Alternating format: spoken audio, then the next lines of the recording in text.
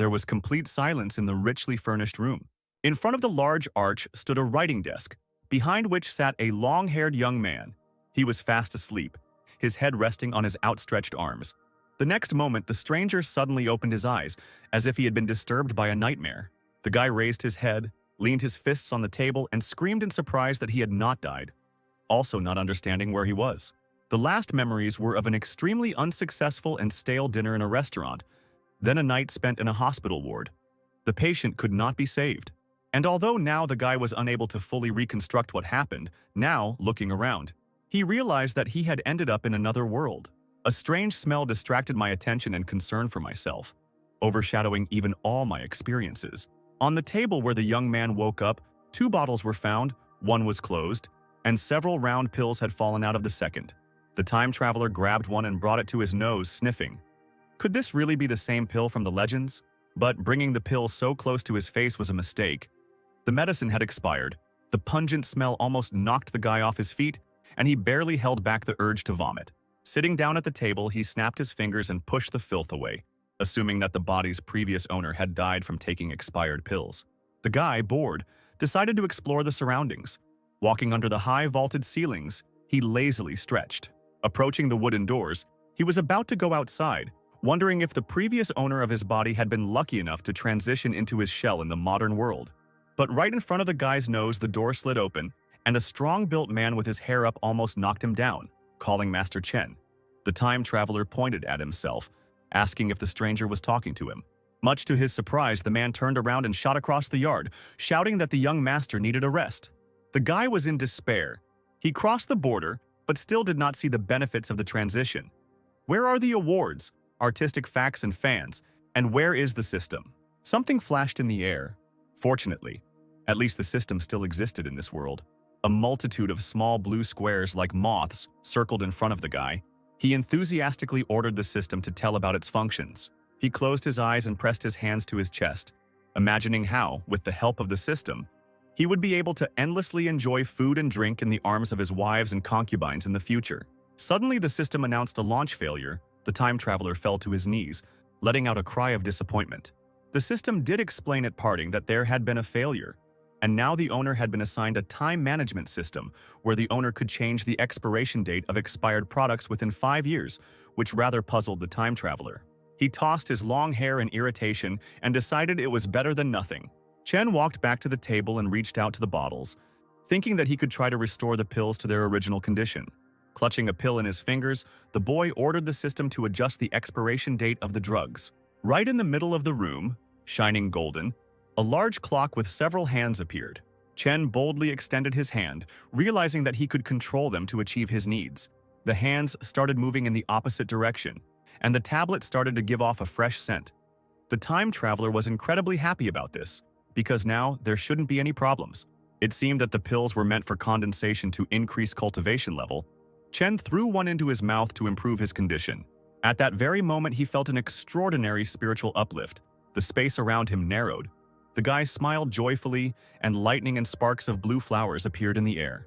The surge of energy was so strong that Chen raised his hands in triumph, confident that everything would go well. But at the same time, the time traveler sighed dejectedly. One pill was not enough. The system was again ordered to return the expiration date of the remaining pills for another 5 years. The clock hands started moving. The time traveler continued to eat. He knew from the memories of his body that this person was stuck at the very beginning of development. His parents were great landowners of the noble king's kingdom, but for some reason the owner of the body had no talents, so there was no development. His peers laughed, made fun of him, and called him a weakling. Chen felt a jolt and once again felt dejectedly aware that he had failed. The clock hands kept turning back time. It was imperative to continue taking the pills. The time traveler bared his teeth. He swallowed 5 pills at once, but still did not begin to develop. Probably this body really does not have natural abilities. As if intoxicated, the young man suddenly extended his hand and sternly ordered the system to extend the expiration date of the drugs for another 5 years. Finally, punching the wall, Chen realized that it was useless to just swallow the pills and went outside. He saw that the owner of the body had a sworn sister, Chen Yan, the only one who served the Chen residence. Lost in thought, the young master heard someone talking from the side, a young voice bragging to his brothers that he had moved to the 7th stage of the Yuan Condensing Kingdom. His companions began to congratulate their brother. Chen turned around, still thinking. For the Yuan kingdom to prosper, it was necessary to create a development base, a solid foundation through the basic breathing techniques. The previous owner practiced these techniques since childhood for 10 years. He has no talent and does not have the genius of his parents. The guy decided that he should try to adjust the data for 5 years for all things in the world. As the system told, it is possible to adjust the time of practice of breathing techniques at the same time. A crowd nearby noticed him. They thought he was looking at Yue and was jealous. Yue raised his eyebrows and snorted arrogantly. The Chen family was still unable to help the young master in cultivation. He was useless.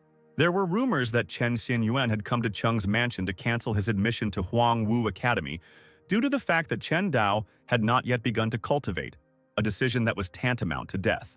Dao, fired up by the idea, ordered the system to increase the time of his practice of the basic breathing technique by 5 years.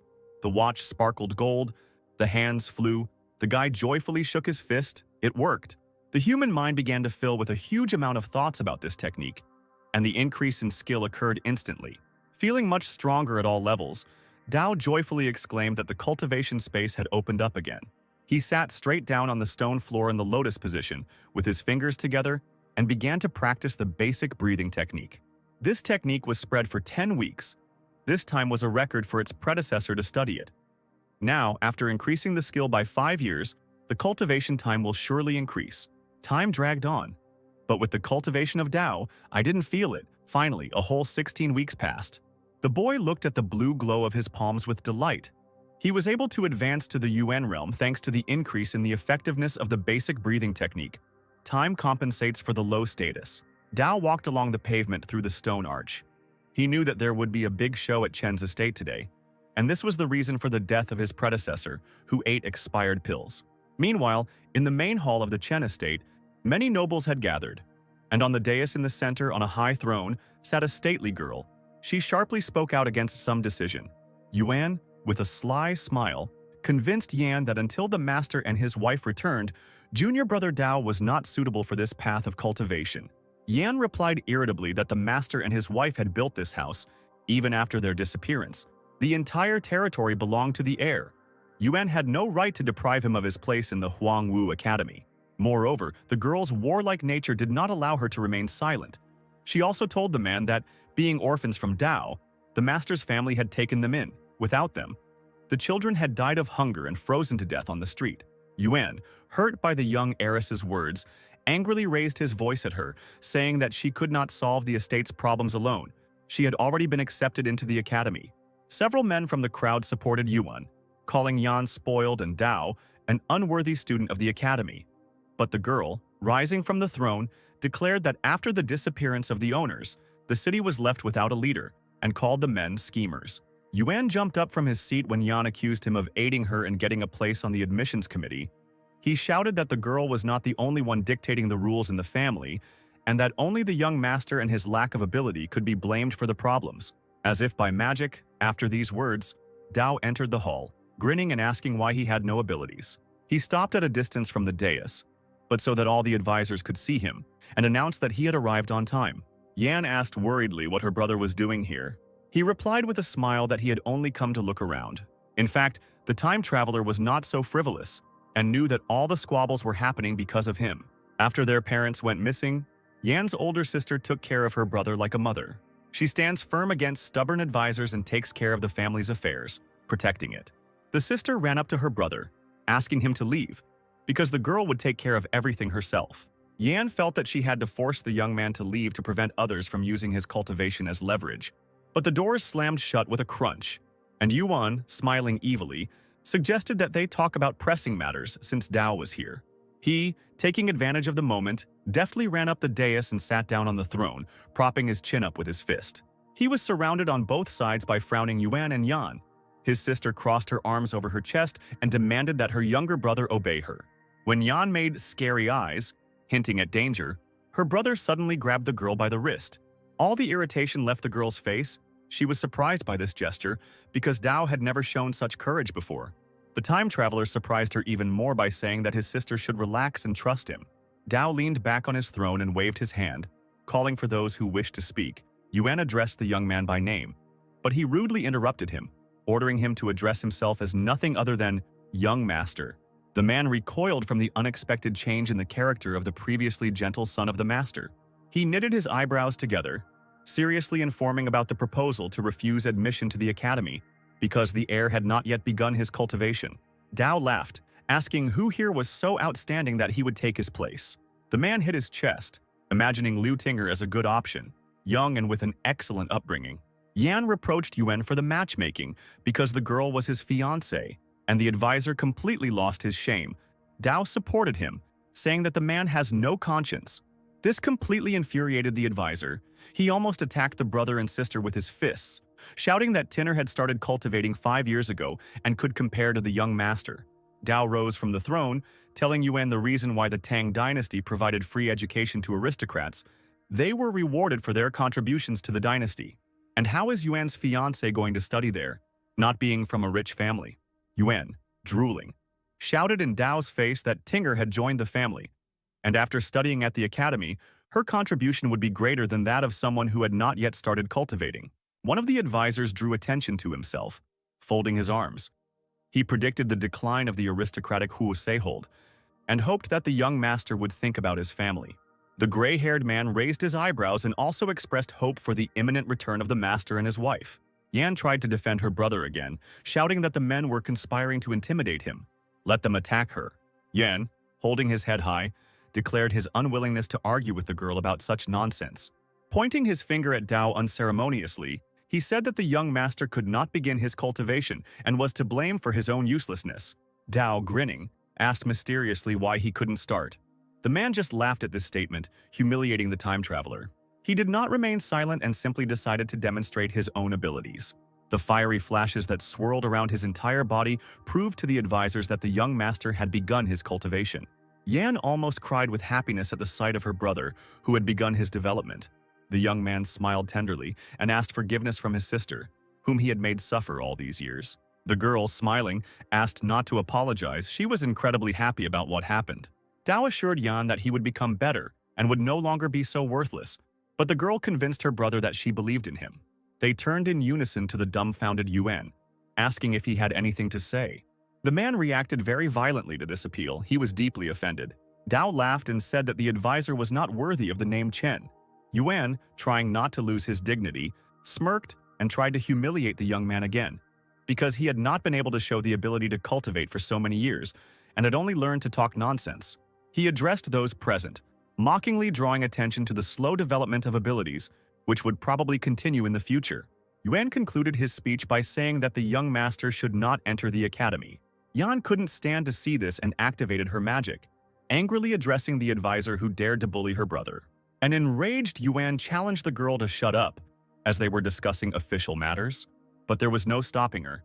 Yan waved her hand, and the advisor was thrown several meters away from the place where he had just stood. The man was so taken aback that he couldn't find anything to say, only his chest heaved heavily from the tension. The stunned people present began to discuss the cultivation abilities of the young heiress, who managed to push Yuan away, and the girl asked them what they thought of her brother. To her surprise, the men supported the idea of Dao joining the academy. Now that the master was absent, the men close to him had to do everything to support Dao. But one of the advisors scratched his chin and did not change his mind, as he believed that the young master's cultivation progress was too slow, and the Chen family might remain in decline. Yuan, with a mean smile, proposed to arrange a duel between Tinner and Dao. The winner would be allowed into the academy. He added, looking sarcastically at the young master, that he would not be able to refuse, following the rules. Yan stepped forward, stating that the Dao was just beginning to be mastered, while Tinger had a lot of experience behind her. The brother took her by the hand, sternly telling her that he would have to decide this issue himself, and that his sister would let him figure it out. The young man agreed to hold the fight, but set one condition: he would choose the location himself. Yuan exclaimed that there was a month left before the start of classes at the academy. The battle should take place during this period. Dao, after a moment of silence, agreed to these conditions. A little later, when the advisors left the hall, Yan carefully warned her younger brother about the upcoming defeat, because the advisor had turned him against himself. Dao smiled, assuring that he could defeat Tinner. The girl looked at her brother in surprise, not knowing what to say, because he had never behaved like this before. Still, Yan had always believed in her brother, and she wasn't going to change anything now. Dao remembered the face of the advisor at the moment of their argument. He must have had unconditional faith in his bride, and the guy had no choice but to agree to fight even after such a short time. The time traveler decided to find out more about those strange pills and asked his sister directly where they came from. The girl cautiously replied that Dao himself had bought them. Smiling awkwardly, the young man scratched the back of his head and tried to justify himself. Recently, he had completely forgotten about everything due to the advancement of his cultivation. The sister added that the pills were sold to the heir by Master Yue from the Qin Prince's mansion. Besides, the brother spent a lot of money on the purchase, Yuan knows about it, and will definitely blackmail Dao. Suddenly, the time traveler remembered something about Yu. If the predecessor's memories are true, then he had a good relationship with the master. But after her parents disappeared, Yue stopped communicating with the young man, even selling expired pills. Yan giggled. She thought the pills were effective and helped in advancing her cultivation. Dao didn't hide the fact that the pills had expired, raising his fist in the air. He accused Master Yue of deceiving him. One can even conclude that she is the direct culprit of her predecessor's death. The sister thought hard. If it is as brother says, then even Qin allows himself to play with the Chen family. Is this because there is no leader? However, Dao believed that the decline of the family only allowed the true faces of many of those close to him to be seen. The elder sister was delighted by her brother's announcement that he would now cultivate vigorously. This showed how much he had matured. Dao walked out of the hall and stopped in front of the tall library building in the courtyard. Now he needs to practice the technique and increase his strength. Those present in the room were surprised as soon as they saw the young master. He practically never visited the library. The young man only nodded briefly in response to numerous greetings. He quickly walked over to the wooden shelf with scrolls and notes. The first thing the newcomer took into his hands was the teaching of the Fist of the Falling Star. The young men in the library were quietly talking. One of the guys asked the other why he was so polite to the young gentleman. They answered him that the master had begun to cultivate, of course, he needed to behave in accordance with his status. But the one who started the argument said that the young master was overrated. His development was weak, and his training would probably be very slow. The interlocutor could not help but agree. After all, low abilities and late development will greatly affect learning. Dao, meanwhile, studied the notes, deciding that the Falling Star Fist was ideal for him, as it was known for its speed and ease of mastering. The time traveler immediately ordered the system to increase the time it takes to study the technology by 5 years. The clock, shining with gold, habitually started the movement of its hands. Dao was happy, despite his insignificant abilities. With the advent of the system, his mind was filled with the knowledge of the practice of the Fist of the Falling Star. And now he must increase the training time for all technologies presented in the library by 5 years. The system began to increase the training time of Windy Cloud Steps, Butterfly Sword, Life-Capturing Leg, and many other techniques. Dao fell into a trance while the system did its job and loaded numerous pieces of knowledge into the boy's mind. The crowd looked in amazement at the meditating master surrounded by books, not believing that he was actually practicing so many techniques at once. Gradually, even more people gathered to look at this curiosity. They mocked the volume of recordings and techniques, deciding that Dao was simply shocking the public. Finally, the time traveler woke up and stretched. Now he had mastered the powerful techniques stored in the library. Just as the guy was about to open the door, a voice behind him ordered him to stop. Dao turned around in surprise and saw a small crowd in front of him, led by Yue, who was looking at him with an arrogant expression. The time traveler immediately recognized him, and the others present standing at a distance began to whisper. Dao raised an eyebrow, pretending to have misheard the bully's words. He, feeling that he could do anything, put his hands on his hips and came close to the master, repeating his order. In response, the time traveler gave the impudent fellow a resounding slap in the face. Dao reminded that he was a young master and no one had the right to detain him. Insulted and humiliated, Yue held his cheek, screaming that the guy dared to hit him. But he decided to put the impudent fellow in his place, demanding an apology, and Yue received another blow with double the force. Tears welled up in the corners of Yue's eyes. He cursed and bowed, apologizing to the young master for his ignorance. Dao smirked, stating that they could now talk business. Looking at Yue bowing before him, the time traveler remembered that he had insulted his predecessor in the past. The boy exclaimed that he was in charge of the library, and the young master made a mess. According to the rules, visitors should leave only after cleaning. Bowing low over Yue, Dao reminded him with a smirk that it was not for him to discuss such rules, since this library belonged to the Chen family. Seeing the veins on his opponent's face bulge, The time traveler smiled and suggested that the warlike guy attack first. He bared his teeth and asked what the young master meant. Dao openly invited Yue to attack him in broad daylight to justify his arrogant actions. Excited by such a statement, the opponent could not believe that he was allowed to fight openly with the young master. But he waved his hand, mockingly calling for an attack. Yu flexed his fists, thinking about how a Dao who had just entered the path of cultivation could be so arrogant. He raised his hand back and let lightning burst out from his body. Now everyone would see his new technique, the Fire Cloud Fist basic stage.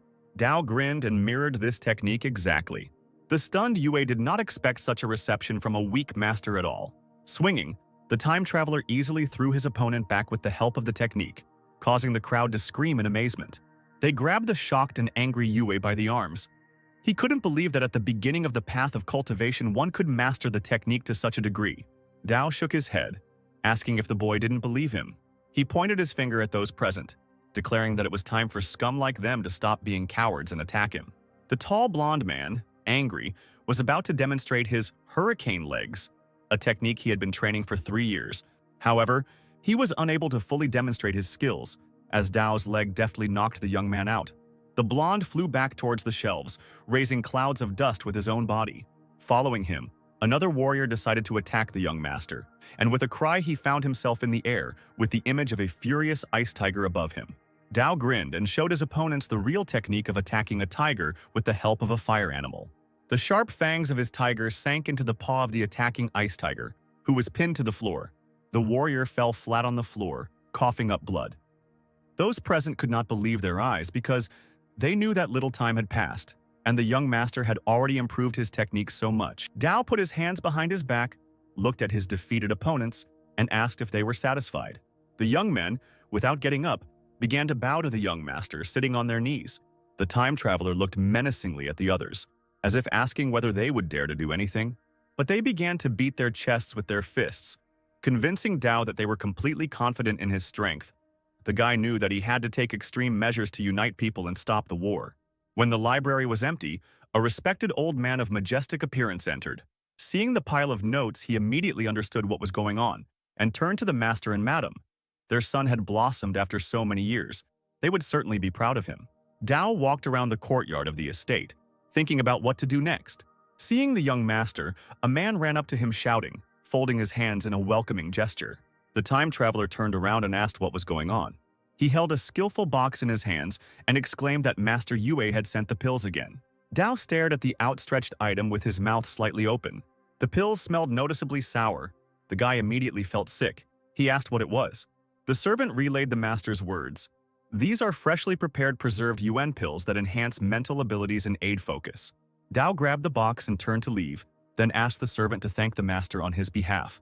However, the servant was not going to let his master go so easily.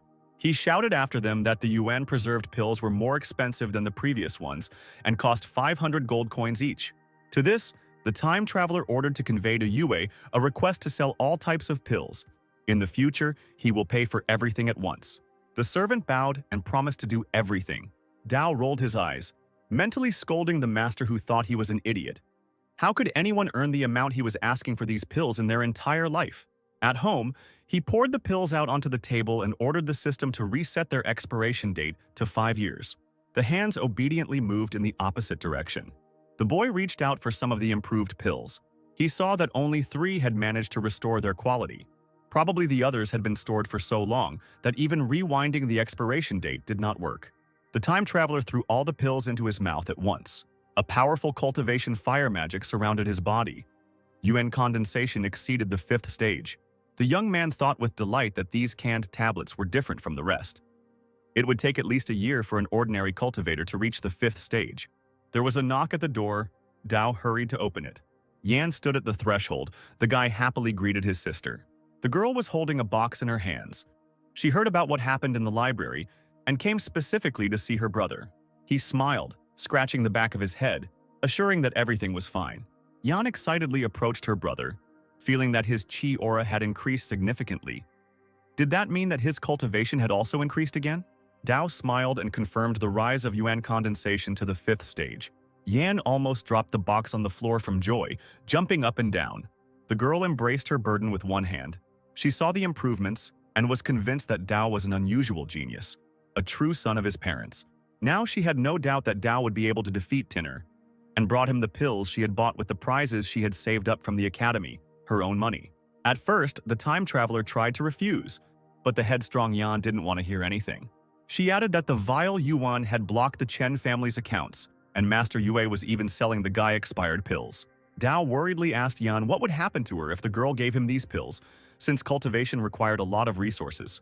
The girl, smiling, convinced her brother not to worry because everything she did was part of her older sister's duties. Turning around, Yan said that she was going to Mount Yuanlin to get the UN Condensation Activation Stone. Then, the guy would successfully attune with it and move to a new level of cultivation improvement. Dao tried to stop his sister because Mount Yuanlin was considered very dangerous. She shrugged and replied that everything was fine. The girl was not an ordinary cultivator. The time traveler made a cute face, clasping his hands in a gesture of supplication. But even this did not stop Yan from leaving. She only said as a parting word that her brother needed to take his pills and wait for her return. A golden chariot with several passengers stopped at Mount Yuanlin.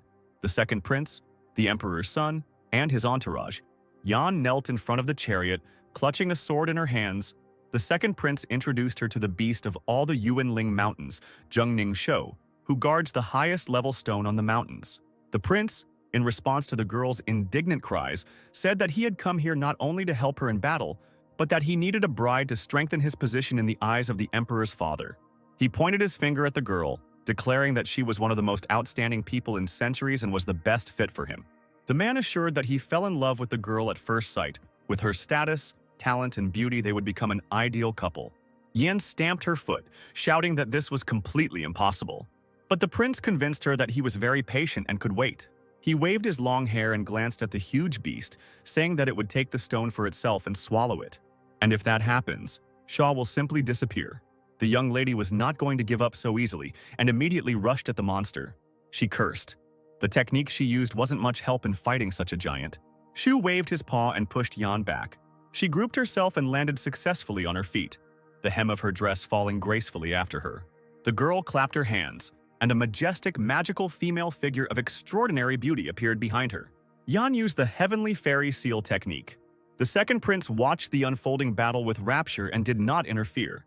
Scratching his chin, he thought with satisfaction that Yan really lived up to his reputation. This was the first time he had witnessed a heavenly art that had emerged from fantasy.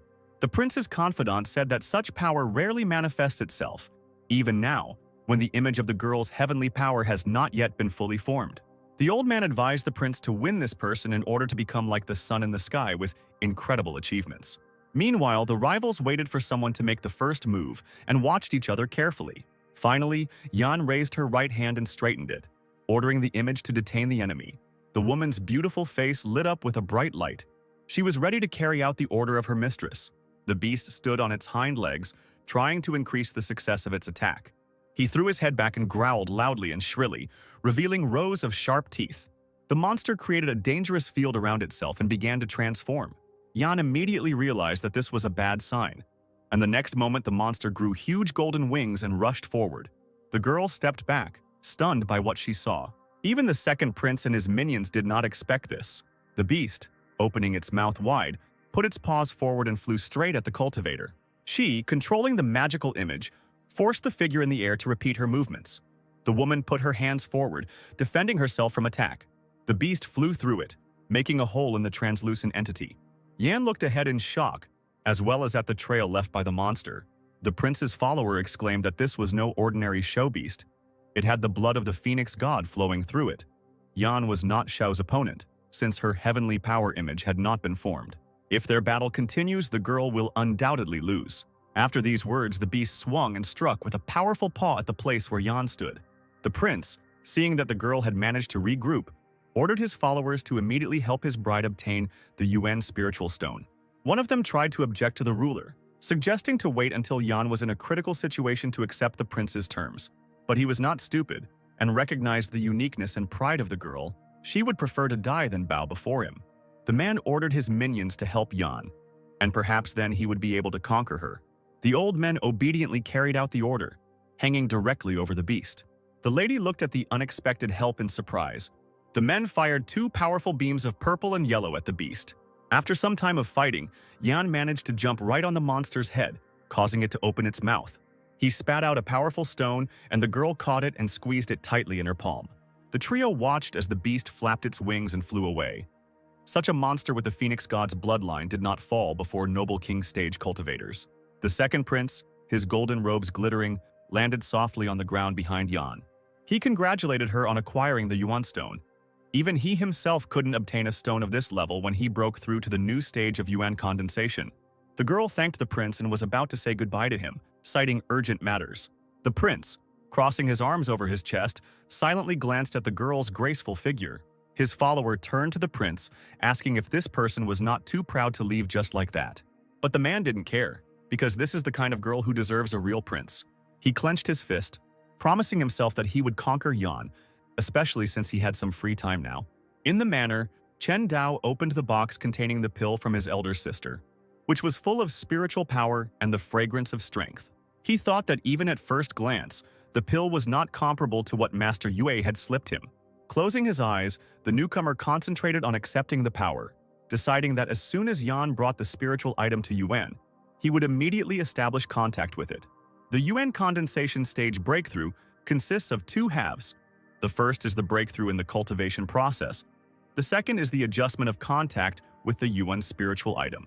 A cultivator of the original continent spirit needs a corresponding Yuan spirit item when they break through to a new stage.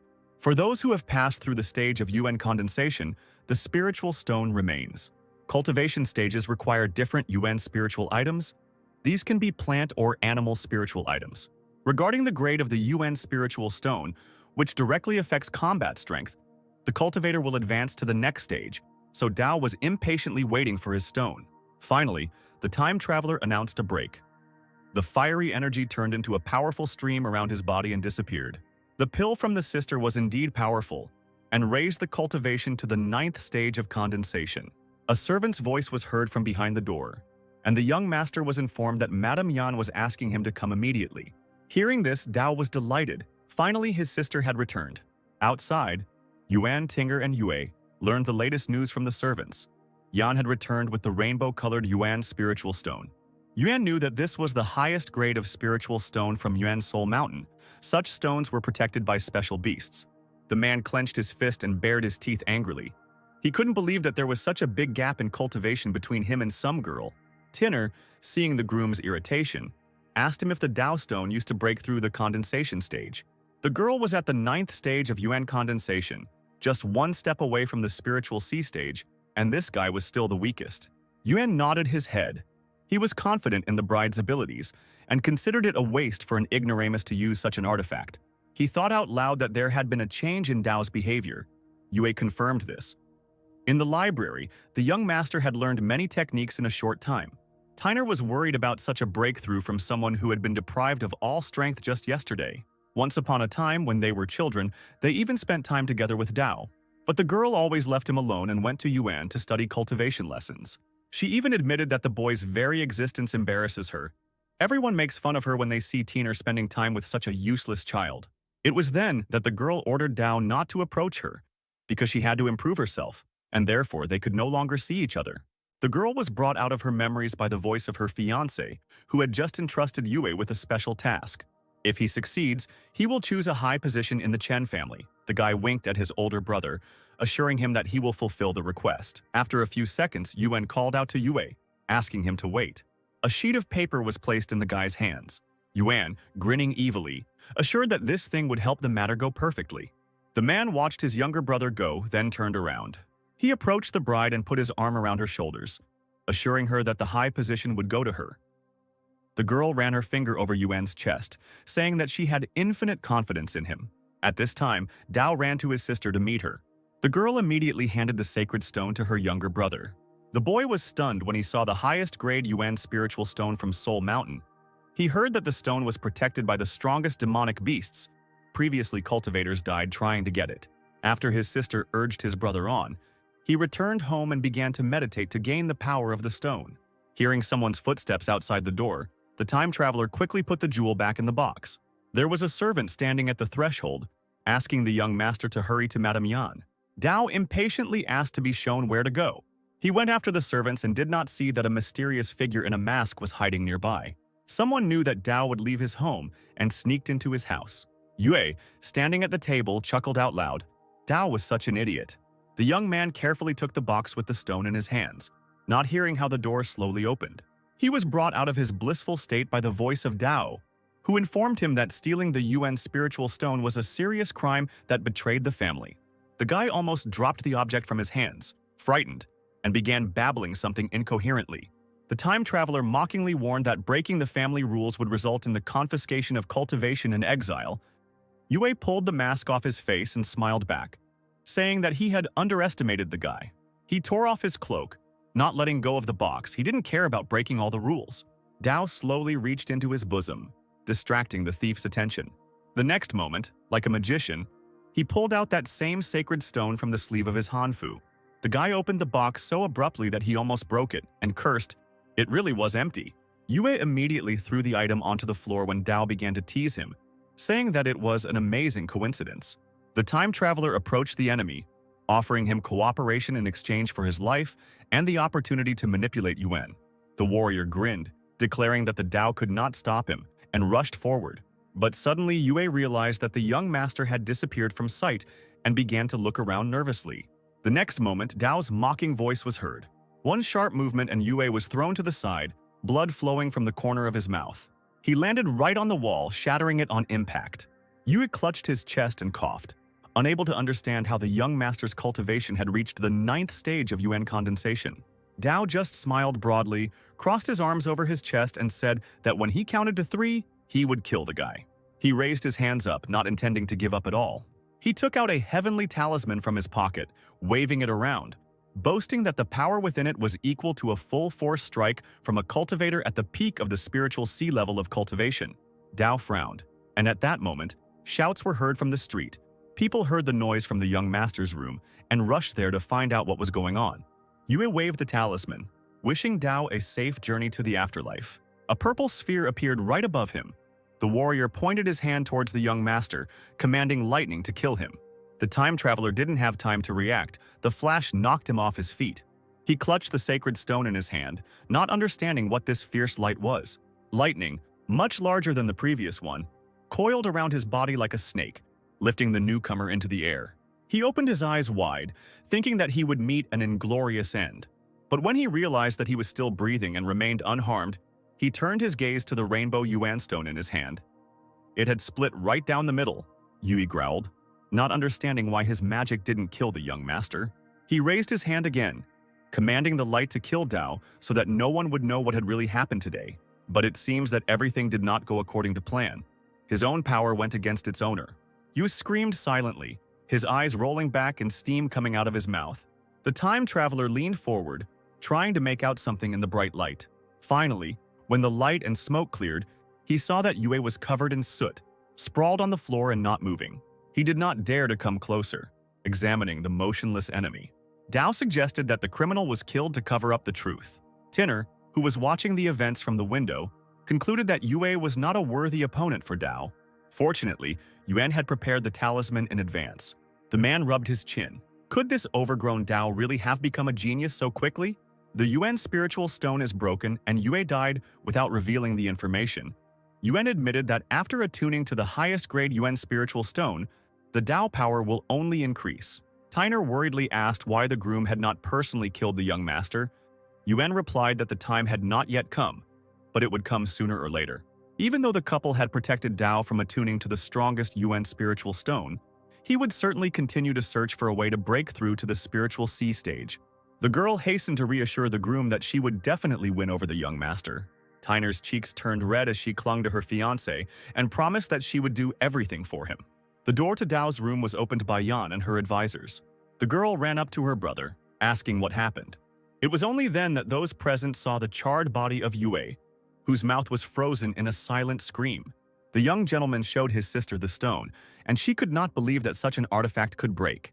One of the advisors was furious when he learned about the assassination attempt on the young master. Dao expressed hope that the elders would soon reveal the whole truth. Surely someone was behind all this and watching from the shadows.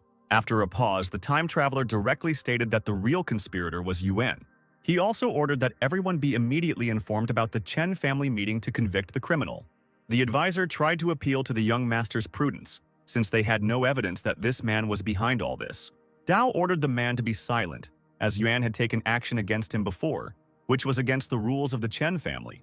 The advisor was skeptical, but still followed the young master's advice that if there was evidence to the contrary, Dao should be prepared to take responsibility. Left alone with his sister, the time traveler asked her if she considered him reckless. Yan stated that Dao was the young master of the Chen family, and his decision was the decision of the entire family. The girl would definitely support her younger brother. She was worried that Yuan would not admit his guilt and would go against the guy. Then it would be even more difficult to convince people. But Dao reassured his sister that he was completely confident in himself.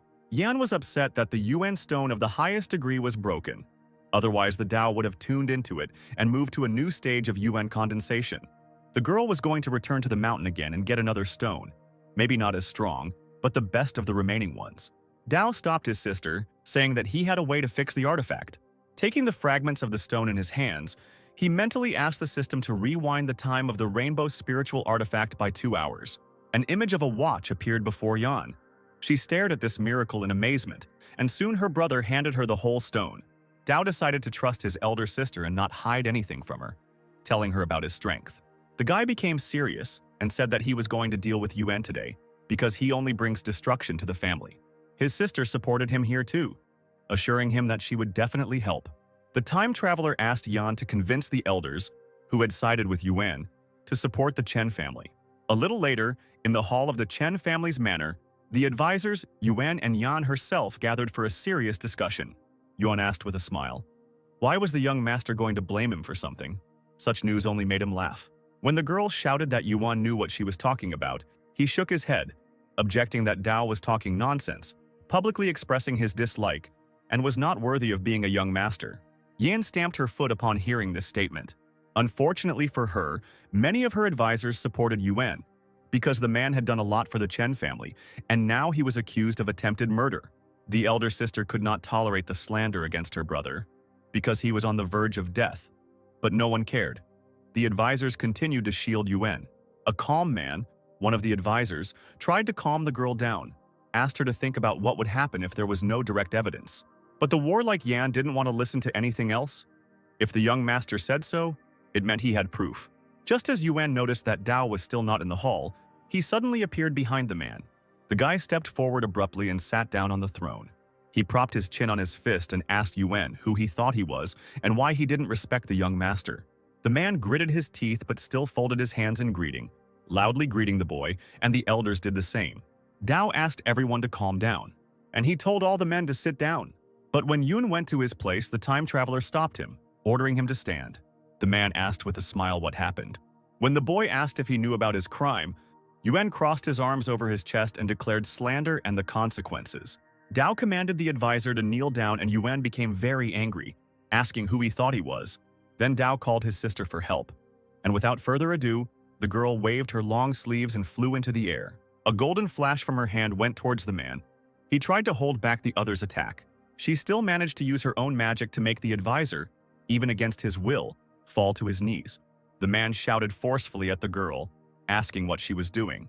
She, without feeling any pity for Yuan, merely crossed her arms over her chest, repeating the order of her brother, the young master. The man theatrically spread his arms out to the sides, drawing the elders' attention to what was happening before their eyes. One of them jumped up from his chair, accusing Yan of rebellion. The gray-haired elder supported him, exclaiming that things had gone too far. The Chen family was not a place where a girl could do things her own way. The young lady replied that she was only listening to her brother's orders and made a dangerous movement with her foot. Fiery lightning flashed in the air, and a crack formed in the floor, causing the elders to shudder. Yan asked the men with a threatening voice what their real intentions were. One of the elders, who was neutral, tried to appeal to Dao's common sense, reminding him that Yuan was a respected figure and had been protecting the Chen family for a long time. The guy replied that a respected person could not make an assassination attempt, but Yuan arrogantly said that Dao had no evidence. The elder who spoke first spoke up, exclaiming that without proof, the young master could not treat one of the Chen family members like this. The white-haired advisor added that the young master would have to answer for bringing Yuan to his knees, and the others also asked the deputy master to comment on the situation. A malicious smile blossomed on Yuan's face. He was sure that the dim-witted master had trapped himself. The blond man sitting closer to the throne asked why the question of responsibility could not be left after the investigation. His neighbor noted that the assassination attempt was a serious crime, and the feelings of the young master could be understood. Yuan spoke up, saying that these elders should remain silent. Then he shouted loudly that today's meeting could not be completed. The man tried to rise from his knees. He had never been humiliated like this before. Like an enraged bull, he pounced on the young master, threatening to strip him of his title if he did not provide evidence. Dao replied with a smile that he would do everything and called Yue to enter the hall. The elders, as one, opened their mouths. After all, they had seen the body of the young man with their own eyes. Yuan just chuckled. Considering what was said to be a lie, Yue was dead. There could be no evidence. But suddenly he trembled, hearing behind him a voice whose owner he considered dead. Yue, extremely angry, promised the man that he would remember him. Yuan, instantly sweating from the tension, turned around sharply. He probably thought that the ghost of the deceased was talking to him. The elders convinced themselves that the boy was dead the last time they saw him. Yue slowly approached the man who was frozen in horror, saying that he had acted on his behalf to kill the young master. Yuan had sacrificed Yue himself to erase the evidence. Yuan almost tripped on the steps. He tried to move as far away from this vision as possible and continued to scream that Yue was dead. The man screamed hysterically that this warrior was a fake made by the Tao, since he had used the Heavenly Thunder Talisman to smash Yue. The gray-haired elder said that he would establish the identity of the ghost himself. A few moments later, the same elder lost all confidence and now barely audibly muttered, looking straight at Yue, that it was indeed him. Yuan stepped back, the hair on his neck almost standing on end from the paralyzing shock. The time traveler pointed at him, asking what else he could say about himself. A few hours ago, when Dao stood over Yue's dead body, he shook his head, saying that he was very lucky. Having created a bright flash in his hand, the boy asked the system to turn Yue's time back 2 hours. For the first time, he tried his powers on a person.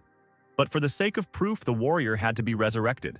Yu opened his eyes and sat down on the floor with a deep sigh, clutching his chest. He looked at his own hands in surprise, while sweat was pouring down his face. The young man could not believe that he was not dead. He turned to the silent Dao, shouting that it was impossible. But the time traveler just received a system warning that the time adjustment function cannot be used to influence the life and death of people. The system may explode next time. Yue, having come to his senses a little, timidly approached the young master, realizing that it was he who saved him. Dao grimly replied that it was true, and he made it very valuable, then asked if Yue knew what he should do next. Instead of words, the guy immediately fell to his knees in front of the master. Bowing to the ground and hiding his face in his hands, the boy repented of his deception and swore that now his life belonged to the Tao. He would do everything he ordered. And now, in the hall before the assembled people, Yuan tried to justify himself, saying that he never ordered Yue to do anything. All the guy's actions were based solely on his own hatred for the young master. Yue, in turn, accused the man of lying. He said that on the day Dao received the Rainbow Stone, Yuan ordered it to be destroyed to prevent the young master from increasing his power, and also gave him a thunder talisman. Little did Yue know that in addition to destroying the stone, the man would also kill his henchmen to cover up his tracks. Now the elders could not doubt such absolute evidence, and they began to accuse the man of betraying the Chen family. Yuan could not remain silent and again addressed those present, urging them not to believe Yue. The guy spat in his direction when he heard the man call himself a worthy person. Yu told the young master that Elder Yuan had committed a huge number of crimes over the years. The guy began to reveal the man's secrets, but he attacked him, activating his power. No one should know the truth. He couldn't do anything. Blood spurted out of Yuan's mouth and he was thrown away from the guy by a golden beam. Yan pinned the criminal to the wall with one graceful movement. She ordered Yue to speak, and he did, revealing that Yuan was involved in the disappearance of 2 of the greatest masters of the Chen family.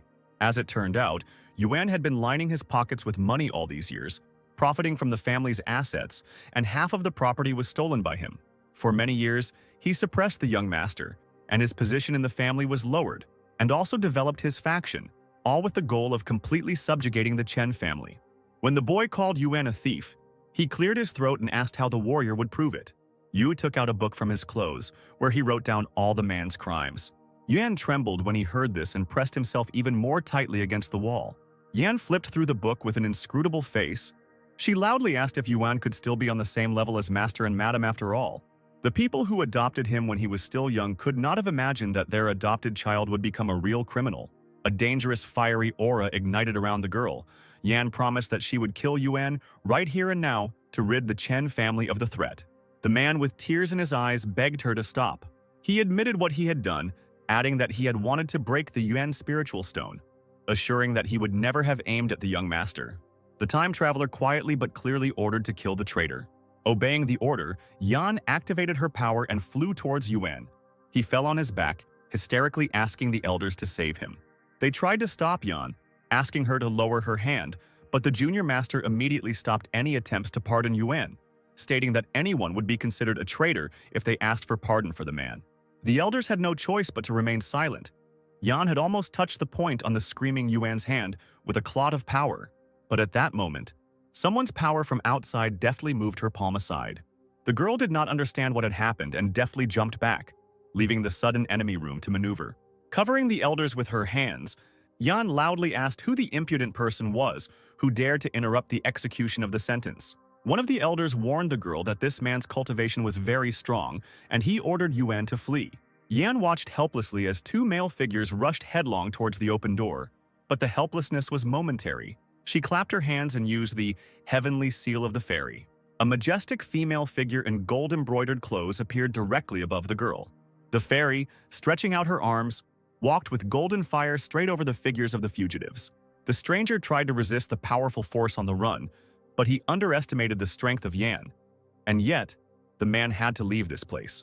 He threw the explosive straight at the fairy, who barely managed to cover herself with her hand before the explosion occurred.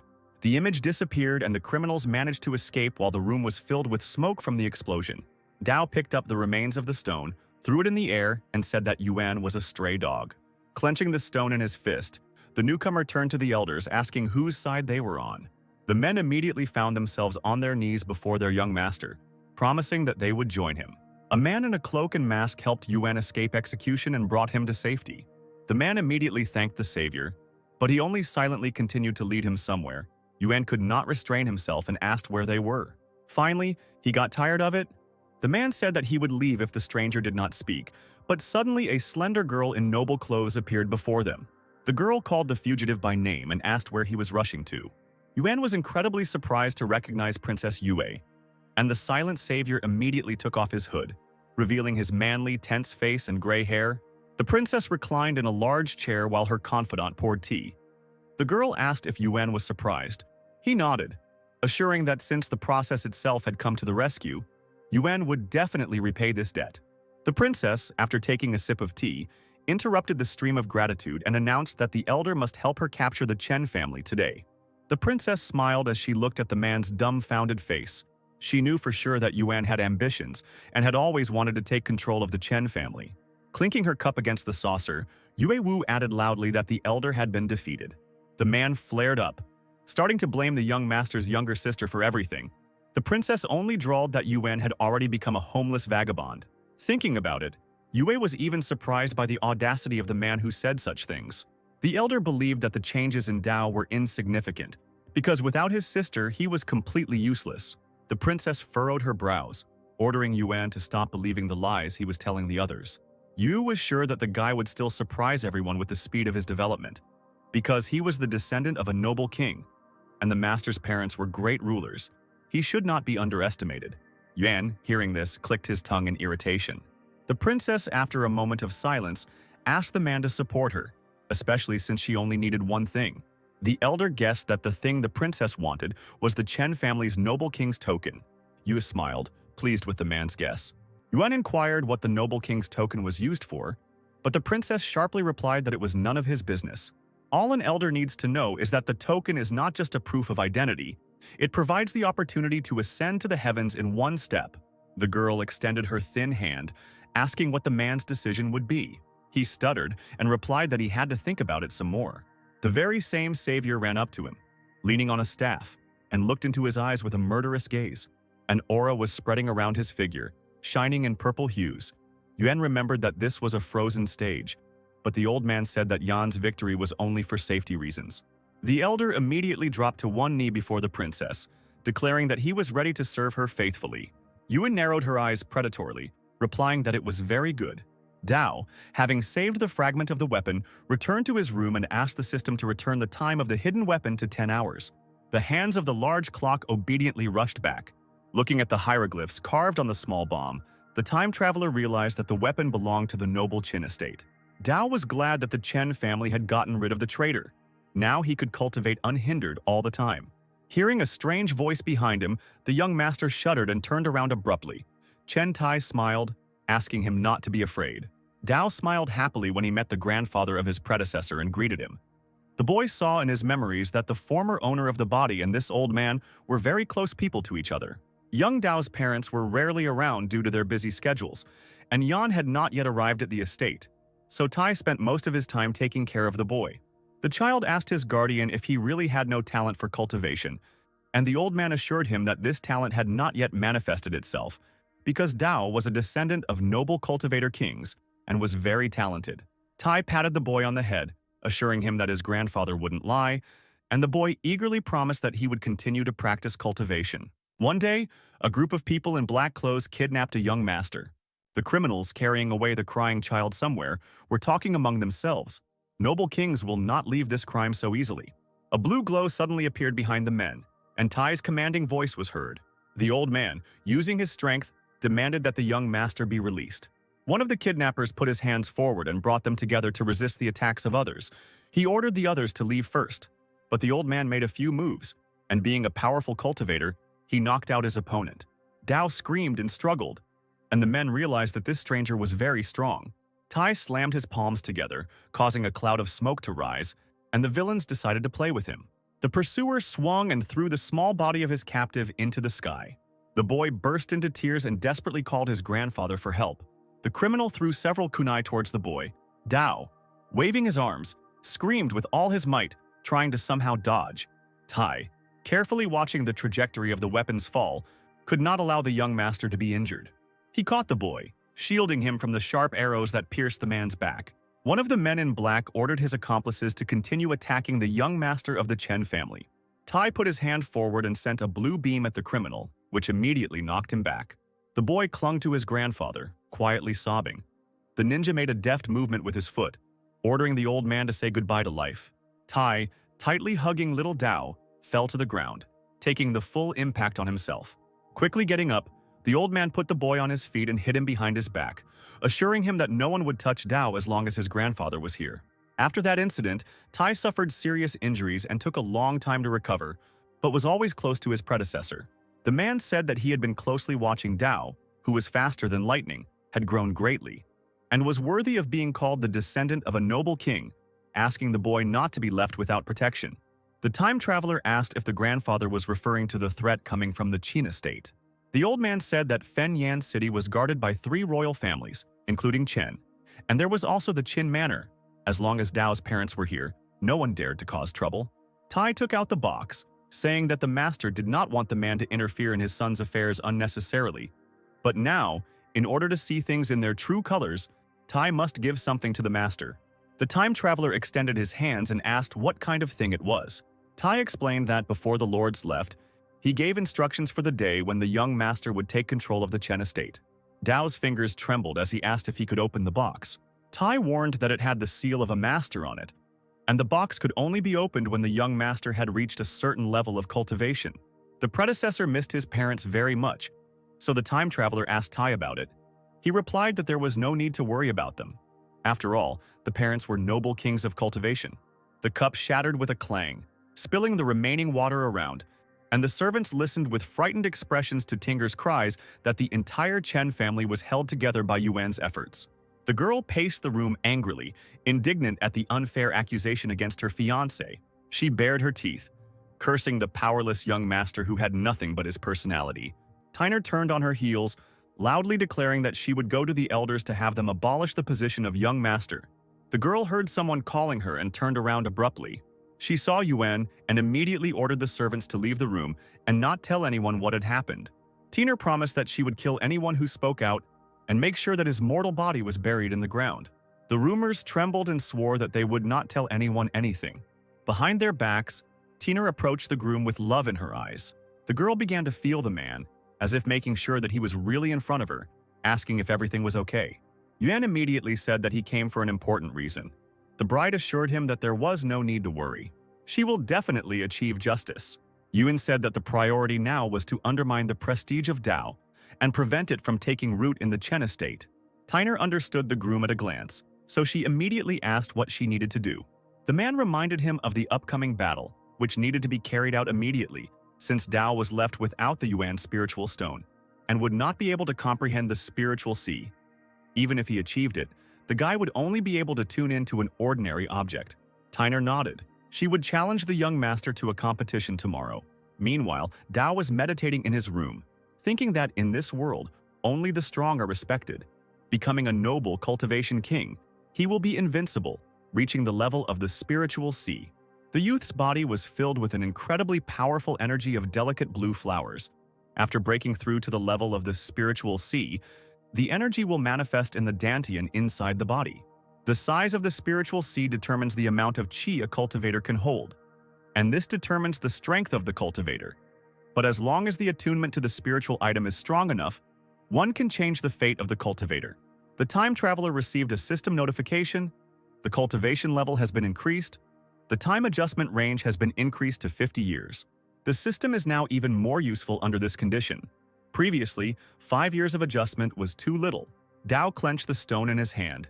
This spiritual artifact is very strong, but this does not mean that there is nothing more powerful than it. They say that the Yuan spiritual stone increases its power over time. Dao decided to order the system to shift the time of the Yuan spiritual stone by 50 years. Sitting in the lotus position, the time traveler felt the artifact rise into the air. The hands on the clock began to move. Streams of power passed through the room. The guy felt the changes when it was all over. The stone in his hands seemed to be on fire, throwing off golden lightning. But suddenly, thick streams of air blew upward from the artifact, and Dao was surprised to see that the stone turned black after the system's actions. The time traveler looked out the window and stared in amazement at the black sky with its hurricane of clouds and lightning. It seems that this spiritual stone has influenced the weather. There is a legend that only objects above normal levels that have achieved immortality can cause thunder in both the sky and the earth. Princess Yue looked intently at the unusual sight. Against the backdrop of the blue sky, lightning was raging and thunder was rumbling in one area. She frowned, not understanding what was happening. Her close advisor immediately explained to the ruler that this phenomenon was similar to the discovery of a treasure. The man had previously encountered something similar in the imperial city. The girl wondered if this could be a token of a noble king, because history says that this thing is extremely mysterious and made of extraordinary iron. There was also confusion in other houses, as lightning was visible from all over the city. The fair-haired man realized that this phenomenon was coming from the direction of the Chen Manor. His stately father thoughtfully recalled the line of the noble king with the legacy of the Chen family. He also added that these were possibly traces of the discovery of the greatest treasure, perhaps even the token of the noble king of the family. The heir perked up, asking his father what this token was that all the families were talking about now. It turned out that it was a priceless treasure worthy of cultivators at the level of a noble king. The token helps one overcome oneself. Cultivators can dream of such a thing. The artifact provides the highest mandate, and the ordinary person who receives it can rise above hundreds of thousands of others. The man said that over the past years the noble king's family line had not changed, and no outsider had seen this token. The son asked dejectedly, what to do now that the young line of the noble King Chen is in decline? Every family can seize this opportunity. The lord ordered the heir to go to the Chen estate to see the artifact with his own eyes. Meanwhile, in the estate, Chen Dao was examining the stone that had changed its color. Now, after fast-forwarding 50 years, his powers had definitely advanced. And although the artifact was excellent in its original form, it has now become much better. The time traveler decided to tune into it by sitting in the lotus position and creating a magical sphere in which he placed the stone. The process of breaking through to the level of the CC also had to be completed. A little time passed, the meditation ended, and the guy suddenly opened his eyes. He realized that the assimilation with the Yuan spiritual stone had been successful, and he was overjoyed. The next moment, Dao found himself hanging in the air in the middle of a vast blue ocean. He realized that after assimilating with the Black Yuan spiritual stone, his spiritual pool had become a vast ocean. He continued to enjoy the echoes of power when he heard someone calling him from the street. If Dao was not mistaken, it was Tinner's voice. The reckless girl ran to his estate, screaming that they must fight. and today is the day that Tiner challenges the young master to a duel. The elders who came up behind her asked Yuan's bride to be careful with her words. The girl turned around and boldly announced to the fifth elder that the matter seemed to be between Dao and her only. Let the others do their own thing. The man condemned the disrespect for the master and urged Tiner not to stand out from others just because of her position in society. She clicked her tongue and walked to the door of the manor, ordering the young master of the Chen family not to hide in his house like a turtle. The elder reminded that only the young master should choose the time for the battle. Tiner should leave immediately and stop making noise. The girl put her hands on her hips, declaring that she would scold the guy until he came out. She shouted that if Dao was a man, let him come out and defeat Tiner. The elder clenched his fists, became seriously angry, and almost rushed at the girl himself. The door slid open abruptly, and the young master of the estate himself appeared on the threshold. Tiner smiled predatorily. Finally, he dared to come out. The time traveler, crossing his arms over his chest, accepted the challenge of Yuan's bride. The fifth elder tried to stop his master, but Dao waved his hand, saying that there was no need to say anything. The young master knew what he was capable of.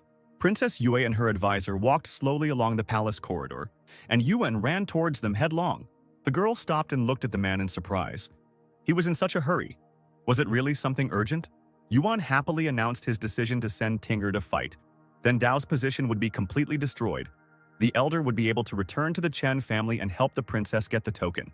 The girl promised to make Yuan the master of the Chen estate if she succeeded, and she herself hurried to the Chens because an unusual phenomenon had occurred there today. The nobility of the city was already gathering on the estate grounds. The fair-haired youth waved his fan and greeted Princess Yue, who had come to the young master to collect her debts, and they gathered together in front of the large gate. Yan and Dao had already met the guests. All they had to do was climb up a small staircase. The boy was sure that he would witness the show, and the princess immediately quietly asked her advisor if he had discovered anything. The man shook his head. The phenomenon had disappeared. There was no information about the noble king's token. Tinger had already pointed her sword at Dao, demanding that the young man return Yuan. Only in this case could the girl refuse the fight. But the young master was adamant. This man was trying to kill him. What mercy could there be? The girl, without lowering her sword, noticed that it was Yue who did it, who had nothing in common with the elder. Everything Yuan did was for the sake of the Chen family. Tinger reminded him of the decline of the boy's family, saying that Yuan only wanted to revive its former glory. Dao rolled his eyes, mockingly asking if his death would allow the Chen family to prosper. Tinger stated that this death was to protect the Chen family from ridicule, since every dog knew about Dao's dismal reputation. Then, the time traveler decided to have a serious talk with the girl. He asked if she knew why Yuan sent her to the Chen family. She nodded. She was going to accompany the young master, but he disappointed her, and now she was not going to stay with him. Dao concluded that the girl had chosen Yuan and wanted to stay with him. Tinger acknowledged the youth and courage of the man who was, in her eyes, the best of the Chen family.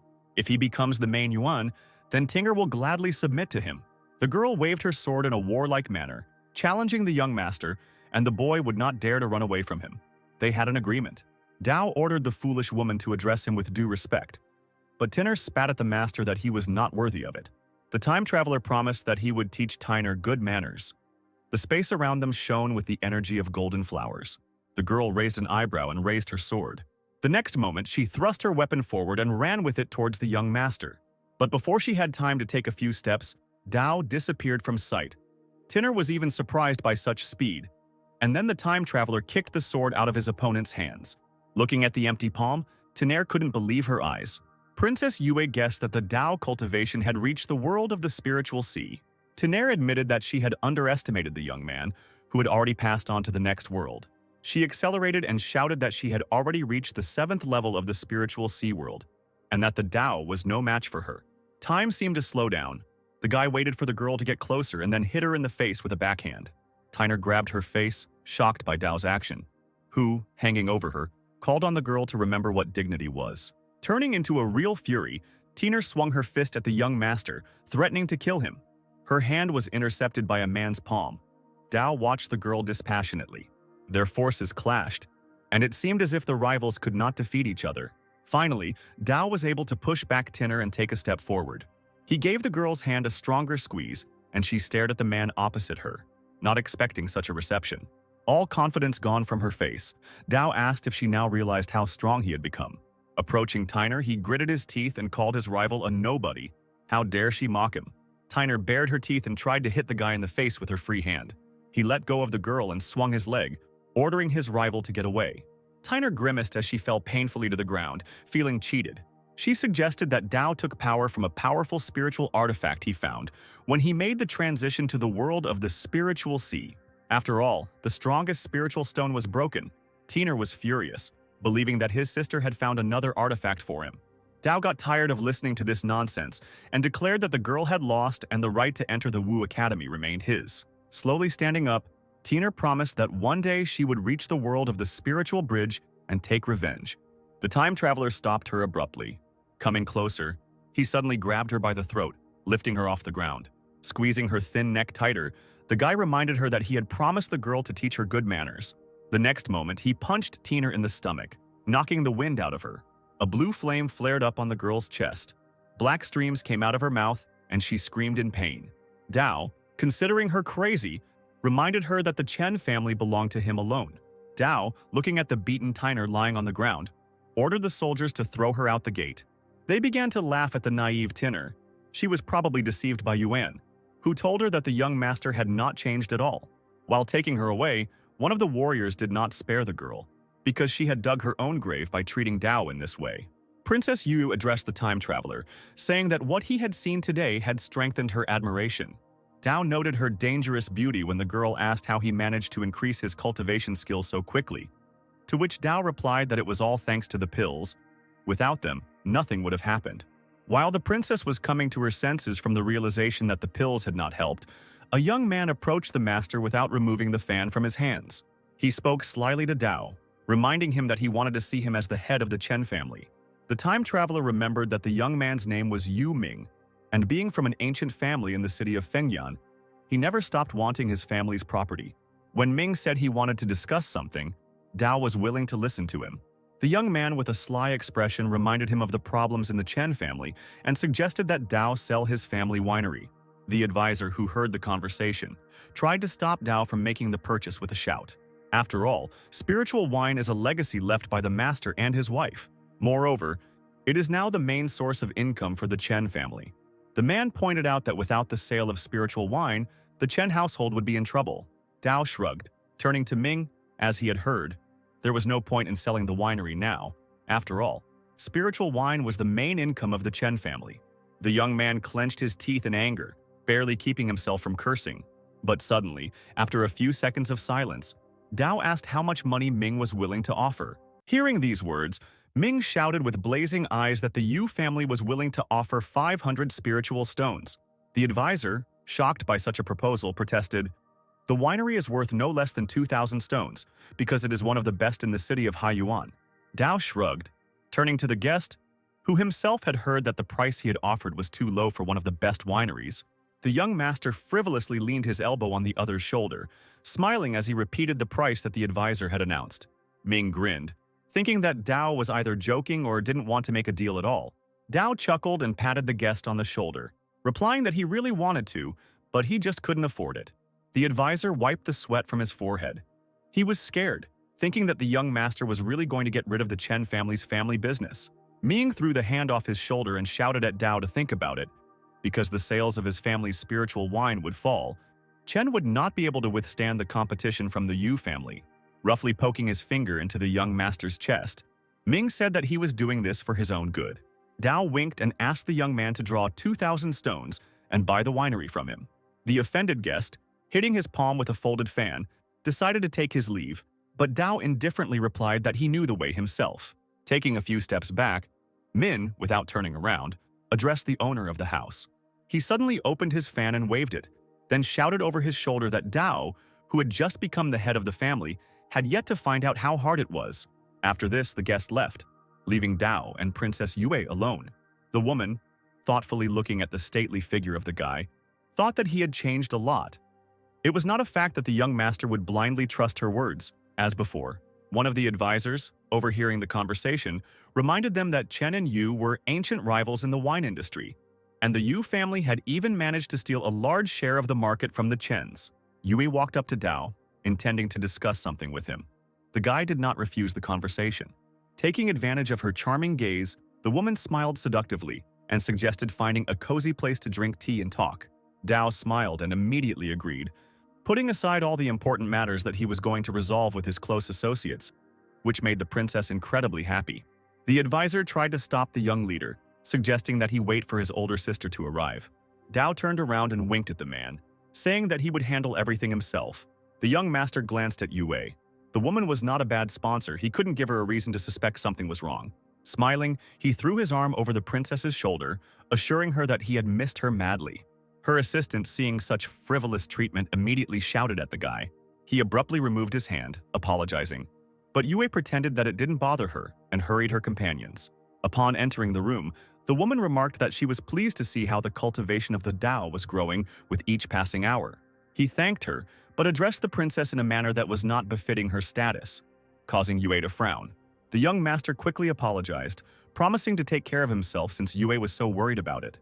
The woman quickly pulled herself together, laughing into her fist. After all, they were not strangers.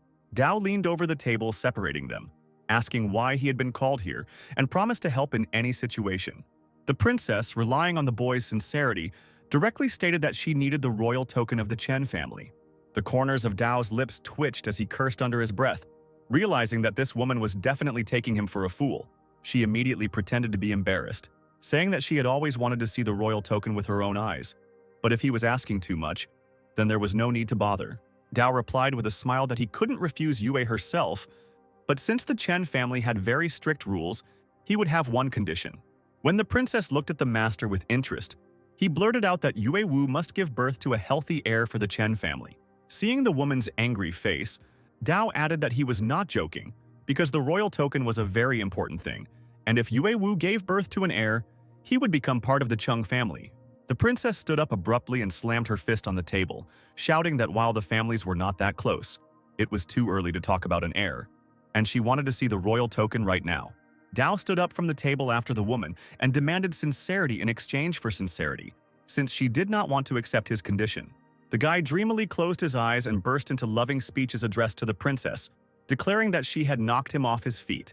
For the sake of the royal seal, Yue Wu was obviously willing to do anything, so Dao demanded that she show her sincerity towards him in front of the entire Chen family. The princess turned sharply on her heels, saying that she would return when she had thought everything over. The young master ran after her and his assistant, offering to accompany them. As soon as the three of them stepped outside, a loud, irritated voice called out Chief Chen's name. An angry Yan walked towards Dao and the guests, waving her arms angrily, the hems of her long robes fluttering in the wind. Dao shielded the princess with his body, hoping to calm the raging storm by asking his sister why she had come. Yan's power began to rage around her, and she knew that Yue had come to deceive her brother again. The guest's warrior stepped forward, ready to defend her to the end, the magic of blue flowers raging around his figure. The princess raised an eyebrow and smiled, declaring that she was more than sincere in her feelings for the young master. The boy laughed awkwardly, asking his sister to calm down, and quickly approached her. He pressed his hand to his chest and said that Her Highness truly spoke from the heart. While Yan looked at her brother in surprise, the princess and her assistant walked away to the gate, saying at the end that they were leaving. The woman turned around, saying that she would order the Dao pills to be handed over, this time even for free. Yan burst into screams. She decided that Dao had gone crazy since he seriously believed the vile deceiver. The brother grinned and assured her that he didn't believe the princess for a second, and Yan could relax. Moreover, he will force Yue to return everything that she dared to take from him. After leaving the Chen estate, the princess asked an attendant how strong Yan was to be able to frighten her so much. Meanwhile, while the brother and sister were talking, Yue ran up to them, agitated by something. After listening to him, Dao asked his sister to help him with fishing, which greatly surprised the girl. She couldn't even guess what her brother meant. She just looked at him with a suspicious gaze. The wounded tinner, holding onto the walls, looked for Yuan to help her get even with Dao. Finally, the couple met. The girl threw herself into the groom's arms. Grabbing her by the shoulders, the man began to examine Tiner, worriedly asking what happened and who had hurt her like that. Yuan, listening to the girl's sobs, decided that she had won the battle with the young master, even though the youth had reached the level of cultivation of the spiritual sea in a short time. Tina raised her head and looked at her fiancé with tears in her eyes, timidly saying that she had lost. The man instantly turned cold and angrily pushed the girl away from him, not expecting such an answer. Looming over her, Yuan continued to ask how such a scumbag could defeat the strong Tinner. As anger boiled within him, the couple heard footsteps and a strange, hateful voice. Dao approached them with a smile, saying that Yuan would die today, followed by Yan and Yue. Yuan was momentarily at a loss, looking at the guests, his mouth silently opening and closing. Finally regaining his composure, he asked the young master if he had been following Tinner. The girl hugged herself by the shoulders. She was humiliated even more than before when she realized that Dao had managed to deceive her. The guy chuckled. Because he had only let the girl go for this reason, she was no good for anything else. Tinner burst into tears and turned to Yuan, ordering him to teach a lesson to the one who had insulted her so much. While the girl was generating mana, the man told her that together they must fight to the end, even if it cost them their lives. Tinner assured that no matter how it ended, she would die without regrets if her fiancé was nearby. Without further ado, Yan decided to attack first and rushed towards the traitors of the Chen family to punish them. A fire ignited in Tinner's palm and she exclaimed that she was not afraid of the young master's elder sister. But the next moment something happened that she did not expect at all. Her fiancé suddenly pushed the girl hard in the back. With tears in her eyes, she turned around, whispering his name, not believing that a man could do such a thing. Moreover, while Tinner was being attacked, Yuan simply turned around and jumped away with a high jump. While the confused Tinner didn't know what to do, a strong push from Yan hit her chest. The opponent fell on her back. The blow was so strong that she even slid across the hard floor. Yan quickly found Yuan with her gaze and threw a bright beam of her mana at his back, which painfully pierced the man. He landed on the ground, coughing heavily, smoke billowing out of his body. Dao and his sister rushed after the man, knowing that Yuan must die.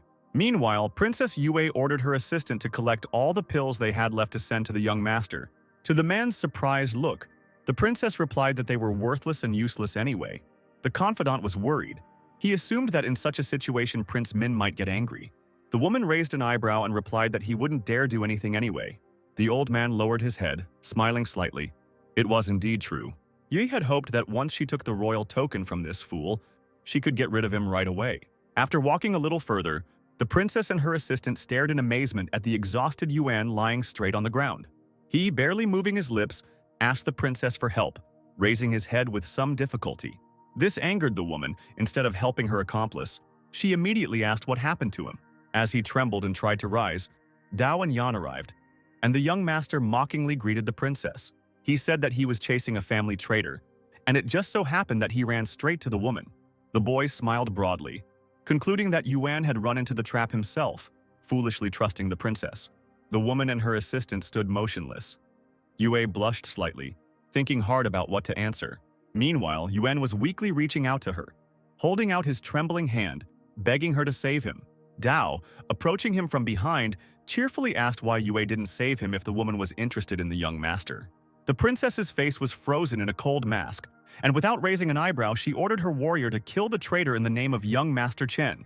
The man, sobbing, covered his bloody face with his hand, screaming hysterically. The princess's warrior, following a direct order, struck the traitor in the solar plexus with all his might, finishing him off on the spot. When it was all over, Yue Wu told Dao that the man had come running into her arms himself, and so that the young master would not have to execute him, the princess did it herself. The guy responded with a smile, waved his hand, said goodbye to the princess, and left with his older sister. Thoughtfully watching the departing heads of Chen, the woman asked herself if it could be that Dao was just pretending and wanted to deceive her, since it was obvious that he had changed. Her advisor thought that neither of them had benefited. Yue clicked her tongue. For now, she would just watch what would come of it. Once in the estate, Yue pointed out to Dao the pills that the princess had managed to send, and the guy noticed that she treated the head very well. Taking the pill in his hands, the young master immediately realized that the tablets were treated with something. At first glance, they seemed ordinary, but in a couple of days they would spoil. Dao habitually asked the system to rewind time to return the pills to their previous properties. Now, in the box in front of the guy, there were updated pills. This should be enough for cultivation to progress even faster than before. Without wasting any time, Dao threw a few pills into his mouth and, while chewing, began to meditate, feeling the levels of the spiritual sea world rise. Finally, he reached the required level and finished his meditation, noting the good quality of the gift. Dao thought, in this world, pills are very valuable. Ordinary people cannot create them. But in Fengyan City, only the academy makes something like this. Yi burst into the room, knocking, and announced that he had bad news. Hearing that something had happened to the winery due to the Yu family, Dao demanded to be taken to the scene. As it turned out, the Yu family opened a wine shop opposite the Chen winery, and even lured more than half of the winemasters to join them. A man well known to Dao was just leaving the winery opposite with his companions. Yue, noticing Chen An, immediately pointed his finger, shouting to ask what he was doing and where he was going. When the guy accused the manager of betrayal, the man just laughed. He didn't care. Grinning, he told Dao that the Yu family had made him an offer he couldn't refuse. Yu reminded the young master that his father had taken An into the family when he was on the verge of starvation and even paid for his parents' funeral. Chief Chen immediately offered the manager twice the salary that the Yu family had offered if he stayed. When Yue exclaimed indignantly behind him, Dao gestured for him to remain silent, waiting for an answer. In response, the man shouted that he did not want to remain a beggar because sales of Chen wine were falling every day. He laughed and said that the Yu family's business was very profitable, so An would not change his decision. Hearing this, Dao waved his hand, ordering the manager to get out of his sight. The man, angry, asked again what they had told him, obviously getting ready to swear. But in response, he received a stinging blow to the face from his former boss. Dao, becoming serious, frowned and sternly informed that he would not repeat it, so An should get lost. The disgraced man shouted after Dao that without him, the Chen family winery would cease to exist in less than a month. Dao did not want to listen to offensive speeches and ordered the faithful Yue to deal with the offender. Holding a sharp knife in his hands, he hung over An, who had fallen to the ground, and the manager began to whine that he belonged to the Yu family. Just as the silent Yue raised his knife over the half-dead man, Ming and his companions came out of the winery, ordering them to stop. Waving his fan in front of him, the prince frowned and asked how dare Yue attack someone from his family. Seeing that the knife was in no hurry to be removed from the winemaker, Ming shouted at Dao, calling for a conversation. In response, he ordered Yue to cripple the traitor, and the boy obediently swung his dagger. Min activated his mana, intending to deal with the enemy, but it was too late, and grabbed his bleeding wrist, calling out to his master for help. However, Ming's threats had no effect on Dao. He turned to leave and called his men. The enraged prince shouted and warned the young master that in less than a month, the Chen family's business of selling spiritual wine would be ruined. Dao did not answer. He went to his winery to see how things were going there. The depressed workers greeted the head of the Chen family with shouts. The guy immediately asked who was in charge of the winery. A gray-haired man approached him and bowed respectfully. He was now the eldest after Anya left. Dao asked his name. The man introduced himself. His name was Chen Lian. The manager explained that the most important thing in the production of spiritual wine is its age, and the main ingredient that influences this is spiritual yeast. The age of the spiritual wine is directly related to the age of the spiritual yeast. Previously, the trader An was responsible for creating the spiritual yeast. Hearing that there was no one left to do this, the young master asked what to do now. Lian said that he would take several people under his leadership, and together they would find a way to produce yeast older than 10 years. The manager would not allow the Chen family winery to close. Moreover, the scoundrel An will see with his own eyes how this winery will continue to live without him. Dao put his hand on the shoulder of such an inspired employee, and he was surprised. The guy smiled and said that from this day on, Lian would be the head of the Chen family winery. Dao also asked Lian to give him some spiritual yeast to study, which surprised the man. The manager hesitated, and the guy immediately realized that something was wrong. Lian admitted that there were only 4 portions of such yeast left, and only those that were over 30 years old were capable of reproduction. The scoundrel and deliberately used up all the reserves before leaving, sincerely wanting to bury the Chen family winery. But Dao did not stop smiling and asked the manager to give him only 1 portion of yeast, which he promised to return untouched. The man was embarrassed but still fulfilled the request. When Dao and Yue left the winery, Yan and her escorts were already heading towards them. The younger brother was happy to see his sister and smiled widely as he greeted her. The girl had already heard about the situation with the winery. She asked to tell her what would happen next. The young master convinced Yan that he had temporarily settled the problems. A stranger standing next to Yan suddenly addressed him. Dao replied that he was the young master of the Chen family and noticeably tensed up. Yan immediately introduced a young man in golden robes. This was the second prince of the current dynasty. Dao lowered his head after greeting the prince. But the high-ranking man's advisors became alarmed, ordering Dao to kneel before the prince. The young man waved his hand, smiled, and declared that relatives of the royal family had the exclusive right not to kneel. The second prince looked at Yan and added that he could help smooth out the conflict between the Chen and Yu families and prevent the Yu family from taking over the wine business. The girl was embarrassed, realizing what the prince was leading to, and did not answer. The young man assured her that he sincerely wanted to help the Chen family and Yan should not worry. Dao suddenly said that there was no need to bother himself and that he would deal with this problem himself. The prince urged the young master not to act so formally, because he knew very well what situation Chen was in now, especially since he was close to Yan, now her younger brother, and his brother too. A grin spread across the young master's lips when he heard this, adding that he didn't know his sister had mentioned him before.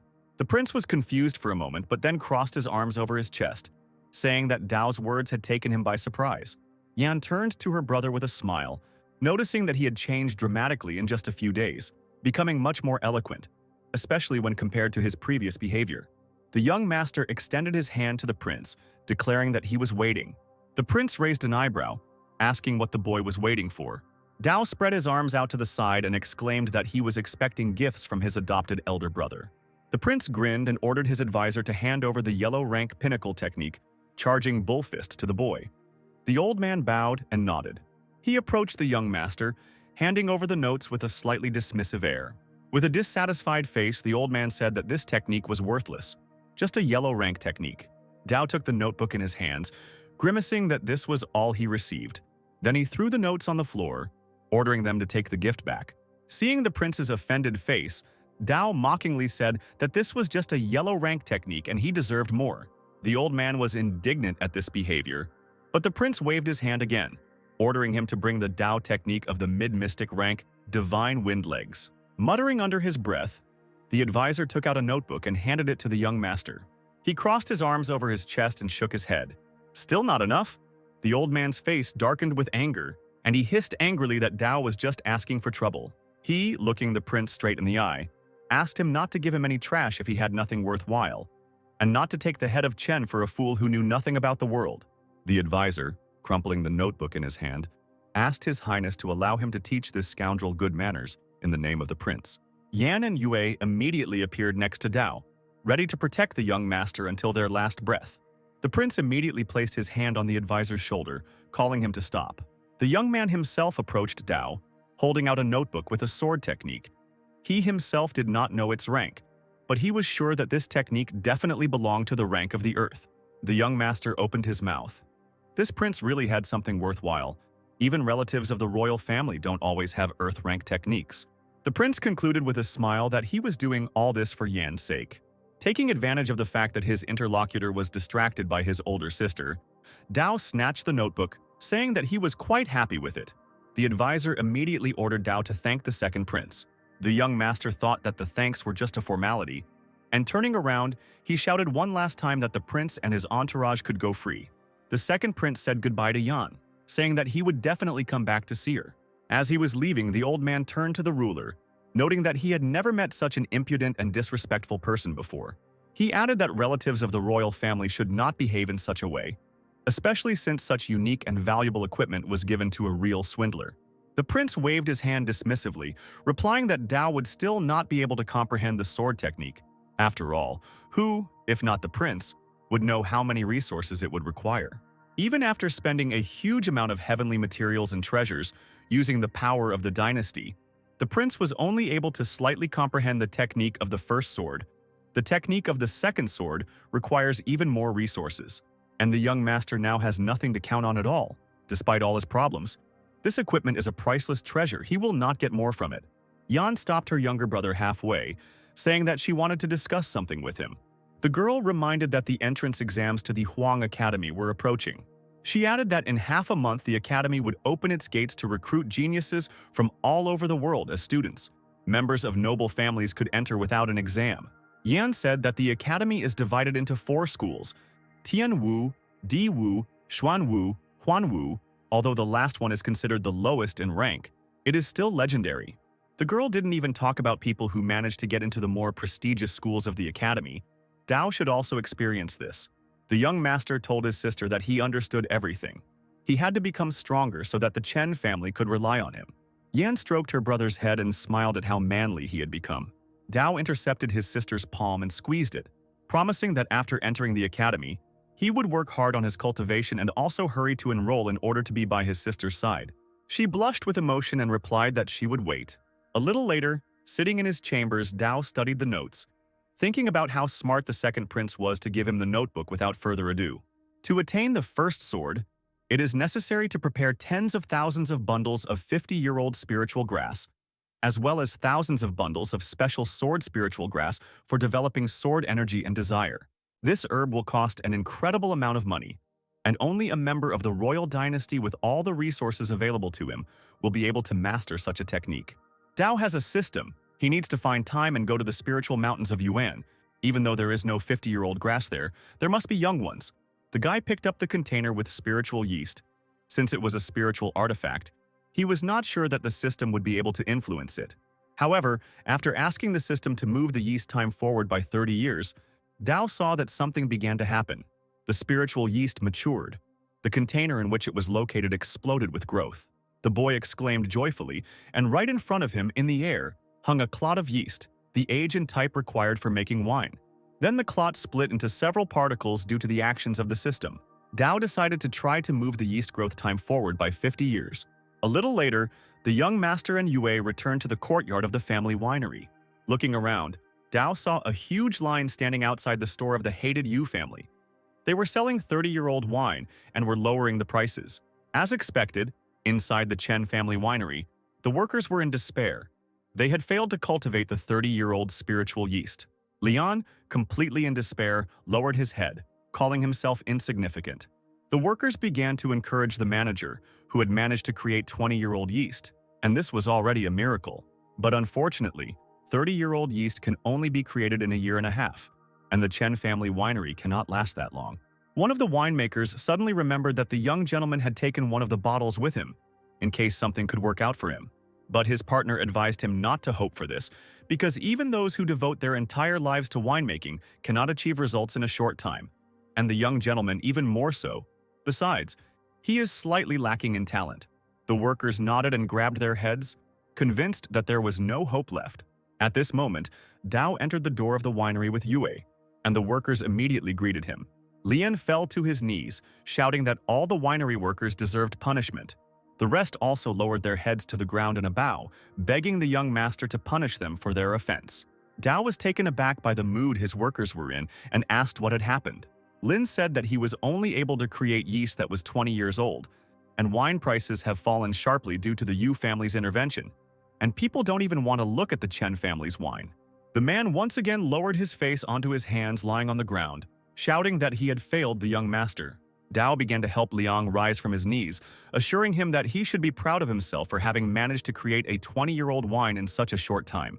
The workers stared at the young master in surprise, not believing his words. Dao waved his hand over the table, creating a magical golden trail, calling on those present to watch closely. The next moment, a multitude of small bottles appeared on the empty surface, and Lian stretched out his hand in disbelief. The man carefully, as if looking at a ghost, approached the table and opened one container. Several shining golden balls instantly flew out from there, which almost made the winemaker drop the bottle from his hands. Dao looked at the worker with a smile, who could not believe what he saw, looking in amazement from the containers to the master. Lian was amazed and asked the young master if he had managed to find the great master of producing spiritual yeast. The guy awkwardly scratched the back of his head, embarrassedly revealing that he had made the yeast himself, which caused general exclamations of surprise. Lian grabbed the young master by the shoulders, exclaiming that this was a blessing from above, because Dao's father had previously been a prominent master in creating spiritual yeast. Meanwhile, the line at the Yu family winery was not getting any shorter, and personally urged the crowd not to be shy and come over. The man was sure that without his participation, the Chen family's business would come to an end, and the scoundrel Dao, who hit him, would be punished. The workers at the table continued to call out to people, shouting that they still had plenty of wine. Suddenly, the people standing in the crowd began to look around, distracted from their purchases by the incredible smell of alcohol that was not coming from the Yu family's shop. The man pointed towards the Chen family winery, shouting that the aroma was coming from there. Dao personally stood by the large wine barrels, announcing that this was 50-year-old spiritual wine from the Chen family winery, and, hearing the young master's voice, exclaimed in bewilderment that this could not be. Yu Ming walked calmly through the shopping arcade with his father, bragging that this time they managed to destroy the competitor's winery, which would allow the Chen family to fall right into their family's hands. The men, hearing the noise and seeing the crowd at the wineries, stopped dead in their tracks. Ming pointed his hand in that direction and proudly told his father that the Yu family's spiritual wine was very popular, and they had managed to lure away all the key workers from a rival winery. People in line chatted with each other, sharing their impressions of the real 50-year-old wine, loudly praising the Chen family's legacy. Ming's father immediately tensed up when he heard who the people were talking about. Could these really be the names of the Chen family's people? Meanwhile, the line gradually moved from one shop to another, demanding more wine. Min was beside himself with anger, walking closer to his workers, clenching his fists and asking what happened. He saw Anya sitting alone on the steps of the building. The prince had only walked away for a couple of minutes and demanded an explanation as to why such changes had occurred in such a short time. The man jumped up from his seat and muttered that the Chen family had managed to create 50-year-old wine and was even selling it for less. The young man stamped his foot. This was impossible after all. Anne was the main master. Now Dao should not be able to create even 30-year-old wine. The subject of their conversation was already there. Smiling contentedly, he offered Min to try his family's fresh wine. Without waiting for an answer, Dao threw one bottle into someone else's hands. The young man opened it, sniffed it carefully and stepped back in amazement, exclaiming that it really was 50-year-old wine. Anne was even more amazed when he heard that it was thanks to him that such spiritual wine was created. He clenched his fists, shouting that Dao was slandering his name, and he had done nothing of the sort. He laughed and said that Anne valued their old relationship so much that he left the method for producing 50-year-old yeast right on the doorstep. Looking down and shaking his head, Dao sighed, saying that for that, he was willing to forgive the man for leaving the Chen family. Leaving his competitors clenching their fists in rage, the young master waved his hand at them, wishing Anya a successful career in the Yu family. Min was ready to beat the man, and shouting asked him if he knew how to make 50-year-old spiritual yeast. Anne waved his hands in fear, assuring that he knew nothing and that there was no point in listening to that fool. Dao was just talking nonsense. But Ming did not believe the winemaker, ordering him not to deceive, because the mediocrity of Dao could not independently find a way to create 50-year-old spiritual yeast. Turning around abruptly, the prince gave Anya 3 days to prepare a method for creating yeast, and if he failed, he would have to pay dearly. The workers looked at the head winemaker for instructions, but he had no idea what to do in this situation. The men began to throw accusations at Anne, saying that everything that happened was his fault, since he was the first to leave the Chen family and the others followed him. Min frowned and asked his father what he thought. The man thought, Dao discovered a way to create unique yeast at the wrong time. Now the Yu family will not be able to ruin their business. Ming grinned, his face taking on a dangerous expression. Perhaps it was worth moving to more reliable means, considering that of all the Chen heirs, only Yan was capable of something. But the father rejected the idea of his son, who suggested harming the Chen family. They have reliable security. It is not worth doing something like that. The man noticed that in a few days the Huang Academy would open its doors, and Dao, as a relative of the royal family, would definitely get there. Perhaps they still had a backup solution to the problem, since Ming also met the requirements of the Huang Academy. The man advised him to wait for the right opportunity and do everything he was capable of. The young man's eyes lit up with a dangerous fire. He nodded and replied that he understood. A little later, a fierce battle was raging in the Yuan spiritual mountains. Dao fought with the local inhabitants, disturbed by human presence. All the suffering was done for the sake of the spiritual grass Yuan, near which many animals grazed, and how it was difficult for the elder sister to find a strong spiritual artifact. It was scary to imagine. The boy ordered the system to advance the time for this spiritual herb by 50 years, so that Dao could strengthen its cultivation. As it turned out, the young master was not the only one who came to the mountain to find the amazing herb. The group of cultivators managed to kill several local inhabitants, but they were unlucky. The squad found only low-level and immature grass. The man holding the bundle angrily threw it away and cursed. This was not at all what he was looking for. He and his partner turned around to hear the opinion of the girl who was on the team. Having defeated the beast, she concluded that she would have to go deeper into the mountains and search there. As soon as anyone doubted the success of this venture, Sister Chu declared that even meeting dangerous animals was worth it, because now it was too important for the squad to strengthen the pills. The men hurried after Sister Chu, and Dao had been watching them for a long time at this time. He sank heavily to the ground, happy that in a short time he had been able to collect a lot of grass, more than 100 bunches. The second day did not bring any luck to the group of seekers. They continued to find lonely bunches of hundreds of 50-year-olds. The young master followed the cultivators, picked up their grass and strengthened it with the system. In just one day, he managed to collect more than 100 bunches. The guy completely lost his vigilance from joyful feelings and did not notice how someone approached him from behind, loudly asking what family he was from. It turned out to be cultivators. Sister Chu noticed the pursuer, who was shamelessly using the fruits of their labor. The dark-haired man crossed his arms over his chest and sternly demanded that Dao answer why he was following them. Dao raised his hands up, smiling and replying that he didn't wish them any harm, but was simply collecting the spiritual grass that they threw away. But he himself thought that he had underestimated the cultivation of the trio. Sister Chu suspiciously asked the strange stranger why he needed the immature spiritual herb. Dao embellished his story by saying that the special technique required grass, but due to his own weakness, he could only collect unripe grass. After looking at the guy again, the cultivators shook their heads and decided to leave. Dao even asked permission to continue on with the trio, and Chu indifferently allowed it. Her companion intercepted the girl's hand, revealing fears that the stranger might deceive. The second guy with a bandage on his head patted the man on the shoulder, laughing at his words. The newbie just walks around with them to stay safe.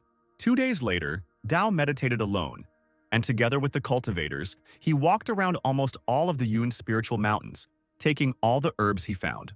Opening his eyes, the boy looked at the company, thinking that it was necessary to collect 200 more bundles, and then the opportunity to comprehend the first sword would come. The cultivators were meditating separately, and they were discussing the possibility of a pointless trek if they couldn't find the necessary herb further down the road, in the core of the Yuan spiritual mountains. Suddenly, behind them, between the large rocks, a column of light rose up, and the wind among the mountains howled louder than before. The cultivators jumped up and began to peer into the unusual phenomenon. One of them even smelled the aroma, assuming that there was a medical artifact there. Dao also stood up and followed Sister Chu and her companions. As they got closer, people noticed an incredible scene. Huge magical beasts, the demonic beast of the Yuan Mountains and the dragon, were hanging over the stream, hissing angrily at each other. The guy with the bandage perked up, saying that there must be a snow lotus, a 9th-level medicine that would bloom soon. It is not surprising that even such creatures were attracted by the sight and smell of the lotus. The battle lasted for several more hours, and finally everyone saw that the dragon was trapped in the teeth of a huge demonic lion. As expected from the strongest demon of the Yuan Mountains, he managed to deal with the dragon, even though he was wounded before the battle. The next moment, the demon released the enemy from his mouth and fell to the stone ground with a dull sound from lack of energy and strength. Sister Chu stepped closer, urging her brethren not to fall under the lion's dying attack. Looking back, she turned to Dao, ordering him to step back until this was over. The young master decided that his life was more important to him and obediently hid in the bushes, because he remembered that even his sister could not cope with this demon. Sister Chu ran up to the lion, fearlessly rushing towards it with a furious cry, and the men followed her. Even while lying down, the monster opened its mouth wide and a green, deadly beam burst out from it. The girl's companions offered to take the holy snow lotus while they distracted the beast. The cultivators swung their swords furiously, trying to break through the monster's energy shell. Another blow made them jump back a large distance, both of them cursed, convinced of the demon's strength. The mountain monster gathered strength, rose high into the air, and extended its claws forward, aiming at the intruders. The men froze and realized with horror that the demonic beast had overwhelmed them with its presence, so much so that their legs refused to obey. Meanwhile, Chu tried to carry out their joint plan as quickly as possible and take the flower. She noticed that her partners were in trouble, and, using a few pieces of fabric from her own dress, she managed to grab them by the waist and pull them out of the dangerous place. They fell on their backs, looking at the monster, whose strength the people had underestimated, crouched low to the ground. The boy with the bandage on his head screamed as the mountain monster approached the snow lotus. The cultivator noted that this attack should be the last one. The beast was too exhausted. They needed to hold out a little longer, and then the sacred lotus would fall into the right hands. But the beast was demonic, so it could make a surprise attack. A blue beam shot out from its mouth like dragonfire, and the cultivators instantly jumped back. The monster growled as the energy ball flashed very close to the people. The men took a closer look at the energy and recognized it as the divine desire. Amazed at what the demonic beast had managed to cultivate before him, Chu raised her head and didn't know what to do, recognizing the bad state of affairs. Gradually, the monster's weapon turned into a cocoon. Blue lines flashed behind the cultivators, then in front of their faces trying to catch them. Chu screamed, calling the men to follow her, but her path was blocked by a blue beam, which now encircled the entire clearing, preventing the uninvited guests from leaving. The Trinity, thrown back by the alien force, fell to the ground. Dao couldn't just watch others suffer and ran out of his hiding place. The blue rays slipped past him, hitting his entire body painfully, and the guy cried out in pain. He fell to his knees, seeing only energy lines moving rapidly before his eyes. The cultivators froze in inaction. The chances of breaking free were decreasing. Chu screamed as she approached the trap and tried to break through it, but her sword, describing a bloody line in the air, was completely unable to harm the demon's trap. Chu realized that the divine desire of this demonic beast was too strong. It could not be broken through by brute force. The beast roared and the energy block fell. The cultivators saw the lying lord of the mountains. The guy with the bandage on his head suggested that he locked them here to heal and then deal with them. Dao, standing behind, still couldn't understand why he was trapped at such a great distance. Sister Chu straightened her shoulders and raised her blade, offering to attack the beast itself. The men also enthusiastically took out their blades, realizing that otherwise they would not survive. The three of them attacked the beast from different sides, intending to pierce it with their swords. But they suffered failure after failure. Despair overwhelmed the cultivators. Because the beast could not even be wounded, soon they would exhaust all their spiritual strength, and the beast would simply kill the people. The master of the mountain threw his head back and roared loudly, his whole body emitting lightning bolts. Sister Chu managed to resist the flow of energy as several others forcefully pushed her partners far back. They fell on their backs with a dull sound, their swords falling from their weakened hands. The corners of Chu's lips turned down.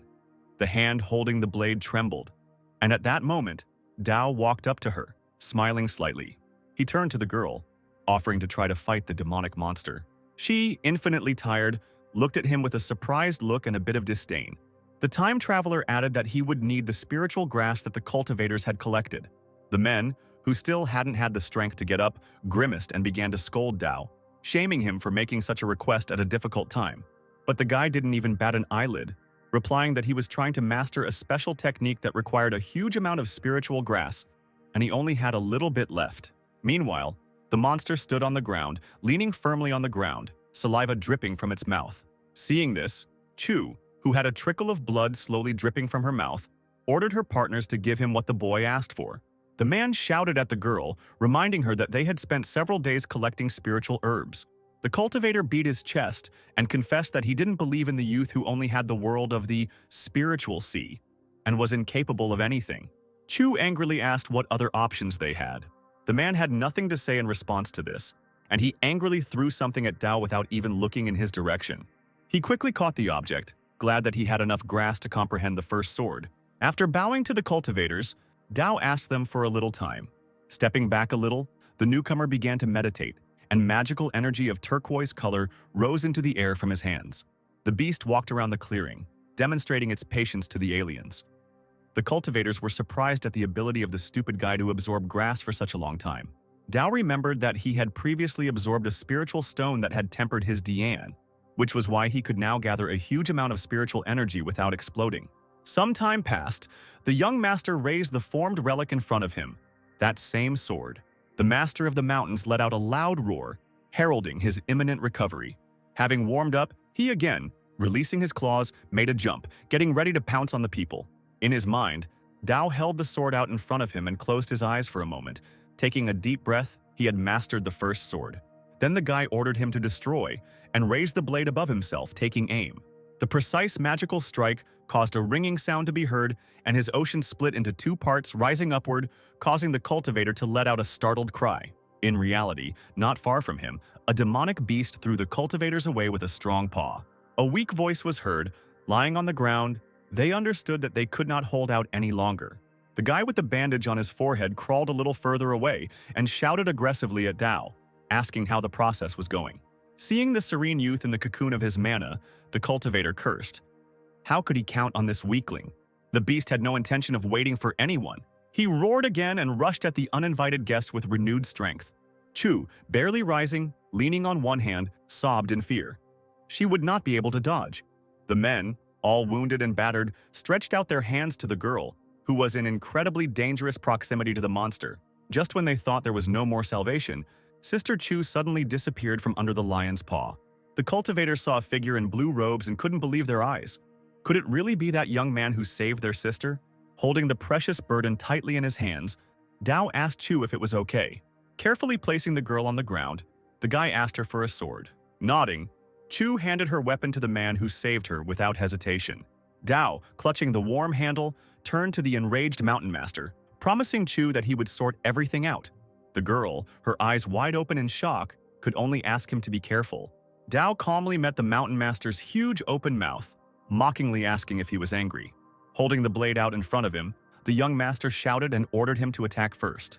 The furious demonic beast, having fed on the energies, lunged forward, reaching out to the man with its clawed paw. The cultivator smiled, confidence shining through in all his movements. The monster was about to taste his blade. As the blue energy flowed towards Dao like a wave, he immediately swung his sword and ordered it to cut. Something incredible happened, something that left the observers in shock. With just one swing of his sword, the cultivator pierced the monster straight in half with just mana. The man from the group of travelers, who until the very end did not believe in this young man who came out of nowhere, now did not believe that what he saw was happening in reality. The Dao energy beam from the advanced sword technique was so powerful that the demonic beast body was flattened on the ground. Sister Chu's mouth dropped open in amazement as she realized that the young man had dealt with his opponent with one blow. The young master did not lower his blade until he was sure that he had finished the beast. The cultivators were puzzled as to why a person with the spiritual sea world had so much power. The guy in the bandage sank to the ground in front of the holy snow lotus and almost cried. The flower had been damaged in the battle and now it was of no use. Finally, a girl approached Dao and introduced herself, asking him to state his name in return. The young master knew that without proof of his strength, he could not count on their communication. But he still answered Yun. Blushing, the girl thanked Dao for his help. If it weren't for him, something terrible could have happened. The time traveler nevertheless politely insisted that it was the cultivators who helped him master the sword technique. Yun bowed her head, saying that their group was studying at Wu Academy and hoped to meet them soon. Finally, the cultivators left the clearing, and for a long time, the crying of one of them could be heard, who regretted the loss of the snow lotus, a 9th-level plant. Dao approached the flower, whose petals, touched by the battle, lay chaotically around the base of the lotus. The guy thought that he had the right to take the treasure for himself. He instantly asked the system to roll back the time for the holy snow lotus by an hour. A few seconds later, the petals were in a magic circle, merging into one. The flower, whole and unharmed, shone with a gentle blue light. Dao held his breath and carefully picked up the 9th-level plant. It was the first time he'd seen something like this, and the spiritual power of the lotus was truly divine. Having glanced at the mountains, the time traveler decided to return, because he didn't have much time. In the dead of night, a group of cloaked men landed on the roof of the Chen Manor. 6 years ago, they already tried to get here, but then their attempts to take the royal token were unsuccessful.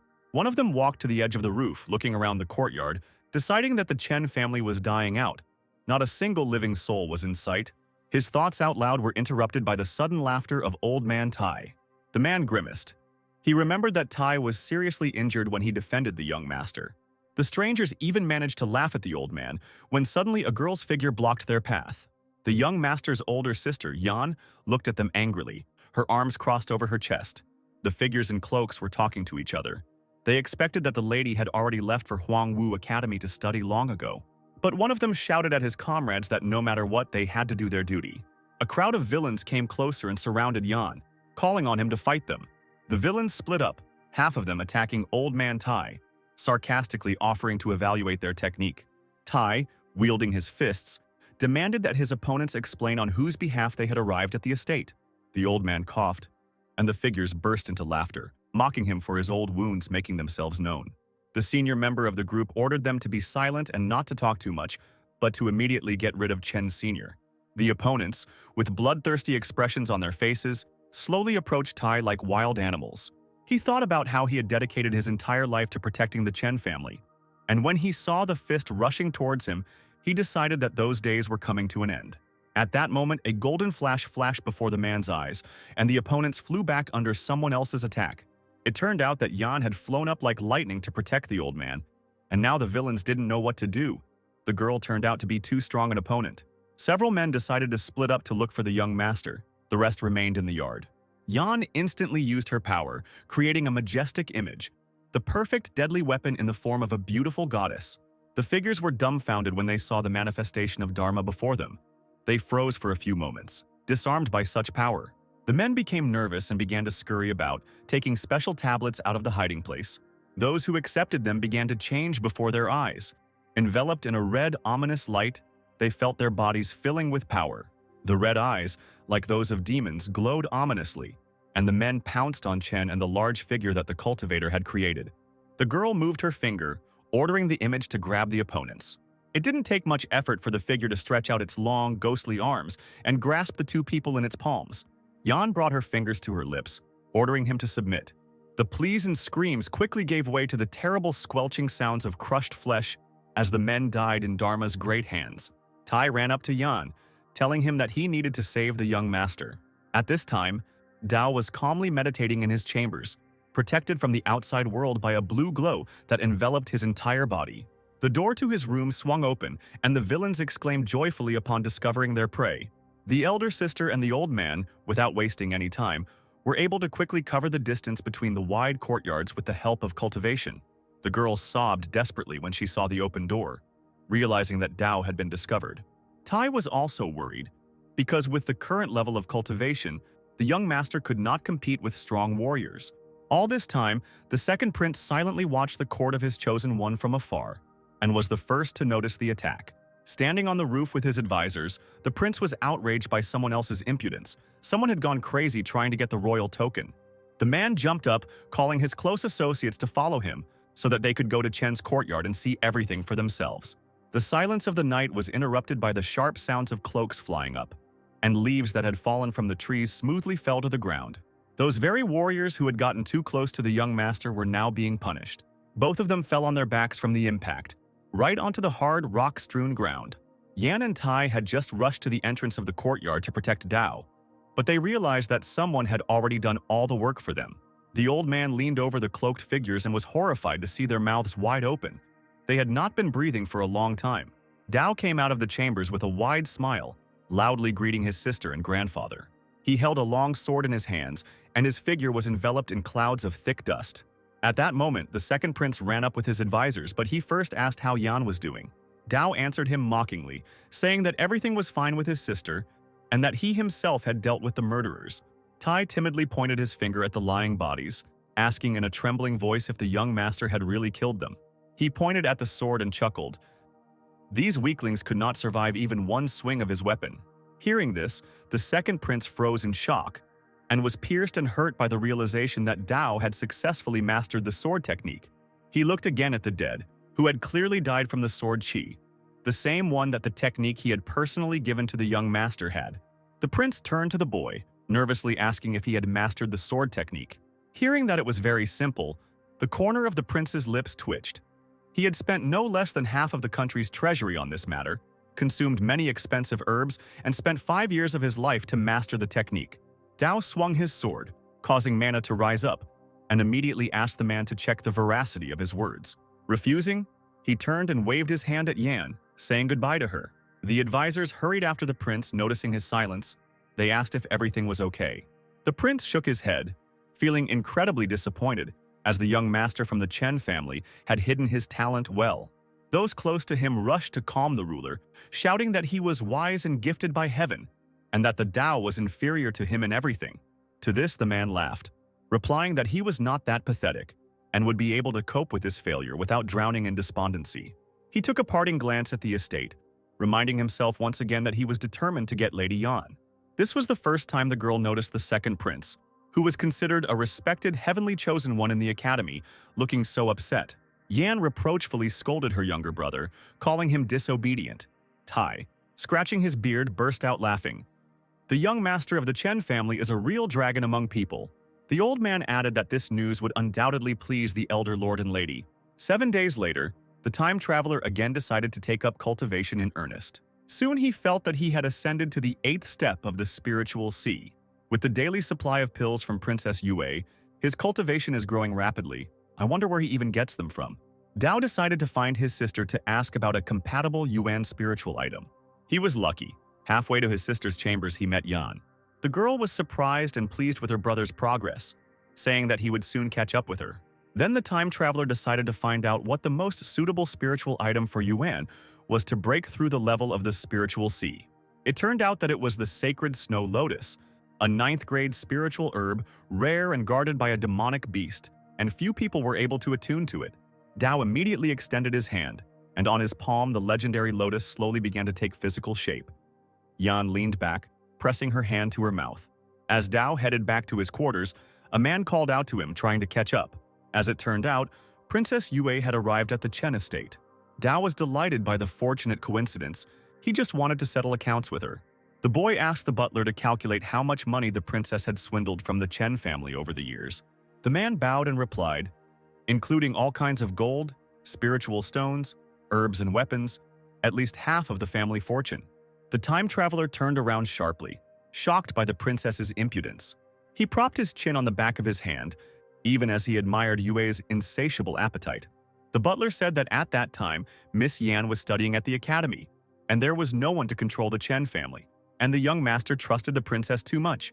Turning sharply, Dao expressed his determination to force the deceiver to pay back everything she owed with interest. Soon, the princess and her advisor arrived at the main hall of the Chen family and waited to meet the young master. The old man remarked that it was a pity to give away the Dao sphere. It had a long history, and it was not easy for the king of Qin to obtain it. Yue shrugged. The sphere had no value. Father had used it to heal wounds, but now it had turned into poison. Anyone carrying it would be poisoned and die within 10 days of exposure. The man asked what would happen if the young master suddenly died. Since then, they would still not be able to obtain the noble king's token. But the princess, smiling maliciously, said that she was not at all stupid to play the games of Dao. He was a deceiver. If he did not bring her the token, then he should be allowed to die a sudden death. After her words, Dao entered the hall and waved his hand to the guests in a friendly manner. Coming closer, he unceremoniously demanded to show him what was brought this time. Trying not to show her displeasure, Yue pointed to the pill bottles next to her. She had brought 300 pills today. The time traveler leaned over the box, thinking that it was even more than several previous batches put together. The princess said that this was the last batch, because the pills were difficult to prepare, and she would not be able to offer more. Dao guessed to himself that the source of these pills had long since dried up. But it didn't matter. They should last for a long time. The princess also announced that she had brought an important treasure of the Qin family. Dao was surprised, and the woman slowly lifted the red cloth that was hiding the object. It was the Xuanyan ball, a protective treasure that nourishes a person's self-cultivation by keeping it close to the body. The item is capable of significantly weakening high-level enemies by reducing damage. Dao smiled widely at Yue, exclaiming that she was too kind to him. The woman pressed her hand to her chest, convincing the young gentleman of her sincerity. He repeated her gesture, wanting the princess to also believe his feelings. When it came to the royal token, Dao suddenly put on an innocent expression, saying that the elder sister did not agree to show it. All the feigned kindness disappeared from Yue Wu's face, and she asked who cared about Yan's consent if Dao was the head of the family.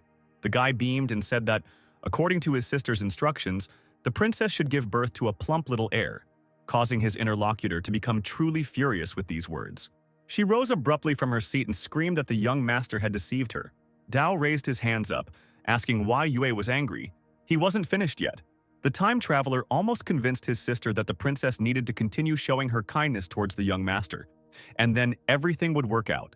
As the woman's silence dragged on, Dao hoped that she was just as sincere towards him and wasn't doing good deeds just to get the token of a noble king. Having calmed down, Yue Wu gathered her courage, replying that she was truly touched by Dao's warm feelings and was expressing her own feelings in return. The princess pointed to the mountain of gold next to her. Even the advisor's mouth dropped open when she suggested that Dao take 50,000 gold bars. The man stared at his mistress, intending to bring her to her senses. But the woman immediately ordered him to remain silent in a commanding tone, waving her hand. Frowning, she drew Dao's attention to such a generous move and demanded the same for herself. The guy crossed his arms over his chest and raised an eyebrow, agreeing with his interlocutor.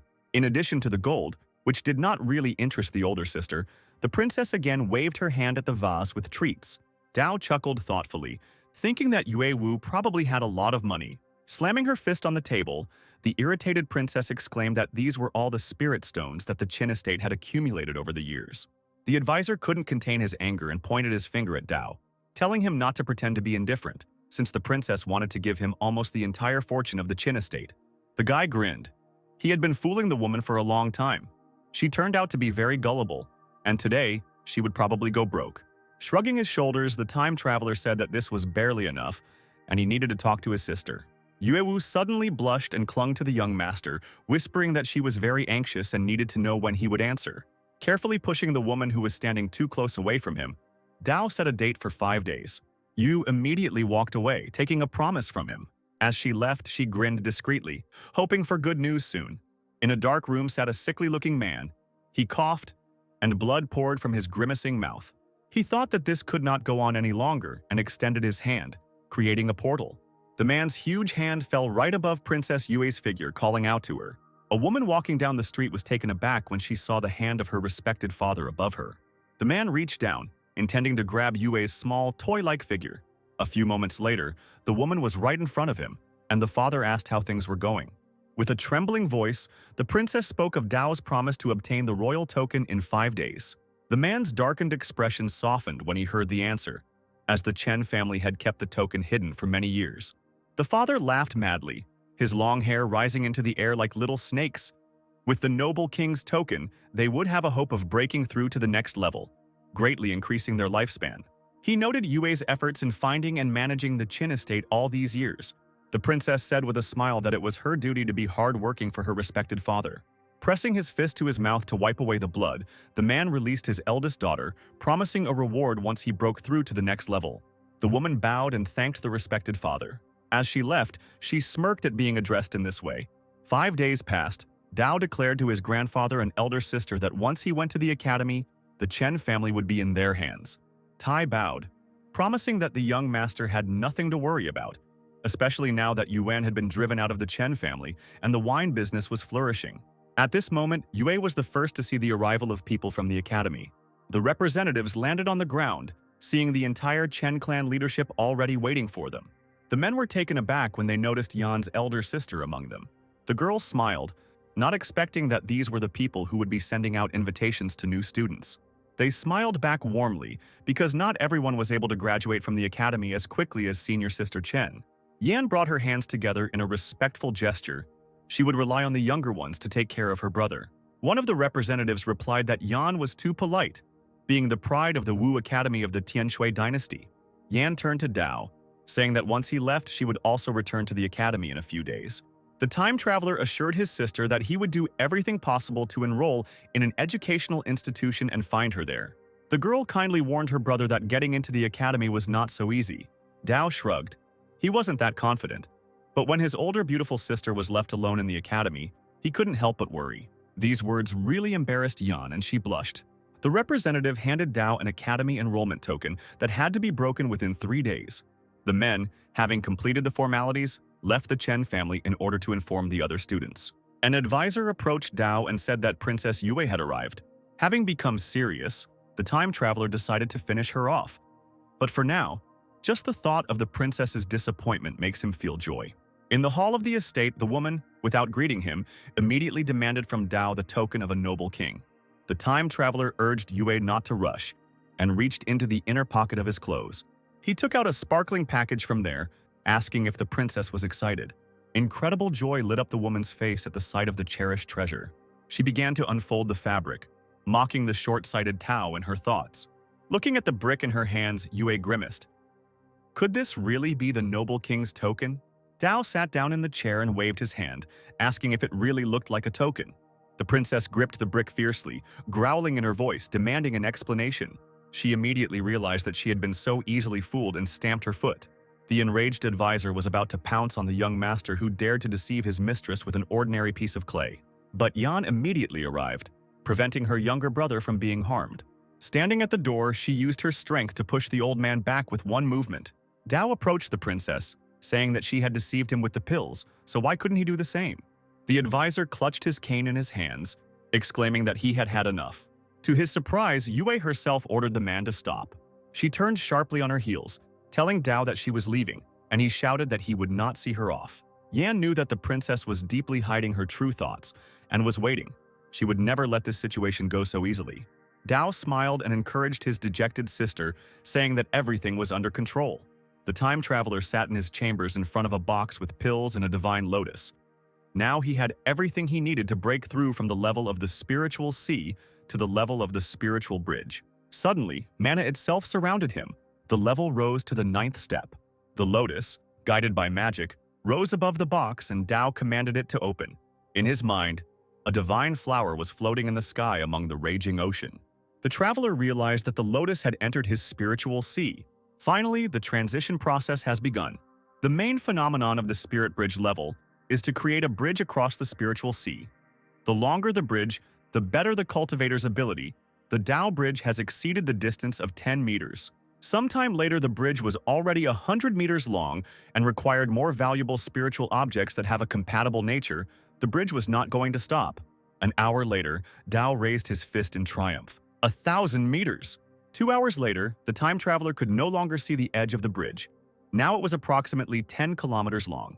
After 4 hours, Tao was already worried that the spiritual bridge would continue to grow indefinitely. He lay down right on the surface of the bridge, tired of the endless road. The sudden jolt instantly woke up Tao, making him realize that the bridge had stopped expanding and had completely moved to a new level. The time traveler was shocked by how long the bridge had become. Even its end was not visible. No one would believe him if they knew the length of the spiritual bridge. And it was also interesting what was at the end of the spirit bridge. Even after several hours, he still had not reached the final point, being thoroughly tired. Deciding to deal with this later, the young master returned to his body.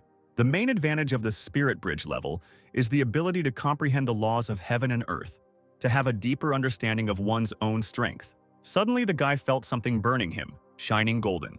In Tao's hands was an iron box that his parents had left behind in this life. Since he reacts, it must mean it's time to open the gift.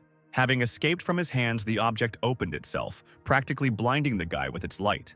Moreover, even those on the street saw and felt something unusual coming from the young master's room.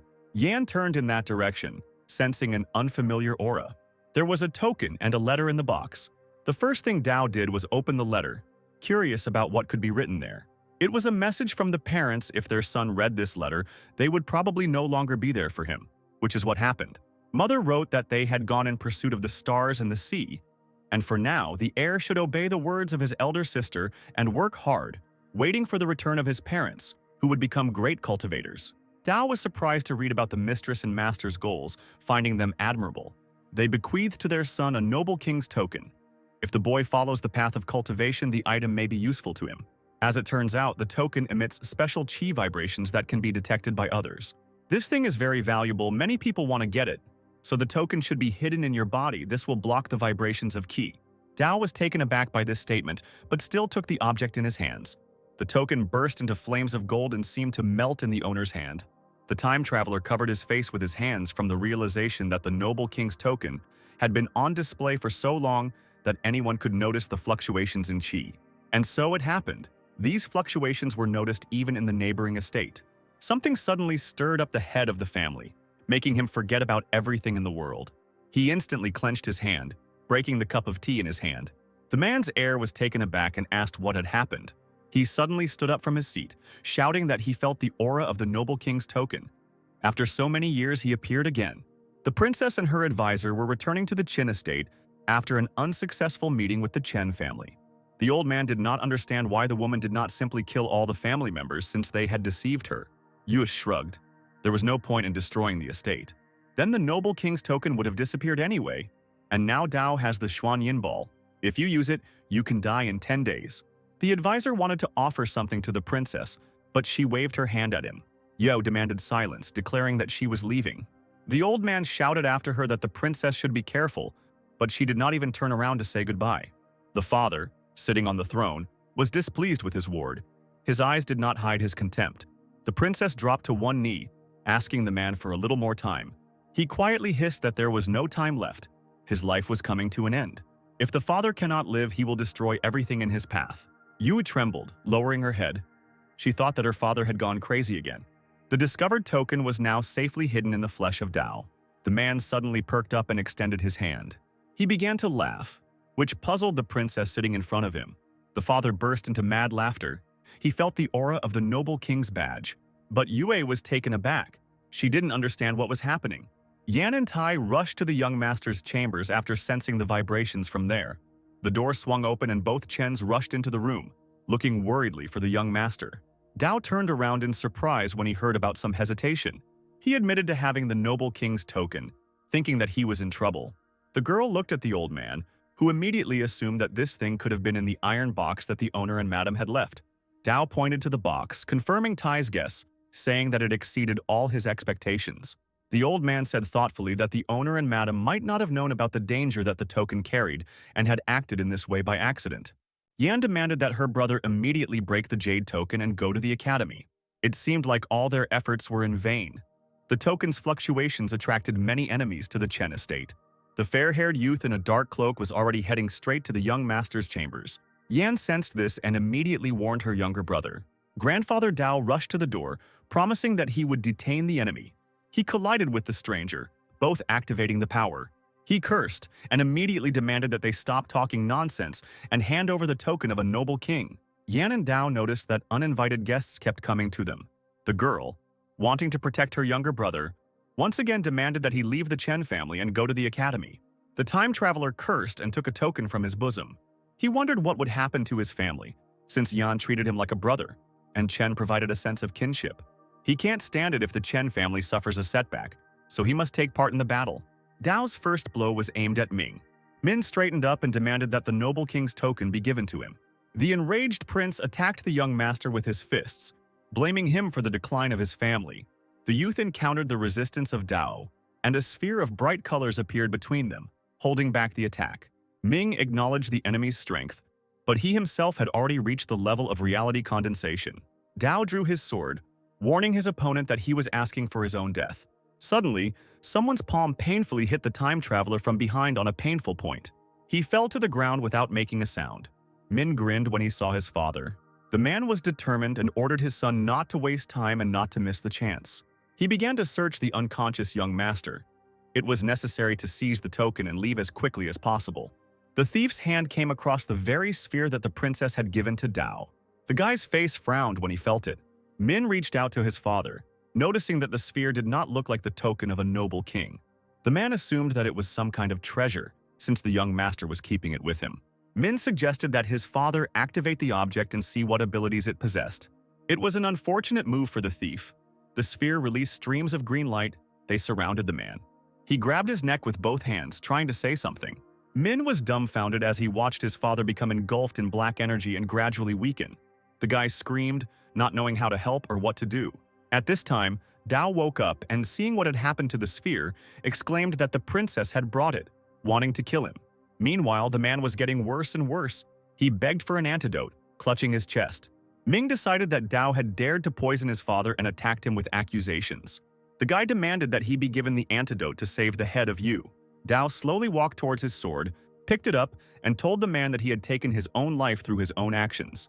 Straightening up, the time traveler declared to his opponents that no antidote existed. Chief Yu croaked that he had no strength left to hold on.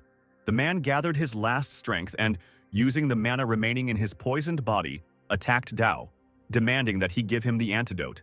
Swinging his sword, the boy threw the head of Yu away from himself with one strong blow.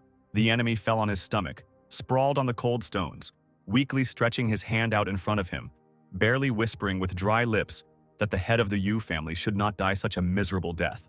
When he let out a tired breath and fell powerlessly to the ground, Min ran up to his father in alarm. Holding the man's head, the boy desperately screamed at Dao, accusing him of murder.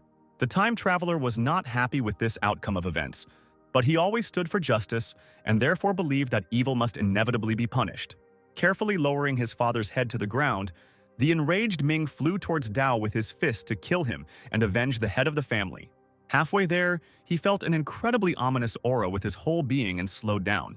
Yan was hovering in the air, controlling the celestial fairy that had already knocked out several of Yu's accomplices. The elder sister could not allow the Chen family to be defiled. The two strangers were thrown to the floor by the impact, leaving a hole in it. It was unknown how quickly the men would be able to recover. Spitting on his accomplices, Ming continued on his way to Dao, who was already waiting for him, holding his sword in front of him. The young master swung his sword, but the agile opponent managed to dodge the sharp blade and rushed past. Flying into the air, the boy ran away, raising dust and leaves from the trees into the air. He promised Dao that he would definitely return to avenge the death of his father. The time traveler chuckled and looked after Min with bewilderment. surprised by his indifference, since he didn't even want to take the body of the head of the family. The boy walked up to the Yu chief and picked up the Xuanyan orb. Who would have thought that Yue would plant an artifact with so much poison on him? The princess's malice was truly frightening. This sphere is probably a treasure. Perhaps there is hope of removing the poison. Dao immediately asked the system to rewind the time of the Xuanyan artifact 30 years into the future. A magical clock appeared in the air. The poison lost much of its power. The system carried out the order. The time traveler's plan worked. Most of the poison was neutralized. Then Dao asked to rewind the time of the sphere another 30 years forward. White streams of mana began to flow towards the artifact, and it once again changed the appearance of its outer shell. What the time traveler had planned came true. The poison in the sphere was completely neutralized. According to Princess Yue's words, this artifact is a valuable protective treasure. As soon as Dao finished manipulating the system, Tai and Yan approached him. The girl asked why her brother hadn't left yet. Tai urged the young master. He felt that there were strong auras heading towards the Chen family. They could appear at any moment. The time traveler worriedly asked his relatives what would happen if he left. The ill-wishers would not calm down until they received the token of a noble king. Grandfather assured Dao that he didn't need to worry, since he was the hope of the Chen estate. The young master interrupted him with a wave of his hand. He decided to stay, in case of extreme necessity of escape. The guy would leave the estate immediately, and without hesitation. The man had no choice but to agree with the stubborn Dao. He added that the young gentleman valued honor and kinship, and in addition to the charisma passed on to him by his master and mistress, all this aroused admiration. Yan said enthusiastically that her brother was a real man, in every sense of the word. Suddenly, Old Man Chen covered the young heirs with his hand. All three of them looked up at the sky, sensing someone else's aura. Right above their heads, a divine horse-drawn carriage was rushing at full speed. Tai recognized the new arrivals. It was Qi Laomo from Mount Fukong. The man didn't expect that even this old bastard would arrive at the estate. The divine chariot was surrounded by warriors from another family. They hovered among the clouds, looking for the token of the noble king. One of them, lowering himself, muttered thoughtfully that there had clearly been an aura fluctuation here, but now it had disappeared. The rest of the estate's warriors gathered around Dao, led by Yue, their main goal being to protect the Chen family and the young master. Voices dripping with anger came from the carriage, one of them remarking on the wonderful view. There was a roar of laughter. These people loved it when their opponents raised a shout. It turned out that the voices were coming from the guards of the Shengqin sect. No one expected them to come. Yan noticed that the family was lucky that only a little bit of the token's aura leaked out. Otherwise, it would have attracted many more masters. The girl turned around abruptly when she heard someone calling her name. The imperious second prince appeared at the estate with his advisors, and he slyly announced that failing today's test would result in unimaginable consequences. Dao, irritated, without even greeting the man, ordered him to speak more clearly. The prince directly stated that he would offer his help in deceiving young Miss Yan into agreeing to his proposal. The time traveler covered his sad sister with his body, declaring that he would not agree to such a condition.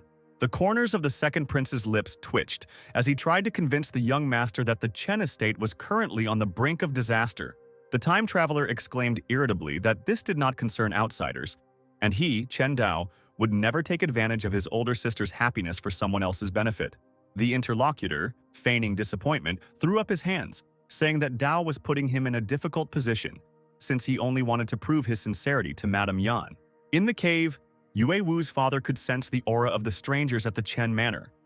It was clear as day that after so many years, it wasn't just him who was yearning to obtain the noble king's token. He leaned on his hand and rose heavily from the ground, ordering the princess standing opposite him to get ready to go and deal with this trash and get the token.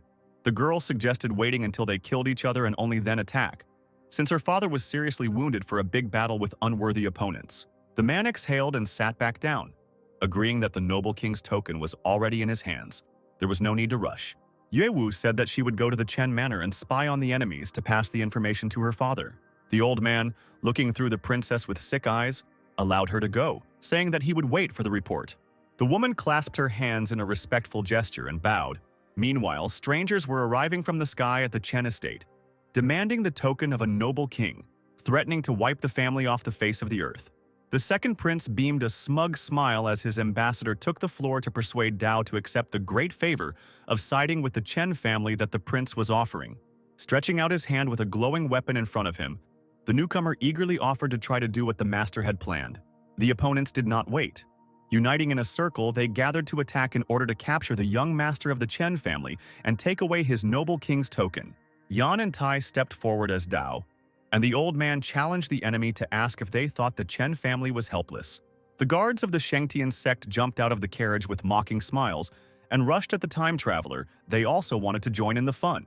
One of the brothers was already confidently extending his hand to Dao, shouting that he would take this brat on himself. The second one, grimacing, demanded that his brother slow down and give him the head of the family. Yan, generating mana in her hands, turned to her brother, demanding that he hide and not fight so recklessly. But Dao, leaning forward, was ready for battle. He swung his sword around, releasing a wave of light blue light into the air. A furious force struck one of the brothers in the chest. He coughed up blood, and a ridiculous expression froze on the guard's face. The energy of the newcomer threw the man back, hitting the other warriors. The second prince's advisors were amazed by the youth's powerful sword swing, and they realized that he had reached the level of the spirit bridge. The second prince, watching this, was no less surprised. One of the young master's swords had become several times stronger than his. The younger guard dropped to the ground and picked up his unconscious older brother, clutching the wound on his shoulder as the man sobbed in grief. The enemy's eyes turned bloodshot and he roared, claiming that Dao had killed his brother. The time traveler spat in his direction that it served him right. They asked for it. Suddenly, the guard increased in size, becoming taller than the manor building. The clothes on his body cracked. Black mana wafted from the man's mouth. He lifted his older brother's body with one hand, which now looked like a rag doll. The guard, clasping him with both arms, began to sob, demanding that they become one and never be separated. Shedding huge tears on the floor, the man pressed his brother's corpse, swallowing it whole. He stood up, straightened up, and shouted furiously that he would make Dao pay with his life. The second prince's confidant warned his master because the aura of the dwarves had grown several times when they united into one. Seeing the giant bending over her brother, Yan screamed, realizing that he was in trouble. She had to protect him at any cost and immediately flew in that direction, calling on Dharma. A voice rang out from the heavens, saying that the Chen family was now doomed to die. Commanding the huge avatar, the princess ordered the enemy to get away. The sky fairy squeezed the chariot in her huge hand, leaving only splinters of it. But the avatar's palm was stopped by an old figure with a face withered from age. Chi Laomo exclaimed that Yan was just a helpless baby in front of him. The girl screamed furiously, threatening the old man with the destruction of his Fukong mountain if he dared to hinder her any further. Laomo shook his gray hair and fixed his pitch-black eyes on Yan. He would immediately obtain the noble king's token. At the same time, the maddened guard of the Shengtian sect stretched out his huge hands towards Dao, demanding the return of his elder brother. Yu and the Chen family warriors rushed straight towards him to protect the young master. Closing his eyes, the junior guard ran at the men, knocking them down with his fist like bowling pins. The time traveler did not stand aside. He immediately ordered the system to increase his swordsmanship by 50 years. Although he had already mastered this sword technique, it remained to be seen whether the young man could further increase the weapon's power. At the moment when the guard almost grabbed him, Dao realized that he had succeeded. A huge number of secrets about this sword technique appeared in his consciousness, and the power of the weapon increased several times. The wounded Yue jumped to his feet and screamed the young master's name, looking at him tensely. Laomo Yan, who was fighting with the old man, turned around and also saw the giant guard looming over her brother. A long blue stripe from the Dao sword appeared along the junior guard's arm. Then a stream of force hit the man, causing him to stumble back and fall onto his back. The time traveler, completely engulfed in bright light, raised his sword up, calling on everyone present to listen to him. The young leader declared that anyone who attacks the Chen family today will be killed. All the opponents gathered above the estate let out a breath of amazement upon seeing the master's technique. They had never even seen anything like it before. The second prince opened his mouth in confusion. How could the weapon become even more powerful? The man's pride was hurt. After all, Dao was mediocre. But why did his abilities exceed the second prince's strength? A portal opened high in the sky and a burial box floated out. Everyone present looked up, recognizing its owner. Tai said that the old demon Yinshan is half human, half demon. No one knows how long he lived. A sepulchral, otherworldly voice came from the box, demanding that the Chen family give him the noble king's token. But the time traveler was not frightened by such tricks. Pushing off from the ground, he flew up to the box, shaming the demon for his arrogance. The sister tried to stop the master, and Yinshan rumbled that the young man thought too much of himself since he killed the guard of the Shengtian sect. Dao rushed with his sword at the box, shouting that he was not afraid of the demon. The moment the metal touched Yinshan's abode, a bright explosion was heard. The young master flew to the side, not expecting that this enemy was beyond his strength. Gritting his teeth, the boy acknowledged the demon's power. The coffin opened, and the bloodless hand of the enemy appeared from there. And then the whole half-rotted body wrapped in ribbons. The dead man had not left his shelter for 2 years, but now, finally, he would come out to fight. The strangers froze in midair, not daring to approach Dao now. They had heard about the guy as a scumbag, incapable of cultivation. It was worth taking a look at what he could show. Princess Yue and her advisor also arrived at the estate, and now they too were watching what was happening in the sky. The woman's confidant growled softly, realizing that Dao truly had power. Moreover, he hid it so carefully and deeply, it is not surprising that the guy managed to deceive even the princess. The demon bared its teeth, revealing a row of sharp teeth, and pushed off from its tomb to pounce on Chief Chen. Immediately, the avatar of Yan blocked his path, spreading her long arms out on both sides. The elder sister shielded her brother, controlling the Dharma and creating a spell in her palms. Yinshan creaked that in another 10 years, even he wouldn't be able to resist the girl, but for now she was still too weak. A long, purple glowing dagger appeared in his bloody hand. Swinging his arm, the demon began to fall down like a stone, intending to cut the spell. He succeeded, the sharp, magical steel piercing the avatar's chest. Dharma bound. Yan recoiled, thick blood spurting out from her mouth. Seeing his sister lose consciousness and fall, Dao immediately broke away from the fight, screaming desperately. The second prince rushed towards the girl, no less worried. He managed to pick up the young lady in his arms, asking if everything was okay with her. The powerful demon Qi caused even the heavenly fairy, Dharma Yan, to crumble into pieces. Laomo took advantage of Dao's distraction and jumped on him, holding the blade high above his head. He had been honing the weapon for over 100 years to deflect the blows of gods and Buddhas. This time, Tai came between them, deciding to sacrifice himself for the sake of the young master. The demon's blade struck the old man, blood spurted from his mouth and chest. The man lost his balance and began to give in to the laughter of his opponent. Seeing Tai hit his head on the hard ground, Dao cried out in pain. He gritted his teeth, knowing that he had no right to surrender to this group of thieves. Lamo played with the blade in his withered hands and egged on the young master, suggesting that they measure their strength. Seeing the demon flying towards Dao faster than lightning, the outsiders watching shook their heads, thinking that the young master had overestimated himself. The men thought that the boy was finished because the old demon would definitely cut him into pieces with one blow. The second prince gently but firmly held Yan by the shoulders, who was still eager to help her brother. Seeing his passion suffering, the man ordered his advisors to save Dao. The men took to the skies, promising to do their best, but not hiding the fact that it might be too late. Tai, who had come too, struggled to rise on his elbows, desperately shouting the young master's name. Princess Yue and her confidant continued to watch the events unfold. The woman was sure that Dao was not able to withstand this blow. Seeing someone else's mana so close, the time traveler cursed. But at that moment, an idea came to his mind. The boy asked the system to roll back the blade in the hand of the old demon Yinshan 50 years ago. Seeing the demon's thin streams of energy running back, Dao himself rushed towards the enemy. The two swords clashed, and the time traveler found himself face to face with a mad, decaying old demon. But when his blade became covered in cracks, Yinshan was no longer laughing. Having crushed the weapon to its core, Dao pushed the enemy with force. Their figures were covered in a whip of bright energy. The decrepit body fell down, landing on the stonework. The second prince's advisors immediately landed nearby, retreating back in fear. One of them could not even imagine what he would witness, and could only open and close his mouth, stuttering. The demon rose to his feet, holding in his hand only the stub of the blade he had cultivated for over 100 years. Yan, with her spirit revived, blossomed before our eyes, watching her younger brother's success. Those who watched the battle in the sky were amazed. The guy's cultivation level was the simplest. The sword also looked like an ordinary one. No one understood how the guy managed to defeat the demon.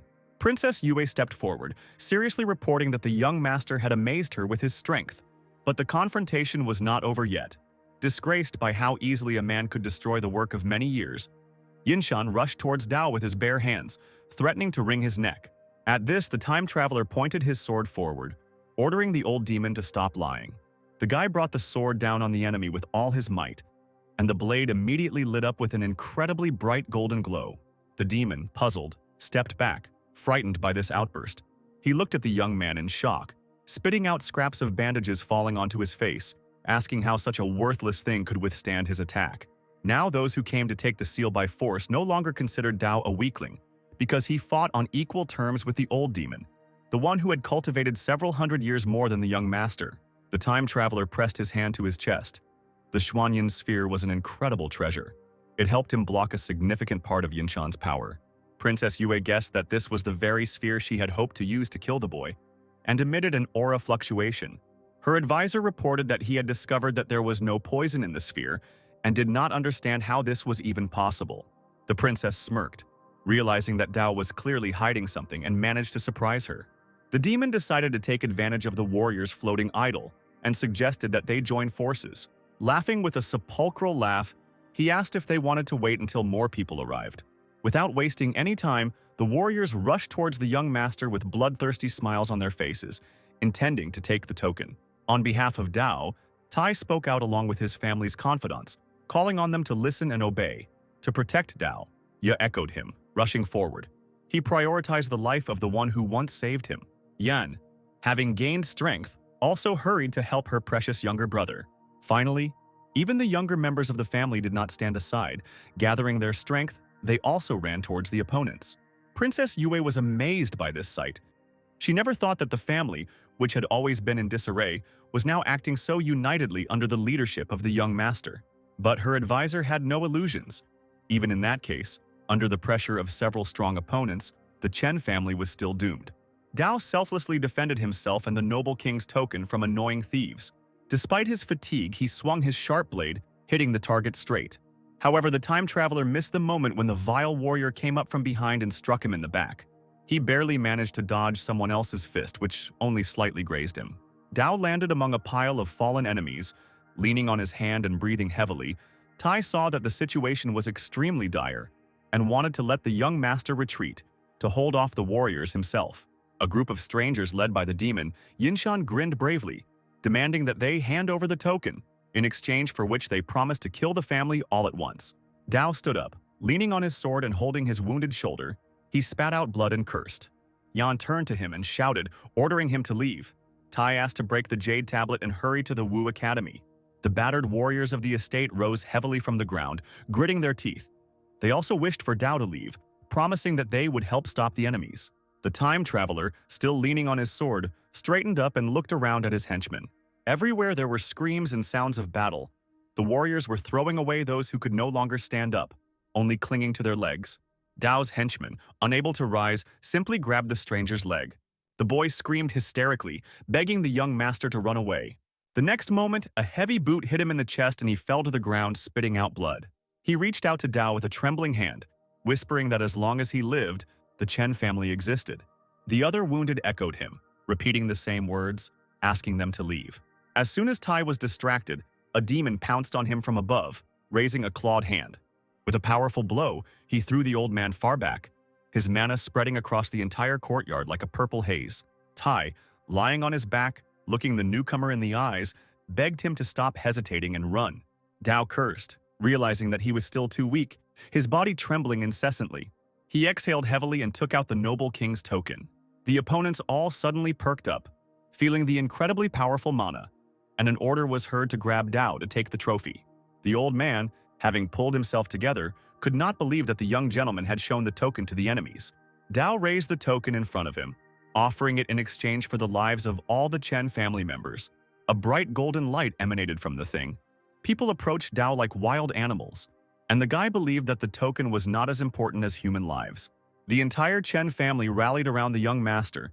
Those who could stand supported their wounded comrades, looking at their master with tears in their eyes. Opponents gathered in a row in front of the newcomer, demanding that he first hand over the noble king's token. Clutching the trophy in his hands, Dao grinned, saying that there was only one token, and he had to choose who to give it to. At once, the former allies turned on each other, slowly drawing their swords from their sheaths. Bloodless lips spread into a sly smile. Yinshan extended his hand towards the artifact, promising to bury anyone who disputed his right to ownership.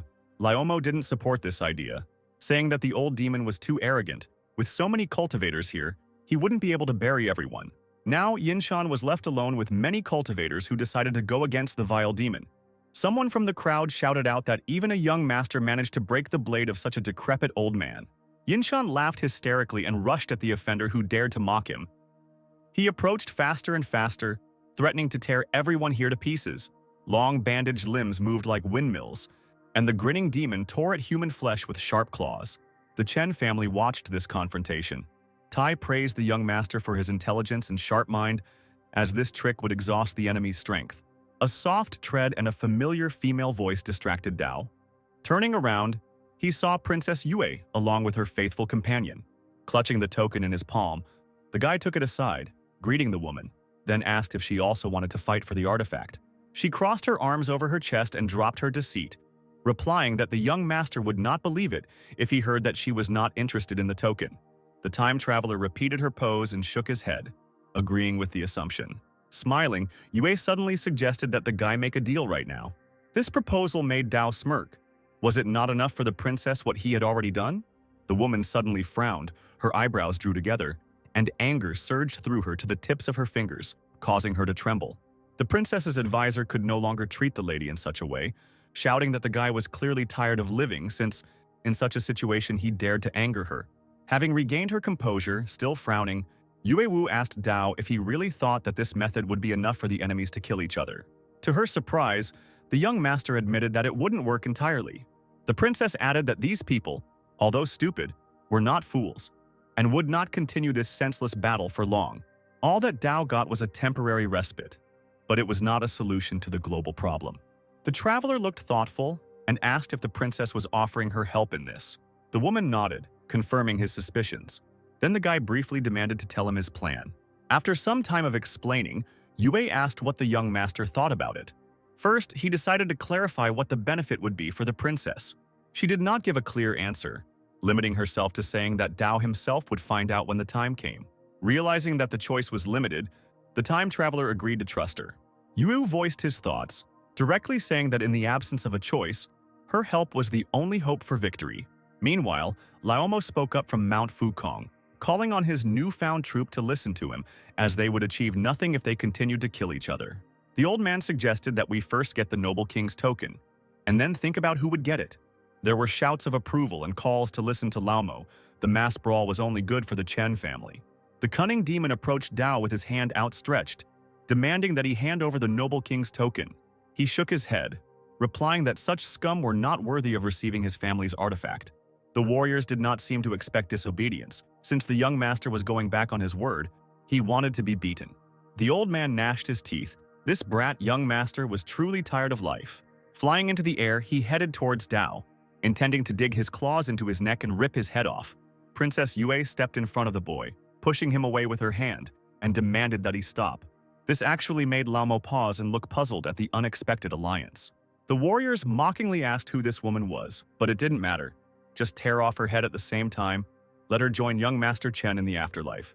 Yue stood fearlessly in front of the old demon, saying that Dao had spoken correctly. None of those present are worthy of the token of a noble king. The old man was amazed at the impudence of the little girl who dared to provoke them. He didn't care what clan Yue was from. Laomo was going to deal with her right now. The woman, without losing her composure, just smirked in response to these words. She suddenly raised her hand up, calling out to her father, and a purple summoning portal immediately appeared above the princess's head. The old man recoiled, not understanding what was happening. At that moment, a hand extended from the portal and reached straight towards the demon's gray head. He realized that he couldn't take a step when the king's hands dug into the evil spirit's shoulders. The demon's figure was illuminated by a bright flash, and a heart-rending hoarse cry was heard. The group of warriors retreated back, seeing that even the old demon Qi was unable to resist. The mighty king emerged from the portal and now stood before those present. They could feel his genuine aura of a ruler. The man levitated in the air, boring into everyone in the courtyard of the estate with a heavy gaze. With a broad smile, the king declared that as long as he was here, no one would dare take away the noble king's token. The men trembled, realizing that in front of them was Emperor Qin himself. He had been badly wounded earlier. Poison had seeped into every organ of the man, but he still survived. Yinshan exclaimed mockingly that the poison had not been completely removed from the king's body, judging by his appearance. The man ordered the demon to be silent. Despite the poisoning, he would kill anyone who dared to take the noble king's token. Yinshan gave him a menacing look from under the bandages and rumbled that he would get the token no matter what. The warriors shouted that Emperor Qin was too self-confident. He was heavily poisoned. and should be on the verge. There was no need to fear him. As soon as the men asserted their superiority in the fight, the king appeared behind them faster than lightning. A brown, murderous aura illuminated his figure, and the emperor laughed loudly. He promised to make sure that none of the warriors left here alive. Dao didn't expect Emperor Qin to be so strong. He glanced at Princess Yue, guessing the reason for her confident look. The woman, without turning around, asked the young gentleman if he was scared. The time traveler answered honestly that no, but there was something that aroused curiosity. A huge beam of fire almost hit the guy, passing right over his head. This emperor was proving his boundless strength by knocking the old demon Yinshan to the ground. As he fell, some object landed at Dao's feet with a clang. It was Yinshan's yin blade, and the time traveler immediately picked it up. Standing up, Qin looked around the crowd, asking with a threatening voice who else here wasn't afraid to die. The warriors instantly lost all their fighting spirit, lamenting that the emperor was too strong. No matter how valuable the token was, he was not worth their lives. Having risen into the sky, the man defiantly asked Yue where the noble king's token was and demanded that it be given to him. The woman extended her hand, asking the young master to hand over the artifact in exchange for the lives of the Chen estate. The guy replied that the token was not with him now. During the battle, the time traveler secretly gave it to someone to hide in another place. The man shook his head and asked sharply where exactly the artifact had been taken. Dao pointed his finger to the side, deciding to ask someone to bring Emperor Qin to the hiding place. Yue smiled and replied that that wouldn't be necessary. Let the young master take them himself. The time traveler returned the smile and agreed. Immediately, the voices of Tai and Yan were heard. They wanted to stop the head of the family from making such a rash decision. Turning around, Dao winked at his sister, telling her to calm down because he would be back soon. The second prince asked the emperor not to harm the young master, and he replied that he would, but only in exchange for the token of a noble king. A flash of energy froze on the king's fingers, and the man demanded that his family let him leave. Dao stepped back in confusion, not understanding what he wanted. Suddenly, the king soared into the air and disappeared right before the eyes of those present. The second prince explained that Qin himself was once a respected cultivator of the noble king, but he was poisoned and his cultivation weakened, the man's status was preserved, and even the royal family could not interfere with his affairs. Yan clenched her fists, vowing that if even one hair fell from her younger brother's head, she would definitely destroy the entire Qin clan. Dao showed the way to the token. The group found themselves far from the estate in a picturesque forest. The emperor impatiently asked the young master where the artifact was hidden and when they would arrive at the place. The time traveler exclaimed that they had arrived and pointed his finger towards a large stone standing in the clearing. The emperor landed on the ground first, followed by Dao and Yue. The guy approached the stone, saying that he hid the token under it, as he ordered his people to do. The old man broke into a smile, ordering the princess to watch over the young master while he took out the noble king's token. The woman glanced sideways at the cunning Dao, offering to allow her to go and get the artifact herself. Qin agreed, keeping the boy's figure in his sight. Yu walked around the huge stone from all sides, carefully examining the ground, and finally turned around with a cry of victory and a box in her hand. The man abruptly snatched the box from her hands, a mad gleam playing in his eyes. His face distorted with joy, he opened the lid with a trembling hand. But as soon as the box opened, the man fell to his knees and screamed, blinded by the golden glow. Whatever was inside was burning his eyes. Qin covered his face with his hands, shaking his head. He shook his fist and turned menacingly towards Dao, accusing him of plotting against the emperor. The man rushed towards the boy, threatening to tear him to pieces. But before he could even get close to the young master, a magical wave blocked his path, knocking him off his feet. Dao continued to stand calmly in place, while tentacles burst out from under the ground, firmly trapping Qin. He realized that he was trapped. The man clenched his teeth in rage, hysterically asking how the young man dared to do such a thing. The tentacles firmly bound the emperor's hands and fixed them. He screamed that even such magic could not stop him. What Qin certainly didn't expect was a powerful blow from behind, causing the man to arch his back and let out a cry of pain. Leaving her father clutching his chest, Yue walked around him as if he was nothing more than trash in her path. Looking at the man's shocked face, Dao mentally admired Yue Wu. She had calculated every step and deeply hid her true intentions.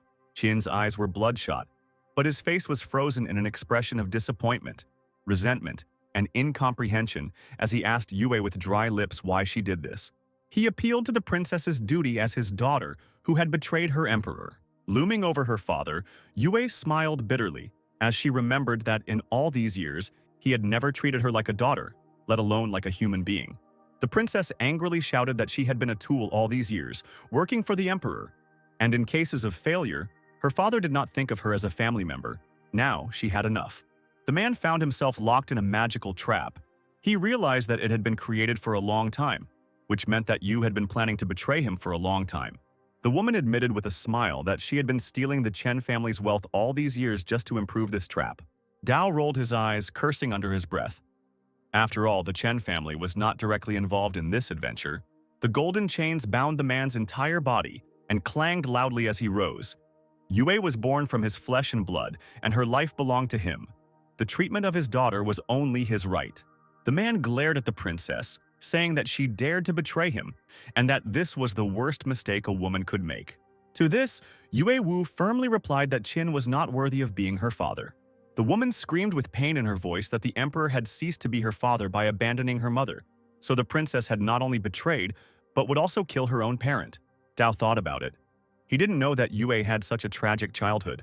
Pulling herself together, the princess told her subordinate father with a smirk, and as a sign of respect for their relationship, she would leave his body untouched. The man leaned forward, gathering dark energy in his hands. He laughed, laughing at Yue's attempts to kill him. The woman waved her hand, ordering the golden beam to bind the man in front of her.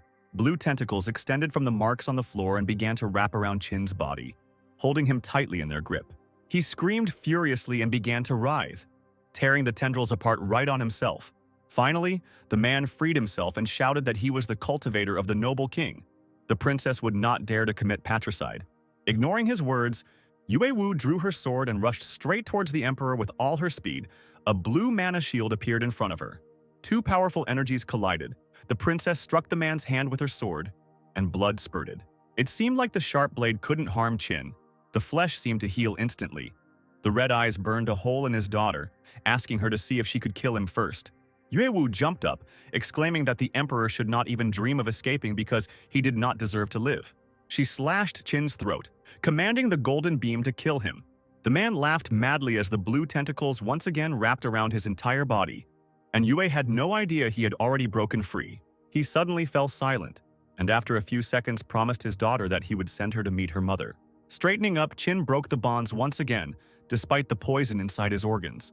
Yue clenched her teeth, trying to regain her balance. She knew the power of true kings, even if they were on the verge of death. She backed up and approached Dao, begging him to fight together. Otherwise, none of them would survive if the emperor escaped. The time traveler raised his sword, exhaling heavily. It seemed that this was the only option. Trying to fight off the annoying tentacles, Qin raised his hands above his head, intending to attack his own daughter and accomplice. But together their strength prevailed. Yu allowed herself to let out a victorious cry. She didn't expect that the young master had become so strong. The emperor was shocked, but he stood his ground. Noble kings are not creatures that can be humiliated. Although the cage continued to hold the king, he struggled furiously, but the man's mana was not so weak.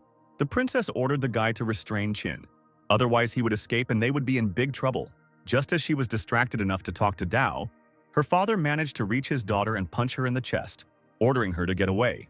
The woman fell face down on the ground, momentarily unconscious from the searing pain. Now Dao was left alone with the enemy. He squeezed the sword in his hand with force, thinking how to get closer to Qin. The man motioned for the boy to come over, shouting that he was probably scared to death. The emperor's red eyes glowed madly as he rushed towards young Master Chen with his bare hands, promising to cut his head off his shoulders. Suddenly, Qin froze in shock as he saw strange streams of purple magic appearing out of nowhere. Dao took advantage of the man's hesitation without hesitation and brought down his sword along with stunning mana on him. The emperor was thrown to the side by the blow, and Yue, wiping the blood from her lip, looked at Dao in surprise, not believing that he had managed to inflict such damage on her father. The time traveler was glad that he took this yin blade and, with the help of the system, returned it to its original state, because the demon had been sharpening it for more than 100 years, and the power of the weapon is on a completely different level. The princess recognized the yin blade of the old demon Yinshan. She remembered that it was broken before. Thick black blood flowed out of Qin's mouth. The blade energy accumulated over so many years, causing his wounds to open up. Now the emperor was attacked by two warriors. Dao offered Yue the chance to finish off Qin. But as soon as they approached the man, they realized that he was already at the limit of his strength. The emperor wheezed that he was not going to die so easily and fell to the ground. Dao chuckled, realizing that they had won. and the princess looked at her father's body in confusion. Suddenly, the emperor was engulfed in a bright blue magical fire, causing the young men to recoil. The time traveler asked the woman what was going on. She replied that the poison had long since seeped into Qin's bones and was only held back by the cultivation of the noble king. Now that he was dead, his body was absorbing the poison. After some time, the poisonous fire died out, and in place of the corpse there was a tattered, rolled-up scroll. Dao pointed his finger at it, noticing the treasure. Yue guessed that it was something like a map. The emperor took it out to study, but most of the writing had already been erased.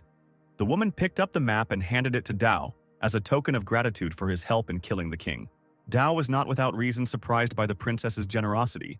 However, the guy decided to accept the gift and not neglect Yue's beneficence. While he was putting the scroll in his inside pocket, the woman asked what had happened to the blade, why it was whole again. The young gentleman smiled mischievously, saying that it was a secret. He waved his hand at the princess, announcing that he was leaving. But the woman couldn't just let the guy go and called him by name. Turning around, he asked if there was anything else they needed to discuss. The princess, with a smile on her pretty face, extended her hand, saying that it was a pleasure to work with Dao. At that moment, a multitude of blue tentacles burst out of the ground, the same ones that were holding back the emperor. Finding himself in a vice, the time traveler cried out indignantly, demanding an explanation. The princess activated the magic circle and silently looked at the Dao floating in the air. You noticed that the guy had changed. If he revealed his secret, he could die quickly. The time traveler chuckled, saying that the woman was too evil, and changed his choice as if turning the pages of a book. Yu remained silent, raising her sword. Pointing it at the young master, the woman dispassionately announced the destruction of anyone who did not agree with her plans. Even now, while immobilized, Dao asked Yue with a smirk if she was sure she could kill him. Yue believed this. After all, Dao was not her father, not a cultivator of the noble king. This trap was more than enough to deal with him. She slowly walked towards young Master Chen, giving him one last chance to tell his secret. Dao strained with all his might, trying to tear the long, strong shoots off himself. Realizing that the guy would continue to remain silent, Yu decided not to waste time on him and rushed forward with a furious scream. Dao froze and immediately called upon the faithful system for help. With its help, the time traveler managed to break the bonds and rise upward, swinging his blade. Approaching the princess, he slashed her across the stomach, causing a purple pillar of mana to burst out. The old demon's cultivation remained in the blade, which is why it possessed incredible strength. The woman lost her balance and fell on her back, screaming that it was absolutely impossible. She hit the ground, her eyes wide, not understanding what had just happened. Dao grinned and flew up to her. He would tell her everything, just cut down the traitor. The princess jumped to her feet, deftly jumping over the purple streak coming from another blade attack. After making sure that it had dissipated, the woman sank to the ground, calling for the young master. Smiling grimly, she suggested that the guy live peacefully since he did not die. It could be considered that no harm was done. Dao did not believe a single word the liar said and vowed to kill her the next time he saw her. The woman asked if it was really necessary to do this, since it was always necessary to have an ally by your side, especially since the young master had liked her before. Instead of answering, the time traveler again tried to slash the princess across the neck, but she barely dodged. Dodging, her lips stretched into a smile, Yue playfully called Dao a rude person. The woman jumped up and flew into the sky, shouting that she was in a great mood today and had no desire to quarrel. Sometime later, Dao returned to the Chen estate, where he was already joyfully welcomed. Tai bowed, grateful to the young master for the family's victory. Yan ran to her brother, exclaiming that since the noble king's token had been discovered, he could no longer remain in the estate for long. Suddenly, the sky turned gray and split open, and a huge golden hand appeared from there. Those present froze in fear, trying to comprehend what was happening. The old man knew that this was a true cultivator of the noble king, and now he decided to attack them. Yan and Tai tried to protect the young master and ordered him to flee. Meanwhile, the hand continued to reach out, and under its pressure, the stone floor of the estate collapsed. Even the warriors of the family felt it, falling to their knees, blood spurting from their mouths. Yan screamed again, calling for her younger brother to escape. Dao looked at the token in his hand. Was there nothing he could do to stop this? The guy squeezed the artifact in his palm with all his might and cursed foully from impotence. Tai fearlessly stepped right under the palm, gathering all his strength together. He exclaimed that he would put all his strength on the line and would not pay attention to the origin of the enemy. The circle from which the palm extended lit up with a bloody light, and the owner of the hand reached out to the old man. Dao couldn't watch them risk their lives for him and immediately ran up to his grandfather.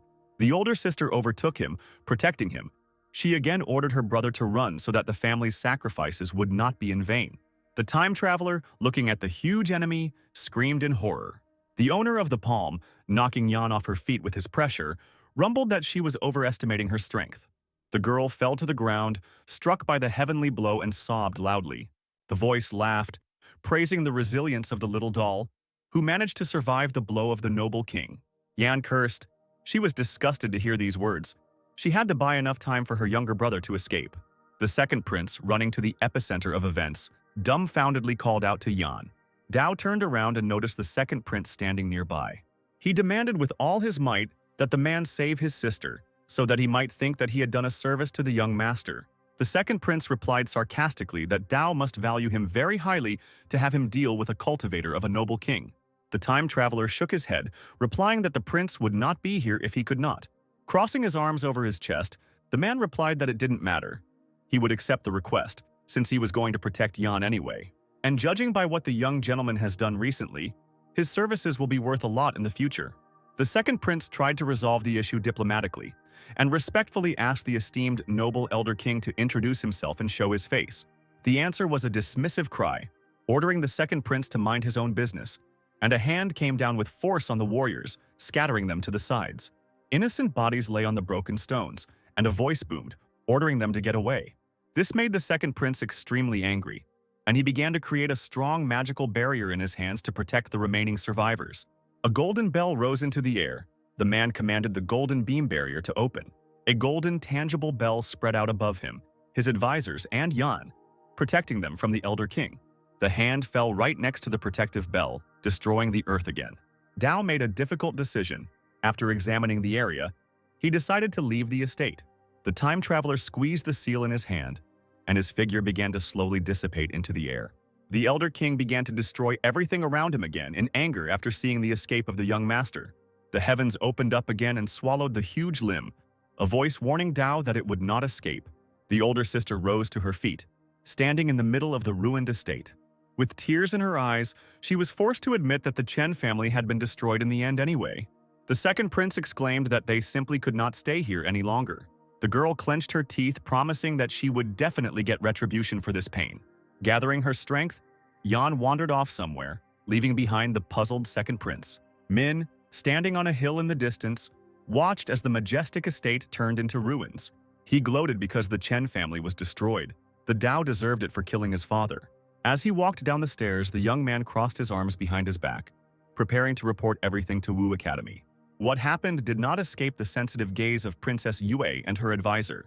She wondered out loud, who was the noble king who attacked the family? Wasn't he afraid that the two noble cultivators would take revenge? The advisor assumed that the king must have known about the disappearance of the lord and the master, because if he had been sure of the opposite, he would never have attacked the estate. The woman raised an eyebrow and acknowledged that her confidant was right. The advisor reported the message from the demonic sect. They were pleased with the assassination of the emperor and offered Yue a chance to become a heavenly demon. They also sent a jade pendant to the Wu Academy. The woman looked defiantly into the distance, peering at the ruins of the estate. The princess proudly exclaimed that her ambitions were not limited to the area, since she had the opportunity to become a heavenly demon, and she had no intention of going to the academy at all. Meanwhile, Dao materialized on the territory of the Wu Academy. The time traveler deftly landed on the stone floor of the territory. An incredible sadness filled his heart as the young master once again recalled the death of grandfather Tai and the rest of the Chen family. Dao's heavy thoughts were interrupted by someone's mocking voice from the side. Three young guys led by a strong man pointed their fingers at him, but the time traveler seemed not to even see them as he descended the stairs of the platform. A dark aura engulfed his body. Bitterness turned into rage. The guy was ready to destroy the noble king right now and take revenge on him. Brother Scar blocked his path, hanging over him and flexing his muscles, ordering him to stay put. These words dispelled Dao's thoughts, and the traveler, as if he had just noticed the strangers, stopped dead in his tracks. They grinned and asked if he was new to the academy, and that those like him should be taught the rules of this place. Dao was surprised and asked what other rules there were. Scar pointed his thumb at himself, indicating that the newbie just needed to listen to him. A group of other guys passing by noticed that Scar was bullying the newbies again. His older sister was a level 9 disciple in Huangwu Academy, and no one dared to stand up to her brother. Raising an eyebrow, Dao lazily asked how he could obey. Scar's Kerr, standing behind him, immediately called Dao an idiot and ordered him to hand over the most valuable thing he currently had on him. With a heavy sigh, the time traveler walked past, brushing against the rude man with his shoulder. His eyes lit up with indignation. He grabbed the student, intending to teach him a lesson. Without stopping, Dao grabbed the opponent's arm and twisted it. The guy screamed shrilly in pain. Having let go of the guy, the young gentleman went on. The same one shouted that the new guy had broken his arm and begged Scar to kill the impudent fellow. Scar clenched his fists and looked mockingly at Dao, who was the second person in many years to dare to oppose him. The disciple enthusiastically walked towards the newcomer, intending to teach him the rules of the Wu Academy. But the time traveler didn't want to waste precious time on the boor, so he turned around and sharply kicked him in the chest. Straightening his leg, the young master sent Scar flying for a long time, his body raising a pile of dust. The stunned students talked among themselves, discussing the newcomer's incredible and unexpected strength. A magic blade appeared in Scar's hands, and he called on his friends to deal with the impudent stranger. To their great regret, things didn't turn out quite as planned, and after some time the beaten trio were on their knees, apologizing to their brother. A crowd of onlookers had already gathered around Dao and the gang. Everyone was amazed that this was the first time in a long time that Scar had been beaten so brutally. The time traveler grinned, looming over the boy who dared to attack him, being so weak. Scar blushed, replying that it wasn't because he was weak, but because his brother was too strong. Dao shook his head and extended his hand, demanding that something be given to him. The boys looked at each other in surprise, innocently asking what exactly their brother needed. The devilish laughter of the young gentleman was heard over the academy square. Following the established rules, he demanded that everything valuable that the gang had be given up. A few minutes later, the guy was leaving, waving his hand at the naked bandits, who were complaining that their brother hadn't even left them any clothes. And yet, compared to him, they were good guys. The time traveler turned around cheerfully, asking who was the first to dare to speak out against such students. Scar laughed and replied that it was the famous lady Chen Su-yan. The young gentleman blossomed upon hearing his sister's name, and he had no doubt that it was she. Immediately forgetting about the bullies, Dao thought hard about how to become strong to avenge grandfather Tai and the entire Chen family. Someone loudly reminded the newcomers to head to the square immediately to get their identification badge. Scar's friend touched him on the shoulder, asking worriedly if they were going to let things slide. The boy growled, shaking his head. He had been greatly humiliated today. The beaten bully realized that it was time to find his sister. Finally, all the newcomers lined up in several rows to receive their tokens. Just as Dao was about to stand in line, someone's plump hand touched his shoulder. Turning around, he saw a plump, good-natured student with a bag on his back, who asked if the guy would help him carry his things. The time traveler asked with an indifferent look what benefit he would get from this. The stranger had an answer and held out several stones in his palm, offering to pay with them. The young master stared at the middle-class spiritual stones. For this disciple to give them away so easily, he must be very rich. The stranger took the intense gaze for doubt and gasped, suggesting that this was not enough. Several more spiritual stones instantly appeared on the palm of his hand, and the guy offered to double the reward. Dao swallowed hard and grabbed the edge of the bag, exclaiming that this was enough. With one jerk, he threw the huge bag over his shoulders, surprising the student, who immediately offered him his patronage. He beat his chest and declared that it was not easy for newcomers to the Wu Academy, and this acquaintance would be a great fortune for the student. The guy also quickly introduced himself. His name was Lin Hu. Without even looking at his new acquaintance, the newcomer briefly stated his name. The academy administration handed the boys tokens, ordering them to keep them carefully. The men said that they were a form of identification. Whether it was for accumulating merit or exchanging pills, the tokens had many uses in the academy. After accepting the item, Dao thanked the staff with a smile. Just as he was about to leave, a female voice was heard calling him to wait. The men immediately bowed deeply and greeted elder sister Chu Yun. The newcomers in line began to whisper among themselves, discussing Sister Yun's beauty, but the others advised them to be quiet, since the girl ranks third among the geniuses of Wu Academy. Yun looked closely at Dao, who stood in front of her, not knowing how to act. Hu whispered that senior sister Yun was a celebrity in the academy. It would be great if the newcomer got to know her better. To everyone's surprise, the girl smiled happily and personally greeted Dao, saying that she didn't expect him to appear at Wu Academy. The young gentleman's new acquaintance stared at his new acquaintance in bewilderment, not expecting him to be communicating with such a famous person. Dao bowed respectfully. They really hadn't seen each other for a long time. Yun turned to the men from the administration and asked to replace junior brother Dao's ID badge with a gold one. They looked at the girl with puzzlement, saying that the golden token could only be possessed by those whose strength was among the top 100 students. Yun insisted on her own, because her younger brother had sufficient qualifications. Moreover, she herself was ready to be his guarantor. The man hesitantly held out the gold token, shrugging his shoulders. Pulling himself together, he straightened up and said in an official tone that this token had more authority than a normal token. It also provided a discount on purchasing items in the Wu Academy. It needed to be protected. Dao accepted the gift, sincerely thanking elder sister Yun. The girl waved her hand, replying that it was nothing special. Let the young master accept this token as a token of gratitude for saving her life last time. Walking through the vast grounds of the Wu Academy, Hu eagerly asked his new acquaintance under what circumstances he met his older sister. Moreover, it seemed like the new guy had an incredibly good relationship with her. Dao shook his head, replying that they were not that close. He just helped the girl by chance. The guy sighed sadly. He was sad that he was also unlucky in life. Scar was just passing by, he still couldn't find his sister. The guy gritted his teeth. He really wanted to deal with the scum that had disgraced him. One of his gang fawningly babbled that his sister was third in the sextet, and as famous as Yun, the new guy would be in big trouble. Their friend asked them to speak more quietly, noticing a newcomer in the distance who was heading in their direction. Scar suddenly turned deep red and clutched his strong chest, a frightened expression frozen on his face. Hu, who had been telling Dao something animatedly before, fell silent and stopped when he saw the hooligans. He touched the newcomer on the shoulder with a trembling hand. When the time traveler turned around, Hu quietly asked him to walk more slowly. Dao was surprised. His new friend pointed his finger in the direction of Scar and his company. He told them the leader's name and that he specialized in robbing new students, and the boy was afraid that he and Dao could become targets.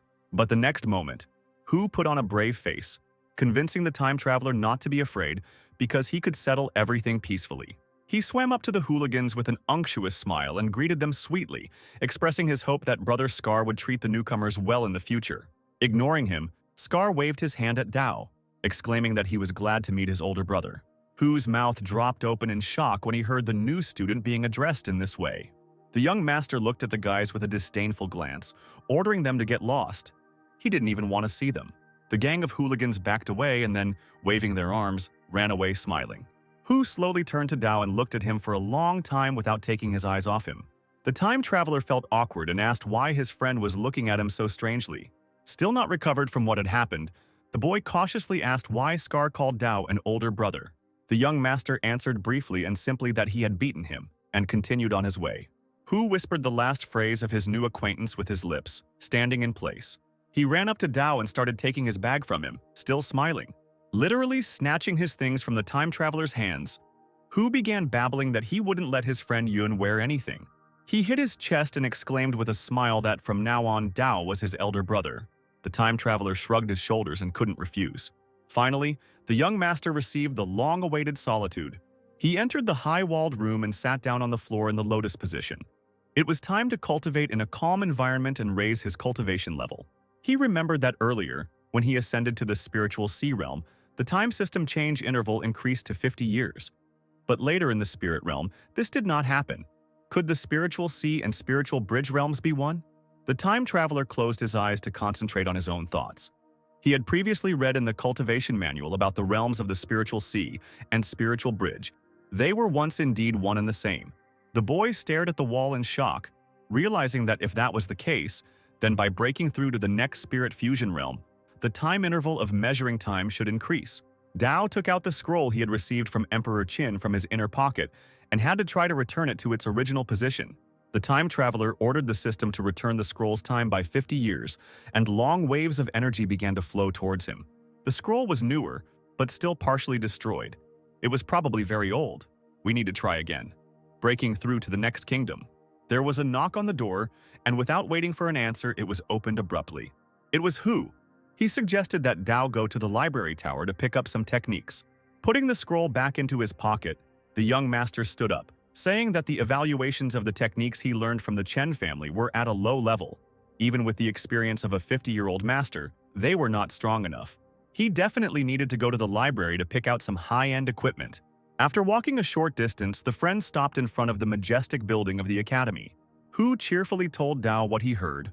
On the top floor of the Academy Tower, there are high-class heavenly-level techniques stored. I wonder if they will have a chance to see them. Suddenly, the guy's way was blocked by two not very friendly men, who asked the strangers to show their tokens. Hu frowned and silently handed over the previously issued token. The man checked it on some special device. Then he handed it to the student with a grin, concluding that the gray token had 0 points and that Hu currently did not have sufficient skills to enter the library tower. The student was surprised, but suddenly decided that the man did not need his token at all. In the outstretched plump palm lay several spiritual stones. The man pursed his lips as he looked at the bribe. Hu continued to say that his older brother had worked hard and deserved it. The employee coughed and took the stones, pretending to shake the student's hand. Hu didn't expect that he would only be allowed to choose one technique scroll from the second floor for himself upon entering. Smiling, the boy reached for the stones, asking his older brother to be more accommodating and give him a few more techniques, but he stopped the attempt because a simple student had no right to bargain. The strict employee added that it would not be enough for the student to select more books of stones. Shrugging, Hu waved his hand towards the library, calling Brother Dao to follow him. But now, the hand of power has blocked the way for the time traveler. The man extended his hand, asking where the new boy's share was. Raising an eyebrow, the young gentleman simply replied that he had nothing. The employee frowned, exclaiming that the student did not dare say that he had nothing to offer.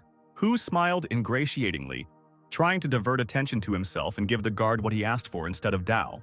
But the time traveler covered his hand with his own, seriously addressing the man, asking what he was going to do if he didn't receive the bribe.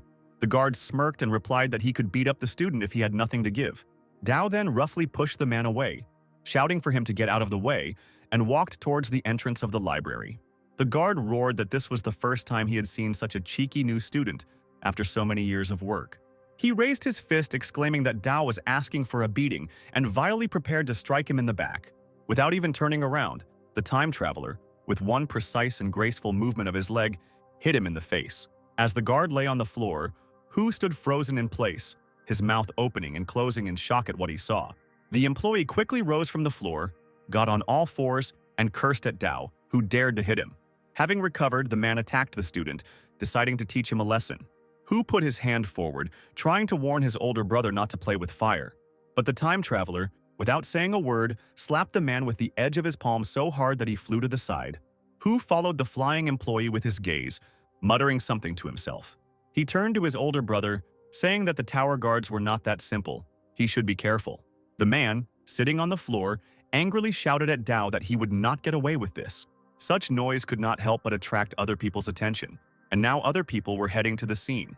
3 handsome men, clearly higher in rank than ordinary guards, loudly asked who dared to start a fight.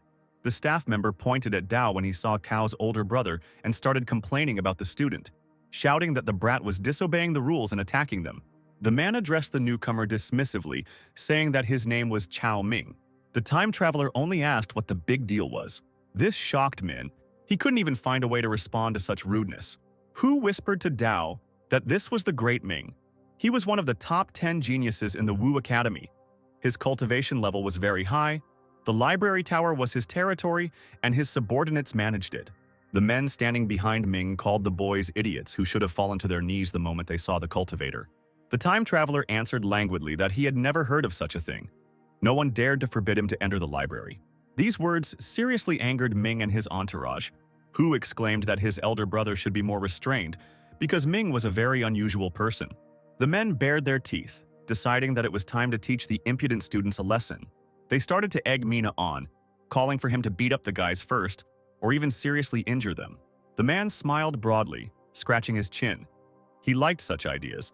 Then he would drag the student to the square as an example to others. Then everyone will learn the consequences of disrespectful treatment of Min himself. Hu, approaching the cultivator, tried to settle everything verbally and not escalate the situation. The man, without even listening to him, hit the student in the face with all his might, and he fell to the floor. He shouted that no one would dare ask him to calm down. Frowning, the cultivator ordered everyone to step aside. Dao lifted Hu from the ground. Holding him by the shoulders, the time traveler asked if everything was okay with him. Almost crying, the student begged his older brother to leave while there was still a chance, because even Scar was no match for this man. Dao put his arm around his friend's shoulders, convincing him that he was confident in his abilities. The time traveler warmed up his knuckles until they cracked. Min was too self-confident to dare to hit his friend. The man shook all over with anger, not believing that someone dared to say such a thing to him. Pointing his finger at the guy, the cultivator ordered that his legs be broken and his mouth torn for such insolence. The man's accomplices stepped forward, flexing their fists, and convinced their older brother that they could easily deal with the student. Dao stood motionless, wondering who he should start with. The trio pounced on the guy from different sides, shouting at him not to resist and not to make things worse for himself. The time traveler knocked out Min's subordinate with one precise blow of his fist. The blow sent him sliding across the floor right to the feet of his boss. The cultivator shouted that the shameful pile of trash couldn't handle one impudent person. He had barely managed to do anything when a commanding female voice was heard from the sky, calling them to stop. A stern-looking woman in rich clothes smoothly descended to the ground, and everyone bowed before Elder Mao. The eyes of Ming's subordinates immediately sparkled as soon as they saw the beautiful elder. The cultivator himself bowed respectfully before her, briefly greeting her. He exclaimed that, being in charge of the library tower, they had encountered for the first time a newcomer who not only broke the rules, but also injured the tower guards. Mao turned to Dao, asking if this was true. The guy pointed at the men, saying that this was nonsense and that they were making fun of others by taking money from them.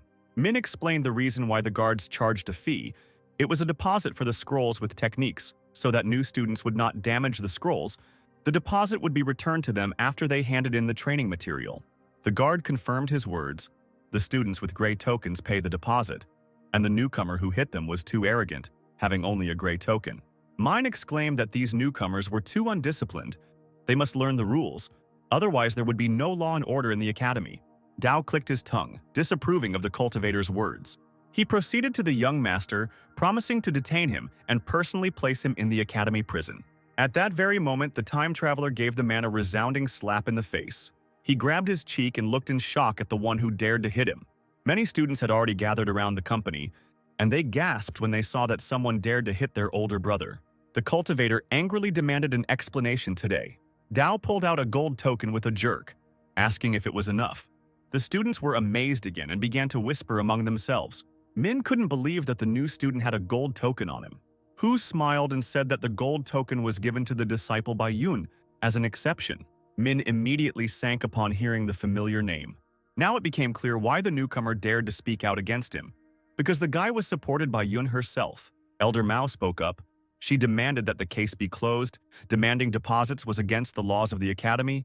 The guards had to stop this. Min, having become meek, promised that he would immediately cancel this rule. The elder turned around abruptly, ordering her to be let through to the entrance of the library tower. The cultivator's subordinates ran up to him, urging him not to let go of the offspring that had deprived them of their source of income. Ming approached Dao, threatening that life at the academy would be a living hell for him since he dared to cross his path. The time traveler fearlessly walked around him, replying that this had not yet been decided. Finally, Hu and Dao entered the library tower. Hu exclaimed in amazement that each stone here represented a specific technique. Elder Mao came out to them and told them that there were 5 floors in the tower, and with each floor the techniques became stronger. Only after mastering more than 10 techniques on each floor can one enter the next one. Almost all the students with good abilities in the Wu Academy practiced the techniques from the 5th floor. Dao bowed respectfully to the woman, thanking her for her story. Ming crossed his arms over his chest, mockingly advising Mao not to tell the guys about this, since they could only dream of getting to the 5th floor. The man mockingly called Dao, calling him his younger brother. The cultivator said that he would wait for him on the 5th floor, and mockingly hoped that nothing bad would happen to him along the way. The time traveler responded in kind, stingingly saying that everything would be fine with him. As the man passed by, he noticed that Dao was at a loss. The time traveler, looking at the library column, ordered the system to increase the training time for the Scorching Sun sword technique by 50 years. Long golden energy waves engulfed the young master's body. After increasing the time, the mastery of this technique is complete, but it is too weak. You need to strive upward to increase the strength. Hu called out to his older brother, boasting that he would soon master his first technique. Dao smiled sincerely and congratulated his friend on this. Hu paused for a moment and looked at his student with astonishment, seeing that he was moving on. The time traveler smiled, placing his hand on the gate, which began to glow with a golden flame. The gate swung open, the level up was successful.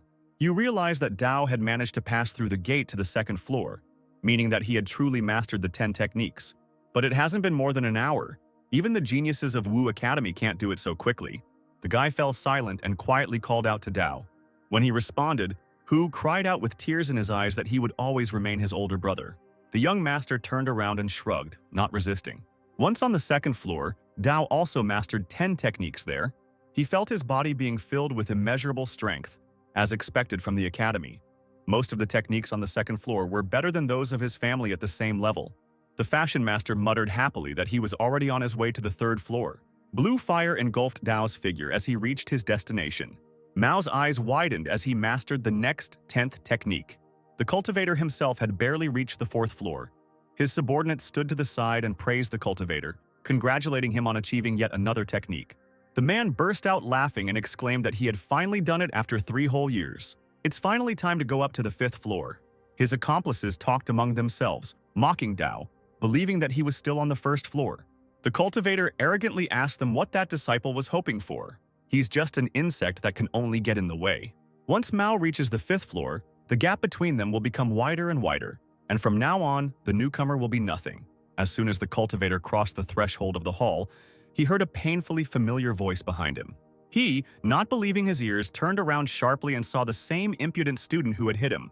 The subordinates were no less surprised, asking themselves whether they were imagining the appearance of Dao. Mao almost growled, angrily asking how he managed to get up to the 4th floor. The time traveler scratched his chin, mockingly asking if the cultivator was interested.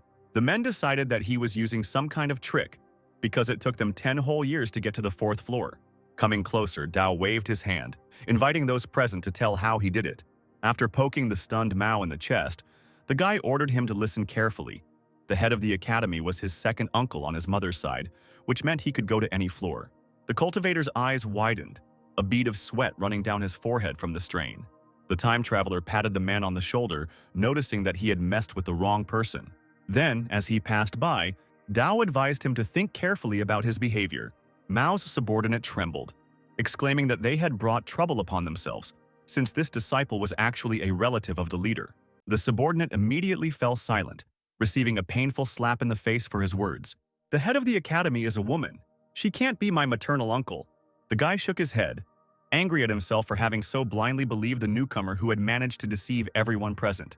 Angered, he rolled up his sleeves and advised Brother Min to teach the liar a lesson. But he stopped the henchmen, noting that they would face punishment from the academy if Dao was beaten on the library grounds. Enraged by the freshman's frivolity, the guy angrily asked what to do, since it was obvious that the whole company was being deliberately provoked. Min smirked as he ordered his henchmen to report the newcomer, as entering the upper levels of the library by dishonest means was a valid reason for punishment. The students burst out laughing, praising Brother Min for his resourcefulness, and they decided to do what they had planned immediately. The man turned on his heels and informed everyone that he would go up to the 5th floor in the meantime. Looking over his shoulder, Min added that no one could go up to this floor without real strength. The leader would personally punish anyone who dared to enter there. Dao stared at his disciple and said nothing. He left the room, leaving the villains alone, and addressed the system. The time traveler ordered to increase the time of studying the Xuanzhao Sutra by 50 years. The boy found himself in the center of an air vortex. His mana glowed for a moment, but a second later it went out again. Dao couldn't help but sigh in disappointment. He frowned when he realized that even with 50 years of training, he had not been able to master this sutra. Dao put his hands behind his head and began to walk around the hall. If he didn't have this system, he really would be ordinary trash. It seems that the time traveler needs to choose to study easier techniques from the 4th floor. Otherwise, he will not be able to get to the 5th floor due to non-compliance with the requirements. After a while, the newcomer's cry of joy echoed throughout the hall. Dao's figure was illuminated by a bright light, and he noted with some pride that he had finally found 10 techniques out of 50 that he had mastered and could now ascend to the 5th floor. In the library on the 5th floor, the heads of the academy had already gathered near a massive column. The doors swung open, and the stately figure of Elder Mao majestically entered the room. She shook her head and said that the techniques of the 5th floor were not that simple, and after so many years, she still had not been able to comprehend them. The silence that followed was broken by Mina's cry to the woman, asking her to wait. She turned around sharply, asking what happened. The man brought his palms together in a respectful gesture, saying that the new student Mao had spoken to earlier was too arrogant. He even dared to trick his way onto the library floors. This news amazed the elder, who had already formed a positive impression of the first-year student. Min, clenching his fists in anger, continued to pour out his complaints, saying that somehow Dao had reached the 4th floor in just an hour. He called the guy a fraud. The scoundrel dared to behave like that even after the elder herself stood up for him. His tirade was interrupted by the voice of Dao himself. Mao was the first to notice him. The time traveler loudly offered to rip out the tongue of Min, who was chatting a lot behind the backs of others. The man grimaced and turned towards the door, clearly not expecting the boy to catch him off guard. Min pointed his finger at the new arrival and, stuttering, asked in confusion how he ended up on the 5th floor. The time traveler, putting his hand on his hip, mockingly asked why he couldn't be here. At this, Min waved his hand, hysterically screaming that others spend decades and still can't get up here. But an ordinary newbie got to the floor so quickly. The time traveler smiled again, folding his arms across his chest. He claimed that there was no one in the world stronger than him, so it was not surprising that the student was able to reach the 5th floor in a few hours. Ming turned to the elder for support. Dao couldn't be allowed to leave. There was clearly something wrong with him. Mao frowned, raising her eyebrows, and asked Dao if the man was telling the truth. He nodded, confirming that it had only taken him 2 hours to get up here.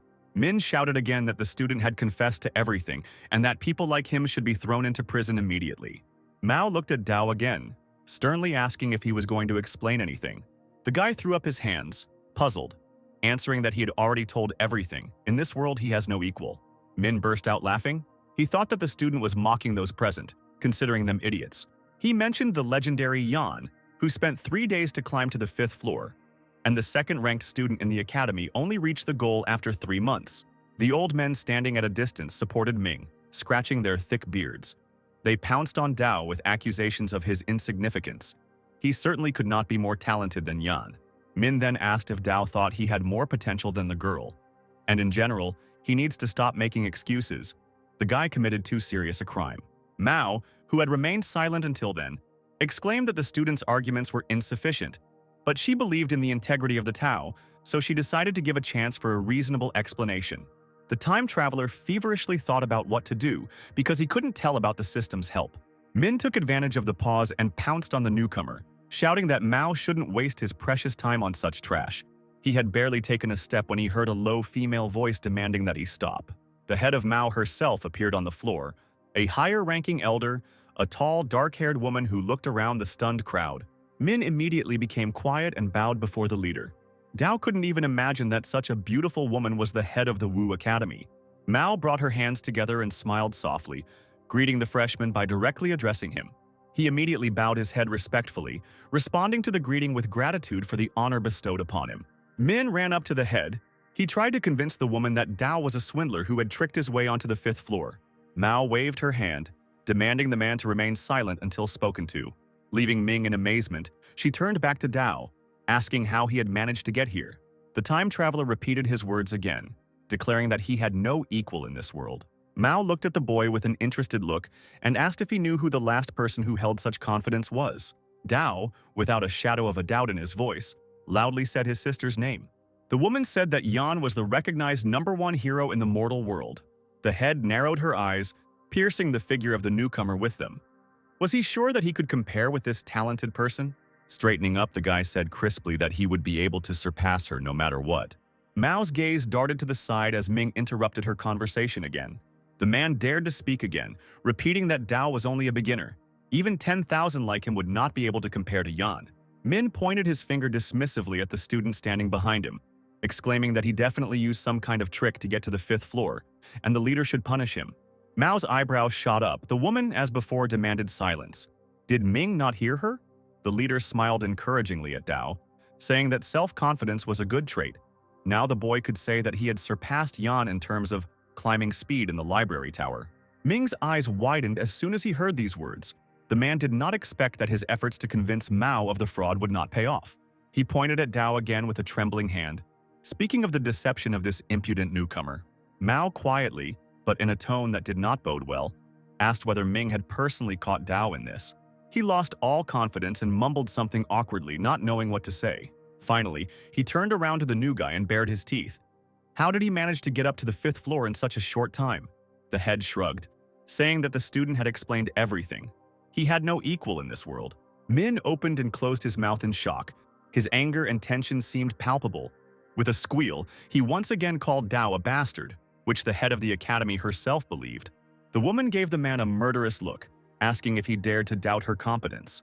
He suddenly lowered his head, staring at his boots, and assured that he had never thought of such a thing. Mao said that the restrictions were set by her, the head of the academy, personally. She can say with confidence that Dao did not deceive anyone, but rose to the 5th floor only relying on his talent.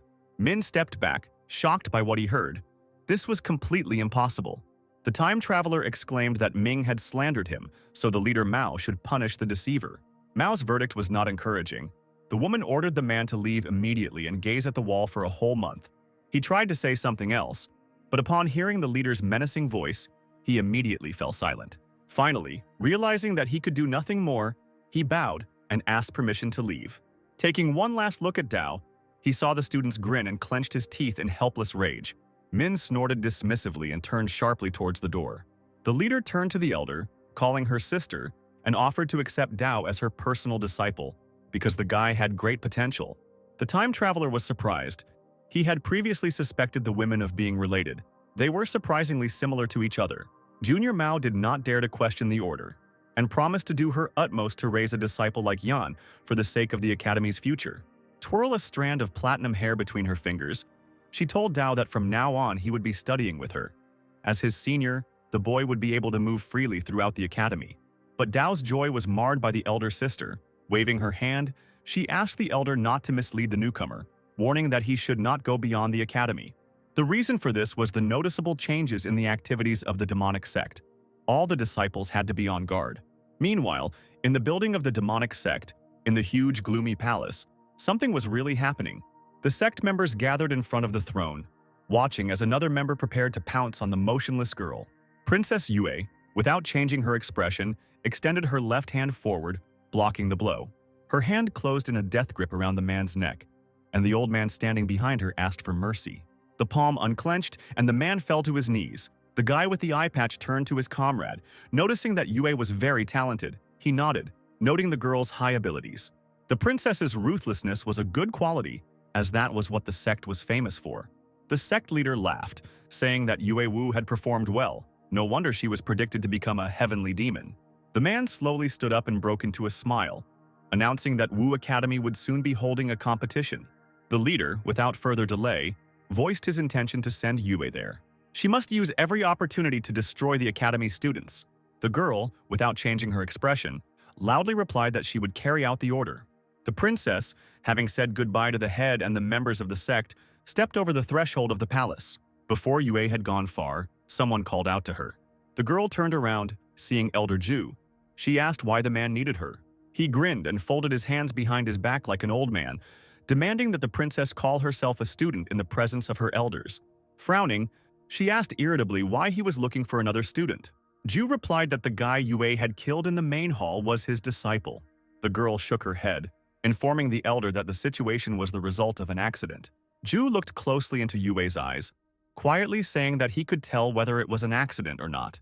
Even though the princess was promised the position of a heavenly demon, she is still in the sect now, and she should understand this. Lowering her head, Yue exhaled heavily, resigned to her fate, and demanded that the elder punish her. The man chuckled and looked at the girl slyly, saying that he admired her talent or character. She had everything that would be useful for the cultivation methods of the demonic sect. Suddenly, Ju rushed towards Yue, causing her to shrink in fear and turn pale. Yue felt waves of danger coming from the old man when he asked about her innocence. Having controlled herself, the princess looked askance at the elder, asking what he was trying to hint at. The man's bony fingers dug into Yue's thin shoulder, and she retreated in horror. Ju smiled unctuously, looking at the young body carnivorously. He said that he just wanted to help a representative of the younger generation. With a profitable cooperation, he, having mastered the dual cultivation technique, will be able to help Yue increase her cultivation several times. The princess raised her hand to her chest, trying to somehow distance herself from the old man, and quietly asked if he was serious. He, still grinning, decided that Yue had fallen for his words and nodded. Ju added that he saw the potential of the young sect member. He liked her, so he chose Yue. The elder squeezed her shoulder again, asking again if she agreed. An unkind smile blossomed on the princess's face, and the girl languidly said that she would not be able to refuse the offer, since the elder's technique was really so powerful. Ju, confident of his victory, scratched his gray beard with satisfaction.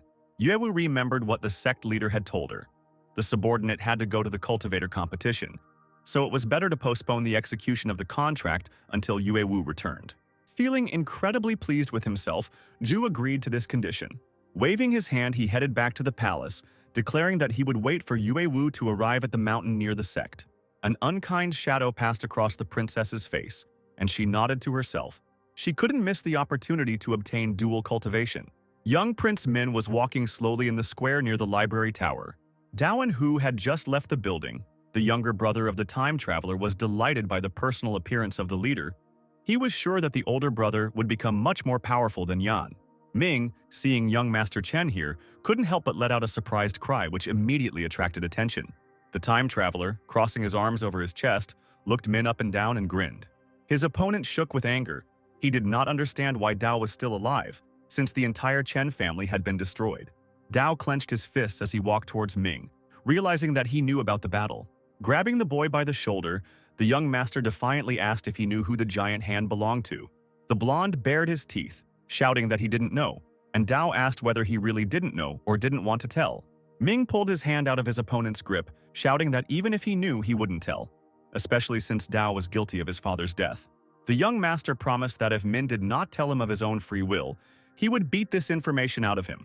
Ming shook with anger again, reminding them that both of them were in Wu Academy. Instead of answering, Dao swung his fist and hit Ming in the face with all his might. The guy couldn't stay on his feet from such a blow and flew straight into a brick wall. The time traveler flexed his arm, hanging over his opponent, and asked if he would speak. Ming wiped the blood from his lip with the back of his hand, replying that there was no point in angering that person, as this information would not bring anything good to the Dao. An enraged Chen grabbed Ming by the collar, shouting that he didn't care whose hand it was, he had to avenge the destruction of his family. With a trembling voice, the blonde whispered that he wasn't sure, but it could have been Zhen Guohou. His father once visited him, and Min saw a demonstration of such a technique. Dao immediately let go of his opponent. He himself had heard of Guohou, a third-rank cultivator from the Tian Shui dynasty. Hu, who was silently watching this scene, understood that a lot had happened to his adopted elder brother. Ming smirked, saying that as long as the noble king's token was in Dao's possession, even being in the academy wouldn't change anything. There would always be those who would try to take the token away. The time traveler chuckled and turned away from the guy, hissing that even if he couldn't hide, he would simply get rid of all his pursuers. Hu followed his friend when he asked if he had heard everything. When the disciple nodded, young Master Chen asked him what he thought about it. Hu laughed awkwardly and scratched the back of his head, replying that he didn't understand anything, to tell the truth. After some time, Dao returned to his room to continue his meditation. Thanks to the time system, he learned many techniques in the tower and his strength increased significantly. But the guy's cultivation development is severely limited, as the abilities are barely up to the average level. You need to use the system to increase the cultivation. Otherwise, the Noble King token will lead to disaster. Suddenly, there was a hissing sound coming from above, and something burned a hole in the ceiling, falling right on the guy. The time traveler noticed a golden glow out of the corner of his eye. The talisman was flying towards his head at great speed. Dao blocked the spell with his hand, and a powerful explosion was heard in the air. When the smoke cleared, the young master found himself in an unusual bubble, illuminated by a bright light. The light began to slide off the wooden walls. Symbols appeared under Dao's feet. He immediately understood that this was not a good thing. As soon as the time traveler ran to the side, vague human shadows began to appear around his figure. He covered his face with his hands, defending himself from the attack of the strangers who used streams of fire. The figure of Chao Ming and his henchmen appeared in front of the guy. The time traveler stepped back, seeing his opponent standing in front of him, grinning evilly. Dao smiled back, asking why the man had come. Did he really want to kill him? The newcomer's insolence once again angered Ming. Previously, none of the academy's students dared to contradict him, so Dao should be taught a lesson. The time traveler straightened up, asking if his opponent was afraid that the boss would find out about this. Min waved his hand around the barrier that hid those present from the outside world, drawing the newcomer's attention to it. No one would know anything if he died. The man was sure that the leader would not be able to keep an eye on him due to his busy schedule, which is why Dao should kneel down and offer his neck for a quick and painless death. The time traveler held his sword in front of him, shouting that he was ready to repel the enemy's attack. Min smirked as he asked the newcomer if he really thought of himself as some kind of expert. Does such a weakling really think he is worthy of fighting against him? The henchmen flexed their fists, suggesting that their elder brother not waste time on Dao, but rather deal with him quickly. The man ran forward and extended his hand, intending to grab the young gentleman by the neck. He instantly swung his sword, sending blue beams of mana towards the enemies. Dao raised his hand sharply, increasing the shockwave coming from the sword. The time traveler swung his sword through the air a few more times, and that wave picked up the enemy, throwing him into the air. He closed his eyes in pain, not suspecting that he would end up in the role of the loser. The man was thrown beyond the barrier, straight onto the hard road outside. The faces of the other villains turned pale, and beads of cold sweat rolled down their foreheads. Without saying a word, they sank to their knees, not understanding how this was even possible. Dao straightened up and swung his sword again, ordering the strangers to get away. Covered in bruises and scratches, Min was still lying on the floor, barely moving his dry lips.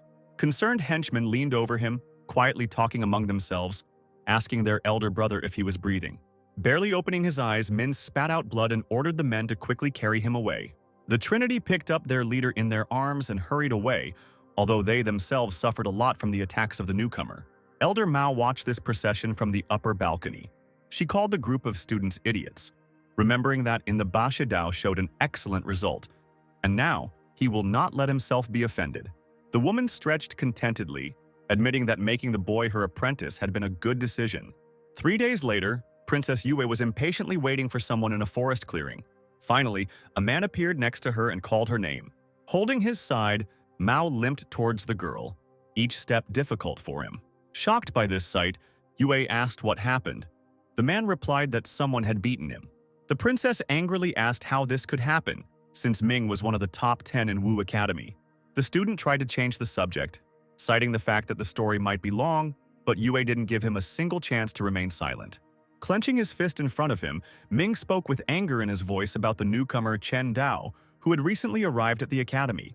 Yue Wu, hearing the familiar name, thought there was nothing surprising in the fact that this was the work of the young master. Min, clutching the fabric of his suit, leaned forward, shouting to ask Yue if she knew this bastard. The girl nodded. It was he who was the reason why the princess called Ming to the clearing. This rather surprised the student, who had already despaired of finding a way to deal with the impudent man. Ming hated Dao with all his heart and persistently asked Yue to help get rid of the young master. The princess chuckled. Judging by what she saw, Ming was completely unworthy of becoming an opponent of Dao. The man gritted his teeth, acknowledging the newcomer's skills, but the boy's influence in the academy was small, meaning there was definitely a way to kill him. Yue Wu smiled slyly, stating that Ming's personal presence was not required to deal with Dao. This made the man happy, and he immediately asked what the princess had in mind. In response, the girl asked if he remembered the junk pills he gave her. Ming nodded. Then he had difficulty getting these medicines, and even heard that Yue had given them to someone else. Could it be to Dao himself? The girl agreed with a grin. The pills were intended for the new guy. Min let out a dissatisfied sigh. This scum was incredibly tenacious. Did he really not die after eating the poisoned pills?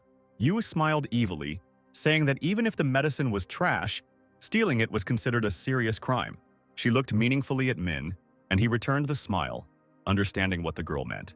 Yue gently placed her hand on the man's shoulder, and in a velvety voice the girl said that she could use his help in one more matter. He exclaimed that he was ready to do anything for the princess. Yue walked away from him, turning her back, her palms together. Turning over her shoulder, she said that she heard that there was an upcoming cultivator competition at the Wu Academy. Min nodded, saying that this time the rewards were even more valuable than last time. The girl wanted the student to do something during this competition. Coming closer to her, Min asked that he would fulfill her request. Yue leaned towards the man's ear and quickly whispered something to him, covering her mouth with her hand. The student suddenly pulled away from the princess, exclaiming that she had planned something incredible. In response, she smirked, saying that she was now a disciple of the demonic sect. Asking the man not to be nervous, Yue said that for her there was no difference between the demonic and righteous paths, because only strength matters, and the strong have different principles for achieving their goals. To this, Min shouted that it would be the end of him if the academy found out about everything. The princess slyly replied that no one would know, and if Ming decided to stay in the academy, he would receive the 3 transformation pill and would also end up in the demonic sect. The man hearing this hesitated, not deciding to answer right away. Yue placed her hand on his shoulder again, urging him to think carefully. The student will have 3 days to make a final decision. At this time, in the Wu Academy, Scar ran with joyful cries towards his elder sister Liu, a ninth-level disciple. She was just training with a dagger. Without stopping for a second, she asked her brother if anything had happened in the sect during her absence. The boy looked down and scratched the back of his head, quietly replying that someone had beaten him. Liu stopped and turned to look at Scar. A moment later, she continued her training, chuckling indulgently. The student was surprised by this reaction and emotionally asked if the older sister was going to comment on this in any way. Attacking the invisible enemy, Liu remarked that Scar had deserved his punishment. The guy was stunned by these words and only opened his mouth in surprise. Liu stopped again and said that she was aware of her brother's insolent behavior within the walls of Wu Academy, and that he constantly used her name like a spoiled young master. Scar threw up his hands, saying that what happened didn't matter. He was still her little brother. Liu narrowed her eyes, saying that if it weren't for this detail, she would have beaten up such a brother a long time ago. Scar, grimacing like a small child, exclaimed that he could not just accept what had happened. Tears began to flow from the corners of his eyes, because before the siblings came to the academy, their late parents had begged Liu to take care of Scar. The student grabbed his head, lamenting that now he meant nothing to his older sister. The girl rolled her eyes and exhaled heavily. Straightening up, she deftly pressed the sword to herself and looked sternly at her younger brother, ordering him to take her to the offender. Scar, quickly wiping away his tears, happily replied that he would do it right now. This is exactly what he expected from his older sister. In the courtyard of his rooms, Chen Dao meditated under the tireless gaze of his teacher, Elder Mao. He tried his best, his eyes tightly closed as the woman said that a newbie's foundation in the spiritual bridge realm was much stronger than that of ordinary cultivators. Therefore, breaking into the spirit condensation realm will be more difficult than for others. Dao stood up, wiped his sweat, and asked the elder if it was true that spirit condensation was only the first step to becoming more than an ordinary cultivator. Mao said that this is because the first three realms, the accumulation of spiritual energy, the spiritual sea, and the bridge, they form the foundation for the future cultivation of the cultivator, but the body itself does not change. The time traveler asked whether it could be said in this case that these spheres were not particularly important. The elder shook her head, replying that it was the other way around. These fundamental spheres were extremely important. The foundation they laid determines the limits of a cultivator's advancement, while the weak will encounter difficulties once they reach a higher level of cultivation. This is why many practitioners decide to recultivate these realms once they reach the highest realm of cultivation. Dao understood this matter and also asked what he should do to break through to the spirit condensation realm. Mao sent the boy to the 5th floor of the library to find the bird's wing sutra technique. This technique with the yang attribute is necessary to break through to the realm. One must practice it tirelessly to succeed. The student was surprised that technology would be so important for breaking through to the new kingdom. At that moment, a deafening explosion was heard, and the wall near those present collapsed. Dao and the elder turned around abruptly upon hearing the noise. Scar appeared in the doorway, shouting loudly to his sister that he had found the offender. He kicked down the remains of the wall and ordered the young Dao master to come out. Scar immediately demanded that the others shut up. Elder Mao stepped forward, challengingly asking what the uninvited guests were doing here, and who had given them permission to barge in like that. The entire alien team instantly lost their courage. Puzzled expressions appeared on their faces, and Scar himself began to babble, asking how the woman ended up here. Liu came out to her, folding her hands in a respectful gesture, and greeted the master. After examining her, the elder noticed that the girl's cultivation had improved significantly, and she had been very lucky in the tests organized by the Wu Academy. Liu replied that there were many talented students in the academy, and her achievements were indeed great. She would not have been in a hurry if it weren't for the resource-gathering competition. After falling silent, the student spoke again, asking what her esteemed master was doing in the courtyard of the students' quarters. Mao pointed her finger at her, sternly telling her not to ask such questions. Not only did they show up without permission, they also broke the door in the wall. Liu tried to explain everything to the elder and began her story. But Scar immediately flew up to his older sister, interrupting her, assuring her that since the elder was here, there was no need to continue. But the woman could not be stopped. She demanded to know why the students had broken down the wall. Liu fearlessly blurted out that she came to find Chen Dao's younger brother. He had beaten up her younger brother not long ago, and now it was her duty to take revenge on the newcomer. Mao crossed her arms over her chest and frowned, asking if the guests knew that Dao was now her disciple. Liu was unhappy because the woman said that the girl would be her only student. It was Dao's turn to be surprised by such a strange and suspicious statement. Mao responded without any embarrassment that the boy was too handsome not to be accepted as a student. The time traveler blushed when he heard such liberties from the lips of the elder himself. Scar grabbed Liu's hand, exclaiming that there was a misunderstanding and it was just a joke. The old sister immediately ordered her brother to stand still. Mao turned to the newcomer, asking if he had defeated Scar before. Dao nodded, briefly replying that he had indeed done so. The elder returned her serious expression to Liu, asking if she was Scar's older sister. The girl nodded when Mao reminded her of the Wu Academy rule. Personal grievances should not be allowed to affect others. A victorious smile slowly blossomed on the elder's face. She stepped aside, suggesting that the boys fight among themselves and resolve all differences once and for all. Dao smiled broadly, crossing his arms over his chest. He was all for it. Scar stuttered and turned to his sister, saying that he couldn't, and she shook her head. Her little brother shouldn't be a coward. The boy began to lament that he had turned to his older sister for help so that she would fight in his place. But Liu could not contradict the respected master. If Scar loses this time, she will fight in his place next time when the master is not around. Finally, Dao, realizing that the conversation was over, began to warm up before the fight. Faster than lightning, he ran forward, pouncing on Scar, who had not yet managed to group himself. A cry of pain rang out, and Liu and Elder Mao rolled their eyes. The beaten Scar, who did not last even a few minutes, lay on the floor and begged Dao to spare him. The time traveler chuckled and pointed his hand at the broken wall, ordering the loser to fix his gate. After an hour of work, Scar finally installed the new doors. With a wounded face, he stood before Dao, bowing respectfully, declaring that everything was ready. Just as the guy said he was ready to leave, the gate exploded into tiny pieces behind him again. This time, Ming burst into the courtyard, kicking away stones with his foot, calling the vile coward Dao to come out. Scar almost cried when he saw his work destroyed, and Dao himself was seriously angry at such a stream of guests destroying his property. The high-level student walked confidently towards the time traveler, grinning arrogantly. But his arrogance subsided as soon as the man saw Elder Mao, who was already barely able to control herself from anger. The female figure thundered and flashed as she demanded an explanation from the next burglar. Min, having controlled himself, tried to clearly explain that he came here to interrogate Dao, who was guilty of violating the rules of the Wu Academy. The elder seemed more concerned about the safety of the property, and she repeated the question again, asking why the man had broken the gate. Sweating profusely, Min said that he suspected the new guy of stealing pills from the medicine pavilion. Mao raised an eyebrow. That didn't give a man the right to break down a fellow sect member's gate.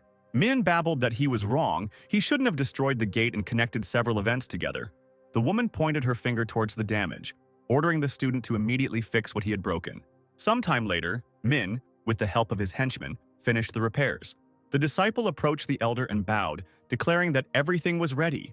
The woman chuckled irritably and allowed him to say why he came. Ming repeated that the disciples of the medicine pavilion had recently conducted an inspection and found that a large number of spoiled pills had disappeared. That is why Dao is suspected of theft.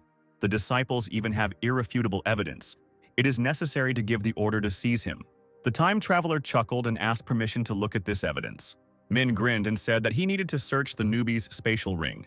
He thought he had caught the guy off guard because there was no way he could have used up the pills in such a short time. They should still be on him. Dao remembered that he had received the pills from Princess Yue. Apparently, she had taken them from Cao Ming beforehand. The man chuckled at Dao's confusion and asked if he had swallowed his tongue.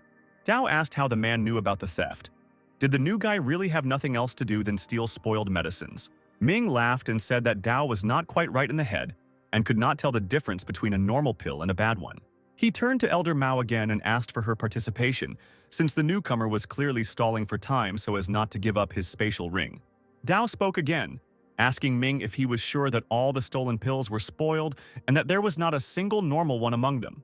The man stated that he was sure of this, and the senior brothers from the medical pavilion arrived with him and witnessed this. The brothers reported that they had conducted a full inventory.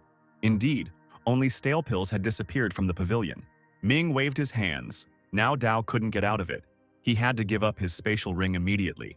The time traveler reminded the man of the consequences of such accusations, as it would greatly affect his reputation. Min stated that if the conclusions were wrong, he would personally kneel before the newcomer and bow as an apology. Dao agreed to this, and with one deft movement removed the ring, throwing it straight into the hands of his opponent. The best disciple, pleased as ever, handed the ornament to Elder Min so that she could see for herself. But the woman waved her hand, saying that there was no need for this. Let the accused check it himself. Min immediately fished a golden chest out of the ring. He thought it would be better if he himself discovered the fact of theft. Pointing towards the chest, Min stated that the elixirs should be there. He opened the lid and a bright light poured out. The man exclaimed joyfully, asking if everyone could see the contents. Those present were amazed at the large number of bottles inside the chest. The elder recoiled, not knowing what to say, looking at the elixirs. Rolling up his sleeves, the student rushed towards Dao, shouting that he would immediately grab him and take him to Mao for interrogation. But before he could take a step, he received a blow to the face from a woman and fell straight to the floor. Min grabbed his aching cheek, hysterically asking why she hit him. Rubbing the bruised area, Min asked if the elder was going to protect the thief. The elder shook her head. Dao is her disciple, she will truly only protect him. Min turned and headed towards the door, saying that he would ask the director to look into what had happened. The second blow knocked him off his feet, and the man fell face down onto the hard floor, stretched out at full length. Humiliated and beaten, he turned sharply to the woman, shouting that he was also a student of the academy. And Dao stole the unsuitable pills from the magic room. There was irrefutable evidence of this. Mao cursed, calling Ming an idiot who suddenly saw spoiled medicine where there was none. The man turned around sharply, shocked by these words. He stood up and crossed the courtyard in 2 steps. Grabbing several pills from the box, looking at them carefully. The elixirs had a rich power and a sharp aroma. He narrowed his eyes, frantically trying to figure out where the bad pills had gone in that case. Gritting his teeth, he turned to look at Dao and hissed, asking him what to make of this. The time traveler gave him a disdainful look, and he wasn't going to explain anything. Ming shouted to the elder that Dao had too many pills. This was a problem. The guy needed to be arrested immediately. Raising an eyebrow, Mao asked in a dangerous tone what the problem was now. Min just spread his hands in confusion and mumbled something. However, now everyone was wondering where the new guy got so many elixirs from. Their quantity was akin to the warehouse of an alchemy room. Dao came closer and demanded that the promise be fulfilled. Let Ming kneel before him. The man straightened up, declaring that he would not do this. Let Dao explain where he stole the medicines.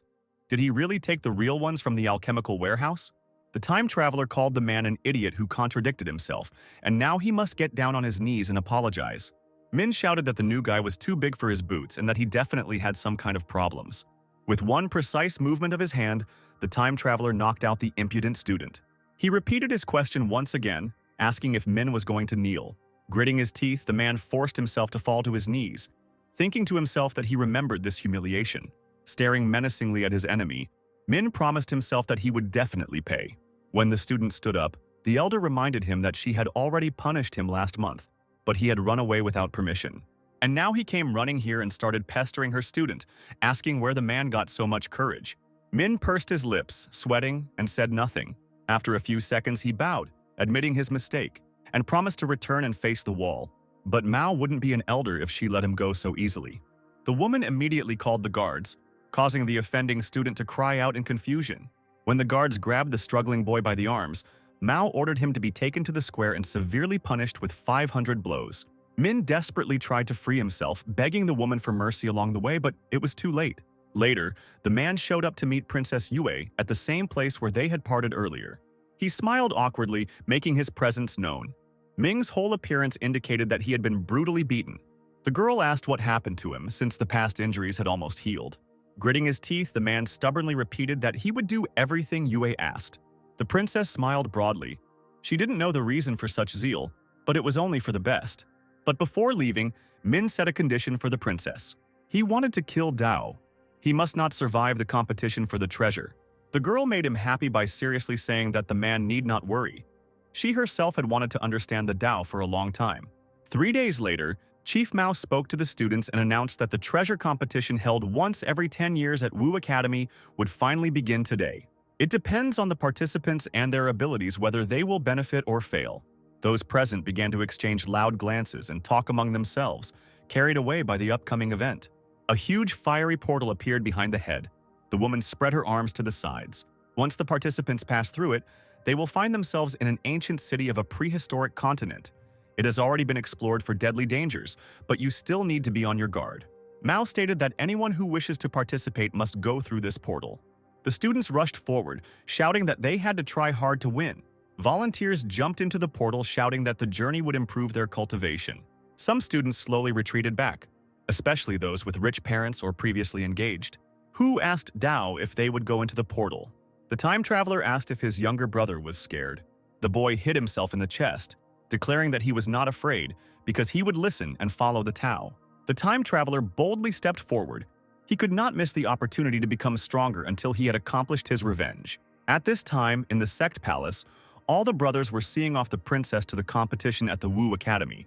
The leader said that when Yue Wu returned victorious, he would become the first disciple in the history of the heavenly demon sect to enter here so quickly. The man extended his hand to the princess with a grin, saying that the demonic sect had placed its hopes on her. Yue bowed, seriously answering the leader that she would do everything in her power. Elder Ju said with an unctuous smile that he would also wait for her triumphant return, and would even organize a celebration in honor of the winner. The girl returned the smile, declaring that she would not let him down. When Dao and Hu entered the portal, a rather deserted area awaited them beyond its border. The time traveler noticed that the place looked destroyed. Indeed, a bleak landscape of a huge abandoned palace and arid land stretched out before the guys. Hu was aware that this was an abandoned ancient city. Dao looked at his friend with interest. As it turns out, the barren continent is full of abandoned cities similar to this one, and the Wu Academy has discovered and explored at least 10 of them, each of which contains both treasures and dangers. Young Master Chen asked where the barren ancient continent was. Hu shrugged. He didn't have such information because the place could only be reached through a portal. They say that the continent is in a world of another dimension. As soon as he was discovered, the area was already in decline, as was the life force in it, and no other cultivators had ever been seen here. Dao's face took on a puzzled look. Now he didn't understand how they could find the treasure. But Hu was not lacking in optimism. He joyfully exclaimed that it was as easy as pie. You just need to search the destroyed buildings, where there could be magical weapons, elixirs, and much more. Hearing this, the time traveler did not waste precious minutes, but dashed towards the building to immediately check the words of his younger brother. He kicked the already half-destroyed wall and entered one of the rooms, but after a while he came out with a dissatisfied look. Dao wiped the dirt from his cheek with the back of his hand. His efforts were in vain. The room was empty. Hu laughed, so as not to offend his friend. He said that he had just come out of an ordinary courtyard, and that he needed to look in the buildings of the rich clans. It is said that one day a student found a great seal in a city manor. It was sacrificed and turned into a powerful heavenly magical weapon. Dao was in high spirits and supported the idea of continuing the search. The abandoned city was large, which meant there should be a lot of treasure. The search for other students was not so calm. They barely stepped through the portal before running into local monsters. A huge alligator ran after them on its hind legs and roared deafeningly. A moment's hesitation and decision to turn around cost one student his life. His comrade heard disgusting chomping sounds behind him and screamed hysterically when he saw that the alligator was already swallowing the unfortunate man. At that moment, hearing the noise, Dao and Hu came running to the scene. The time traveler looked at the huge demonic beast with interest, while Hu felt sick from the sight of torn human flesh. The junior disciple shook the talismans in the air, calling on Dao to get out of here immediately, but the time traveler ordered him to get out of the way. He ran next to his younger brother, like the wind, excitedly rushing forward to deal with the enemy. Sensing the scent of another human, the demonic monster paused for a moment, sniffing. Dao took advantage of this, pulled out his sword, and struck the alligator with an attack of his energy. He swung his sword, and a multitude of lightning bolts were added to the stream, cutting through the air. Dao looked around carefully, jumping back to a safe distance. Hu stood to the side, raised his thumb up, and praised his brother in a trembling voice. Dao and Hu approached the student, who was trembling from the fear he had experienced, and asked where he had met the alligator. The guy pointed to a large building, saying that the monster had jumped out of it before the others could get in, leaving only 2 alive. Dao knew that demonic beasts like alligators lived in water or were raised as auspicious beasts. They were also very aggressive, and they were bred by aristocratic families. Looking at his elder brother's thoughtful face, Hu asked warily if it was dangerous to go into the building. But the time traveler had already made his decision long ago. He fearlessly headed towards the palace, declaring that wealth is gained through risks. The boy with a large scar on his face happily flexed his fists, asking Sister Yue if it was time to stuff it. He was in joyful anticipation of starting the hunt for the students of Wu Academy. The girl waved her hand, saying that there was not much time left to wait. The students had scattered in all directions, and it was time to start acting. Dao stepped into the courtyard of the dangerous palace.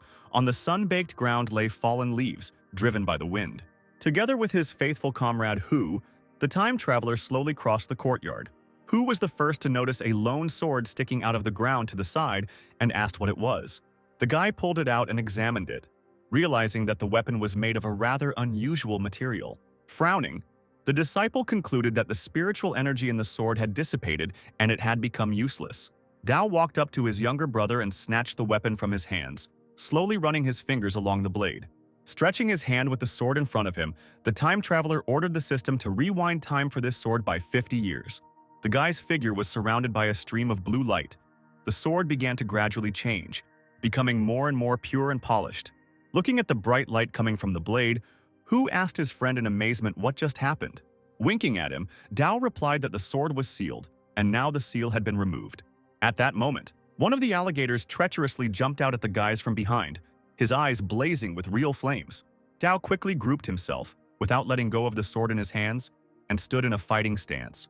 He jumped to the side and pointed his weapon at the monster, using the decapitation technique. Once the alligator was dealt with, Dao smiled and praised the characteristics of the sword, which clearly belonged to an unusual family. Now the boys had to go into the palace to find the treasure. Indeed, the first room was filled with numerous racks with different types of weapons. Hugh rushed to examine the spears standing on the stands and regretfully noticed that the weapons, left unattended, had lost their spiritual power. Without further ado, Dao extended his hand and suddenly all the objects soared into the air, surrounded by bright light. Hugh raised his head and excitedly asked his elder brother if he was going to remove the seal from each weapon. The time traveler said with a smile that he could find a worthy use for any sword, even a broken one. According to the sword sutra that the second prince gave to Dao, to create the first sword, the guy needs to spend tens of thousands of spiritual plants, and for the second sword even more. To create the second Dao sword, he needs to refine and absorb 100,000 spirit swords to succeed. He previously thought that creating the second sword would be impossible, but now fortune smiled on the time traveler. Having finished collecting treasures in the palace, a little later the guys came out to the lake, across which there was a long stone bridge. Hu concluded that they needed to cross the bridge to reach the island in the heart of the lake. The water was sure to be teeming with demonic beasts. It would be dangerous. Dao agreed with the student, carefully examining the bridge. He resolutely headed towards the bridge and asked Hu to wait while the time traveler himself checked something. The guy's foot slowly landed on the stone surface, and suddenly Dao felt some movement with his whole body. On the left side of the bridge, an alligator jumped out of the water with its mouth wide open. Dao cursed and immediately pulled his sword out of its sheath, pointing it towards the creature. However, this did not make any impression on the monster. Moreover, the strong fangs easily crushed the blade of the sword, leaving only the hilt in Dao's hand. The time traveler, dodging the debris flying at him, cursed and jumped back, while the alligator jumped over the bridge railing. Looking closely at the monster, Dao was surprised that it had cut through the spirit sword so easily. The alligators that live here are much stronger than those that the student saw earlier near the destroyed buildings. Hu, seeing that his elder brother was in danger, shouted at the top of his lungs for him to leave the bridge. Meanwhile, the monster ran on its hind legs towards the man, its mouth wide open. Dao, without hesitation, ordered the yin blade to appear in his hand. The alligator snapped his teeth, trying to get his victim, but he failed to do so. His huge mouth only gulped in air. Dao made a clever maneuver and cut off the monster, hitting it with his knee under the mouth in one of the sensitive spots. The attacked alligator immediately fell over the side of the bridge with a splash. The time traveler remained unharmed and kept his balance. But the young master did not have long to rejoice. The alligator jumped out of the water again, leading two more of his brothers. By using the cut technique, Dao was able to swing the yin blade dozens of times in a few seconds. These attacks completely destroyed the small group of alligators. Some were dead and scattered right on the bridge. Dao looked back and wiped the sweat from his face. He was almost at the island. In the very center of the lake, there were clearly many alligators living here. As soon as the student took a step, a powerful stream of water blocked his path. An alligator jumped out of the water depths onto Dao. But not like before. This one looked much stronger and more resilient. Even the monster's body was different. It was strewn with powerful steel horns. For a moment, the newcomer just stared at the monster in confusion. He was amazed by the size of the crocane, feverishly thinking about which side he could approach it from. Hu, seeing the size of the monster, cursed foully. He was sincerely worried about his older brother. Clenching his fists, the boy watched his friend tensely and begged him to save himself quickly. Turning sharply, Dao ran towards the island, the alligator crossing the distance with powerful leaps and already breathing its foul breath directly into the man's back. Raising its mouth to the sky, the monster attacked the newcomer with its incredible dark energy. The alligator's attack knocked Dao off his feet. The bridge swayed dangerously, its entire surface covered in a web of destruction. He bit his lip until it bled. He knew that after such a blow most people would die. Perhaps Brother Chen managed to avoid it. He thought hard about what to do. The student could not let his older brother die ingloriously. Dao was on his knees trying to straighten up. He was in unbearable pain. The time traveler managed to reach the edge of the bridge and find himself in a safe place, but his body seemed to be falling apart. In his hands, the boy clutched a protective artifact, a pearl, with the help of which he managed to withstand most attacks. Turning around, Dao was about to stand up to see what treasures the island hid. But what he saw shocked the newcomer. The walls of the room were strewn with all kinds of weapons for every taste. Dao exclaimed that he was now incredibly rich. The student weighed one of the many swords in his hands, its energy barely manifesting. And even though the weapon's spiritual energy had now dissipated and everything in the room had become defective, Dao knew that he had nothing to panic about. Stretching his hand with the sword in front of him, the time traveler ordered the system to rewind time by 50 years. After a few seconds of waiting, the guy let out a victorious cry. The sword returned to its previous appearance. Raising his hands high, the time traveler ordered the system to rewind time for all types of weapons by 50 years. The entire warehouse was illuminated with light, signifying a renewal for everything inside. Meanwhile, the younger brother Hu sat down heavily on the ground on the other side of the island and wondered if Dao had been lucky and what to do next. The time traveler observed how most of the swords restored their former spiritual power, but some did not. Rewinding 50 years was not enough. Looks like the guy needed to update the system as soon as possible to increase the time range. Dao sat in the lotus position, deciding to take advantage of the opportunity to begin refining the second sword. Closing his eyes, he loudly and clearly summoned 10,000 spiritual swords to himself. When the blades gathered in a circle around the figure of the man, separated only by a dome of power, the time traveler ordered them to be cleansed and absorbed.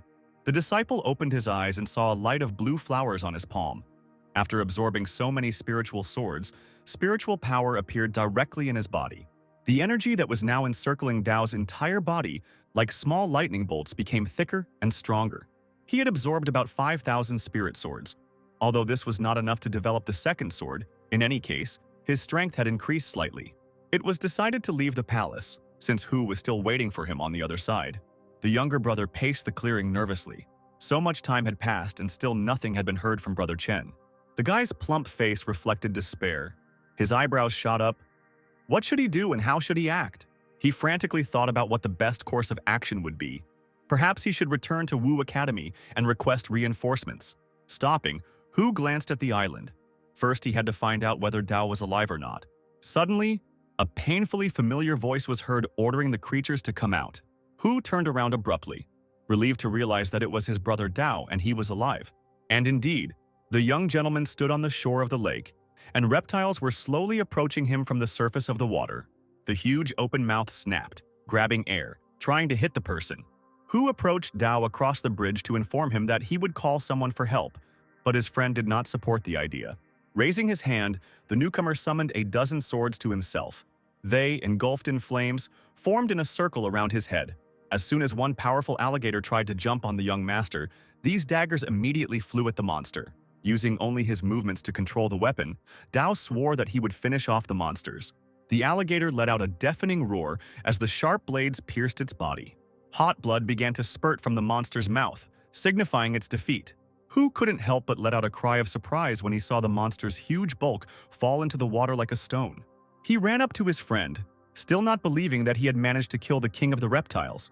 Dao turned to his comrade with a smile, asking him not to bother his head with nonsense. They should hurry to the next house. Meanwhile, Yue had gathered a group of demonic sect members around her. The students ran up to them. The princess and her team met their opponents with grins. One of the students ordered his comrade to call for reinforcements while he held off the sectarians. Yue pointed at the academy students with a laugh, ordering the sect members to charge in and leave no one alive. The fearless guy ran towards the enemy to fight him. His gaze fell on Princess Yue herself, while the girl stood calmly, looking askance at the running student. As soon as he got close, the fragile princess's fist hit the guy right in the stomach, knocking all the breath out of him. The other disciple, seeing this, rushed away. Yue ordered her brothers not to let him get away. The platinum-haired man, laughing cheerfully, called out to the student, advising him not to be afraid, but to give in to the blow. The boy ran faster but suddenly stopped, seeing Cao Ming arriving on his way. He looked at his friend in surprise, not understanding why he was all beaten up.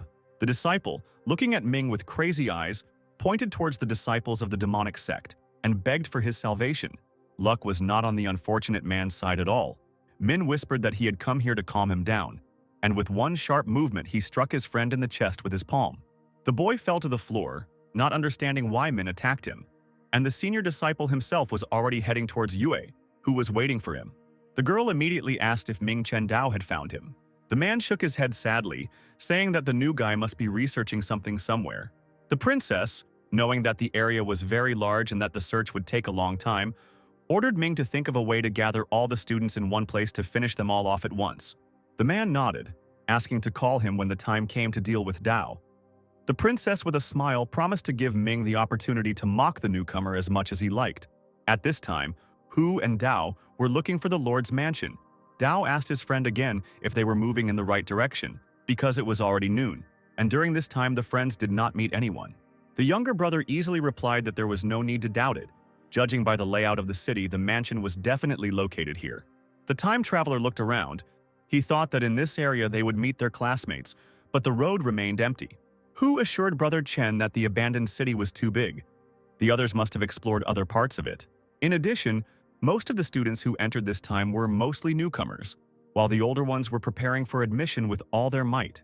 Dao stopped and asked if this was the place they were looking for. Finally, the road led the friends to a majestic palace. Hu smiled as he looked at the wide gate of the building. He was sure that this place should definitely have the most treasures. The time traveler was the first to enter the room, looking around cautiously. The boys were curious as to why the Lord's mansion of such a magnificent city was in such good condition. Perhaps the owner's life force had left too suddenly.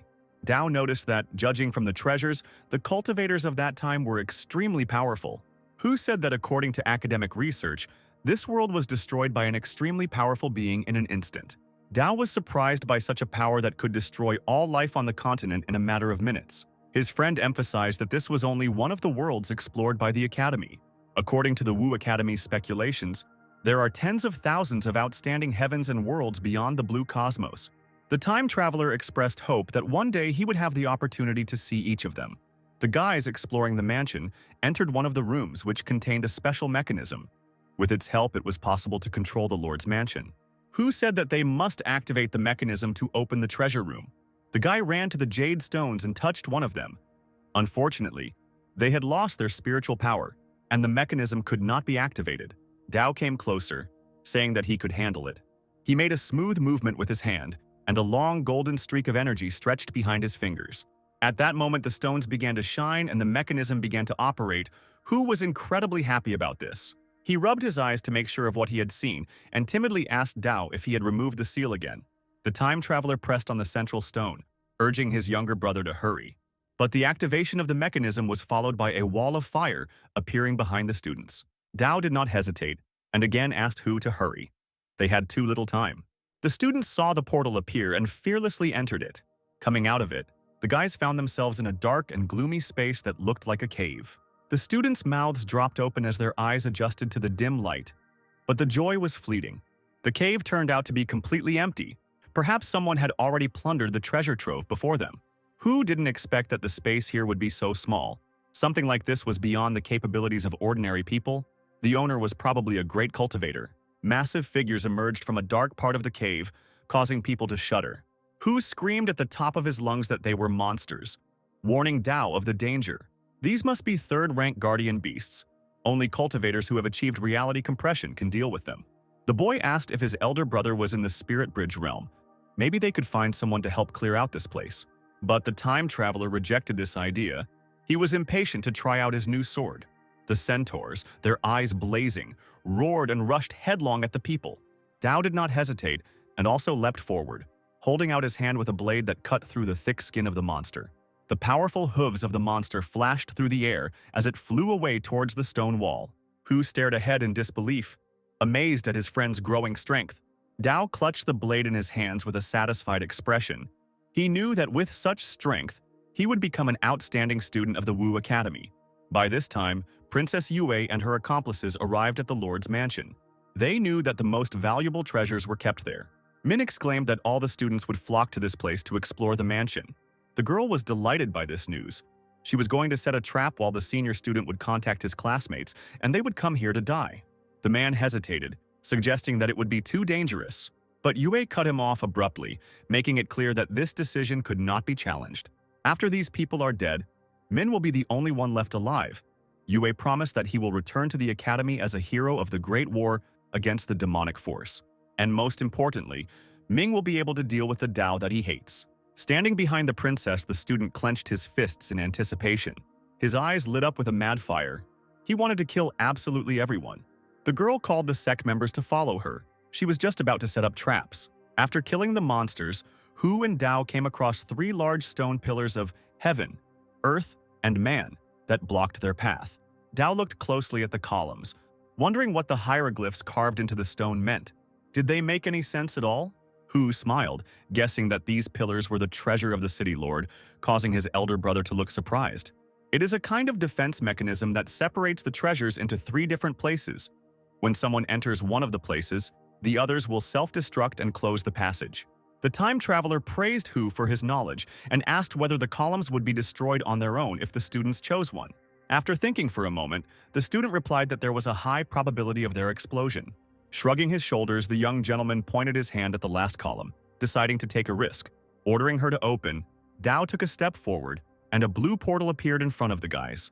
At that moment, just as Hu had said, the remaining columns shook and exploded, showering everything around with fire. Unfortunately, now the boys won't be able to get into the other treasure rooms and take the items, since the columns have exploded. Dao smiled, exclaiming that he planned to take everything. His younger brother was surprised. He did not understand what his friend meant. Leaving Hu without an answer, Dao headed towards the opening of the open column to see what was behind it. As soon as they stepped over the portal line, they found themselves in a huge, bright room. All of its shelves were filled with various talismans. Hu almost lost consciousness from such magnificence, anticipating how he would become a rich master and the owner of all the talismans that were in the treasury. But the guy's joy didn't last long. Dao grabbed him by the clothes and pulled him along, preventing him from becoming a victim of the huge tentacle. In a moment, the purple tentacles doubled in size and wrapped around the people's limbs. A blade appeared in Dao's hand, and he began to cut the elastic skin of the unidentified monster. The tip of the tentacle approached Hu's face, and he cursed, realizing that he didn't have time to dodge. There was an explosion right under his feet, and the student fell on his back, covering his face with his hand. He fell onto the hard floor and lost consciousness from the impact. The time traveler immediately went to his friend to check on his condition and realized that he was unconscious. Meanwhile, a huge guardian monster with numerous tentacles swam out into the middle of the hall. Dao looked at the monster, preparing to finish it off. Finally, after an hour, the monster was defeated, which was difficult for Dao because the guards were quite strong. After carefully examining one of the talismans, Dao realized that the spiritual power in the talismans was weakened, and it would be necessary to turn back time to restore their former strength. The guy immediately ordered the system to rewind the time of all the talismans in the treasury by 50 years. A bright light immediately came from all the shelves. The system was working diligently to turn back time. Having collected all the talismans, Dao, without wasting time, left the treasury through the portal, carrying his still unconscious friend in his arms. The column directly behind him exploded, sending pieces of lime flying in all directions. Looking over his shoulder, the time traveler let out a sigh of relief, realizing that he had succeeded. He carefully placed Hu on the ground and used the system to restore the integrity of the columns, rewinding time. When the columns stood as usual on their dreams, the student extended his hand to the second one, ordering it to open. The remaining columns, standing on either side of the central one, exploded, self-destructing. This did not surprise the time traveler. He decided to follow the treasures of the Earth column. The now familiar portal transported him to a large room filled with a variety of dishes. This treasure trove turned out to be a repository of elixirs. A guardian monster came out to meet Dao. He was placed here to protect the treasury from thieves at the cost of his own life. A blade appeared in the student's hands, and he ordered the weapon to attack the enemy. Raising his sword above his head, Dao demanded that the monster look only at him. A huge paw with a burning blue flame fell directly on the time traveler. He, not expecting such a maneuver, flew back with a scream. Dao was lucky and managed to group himself and sit down on one knee. The sword helped him not to fall flat, but what happened surprised the guy quite a bit. The guardian monster in the Earth Treasury is much more powerful than the one in the human column. The time traveler rose to his feet and grinned. Of course, it was no surprise that the monster should be different. The disciples gathered at the threshold of the mansion, following Brother Ming's orders.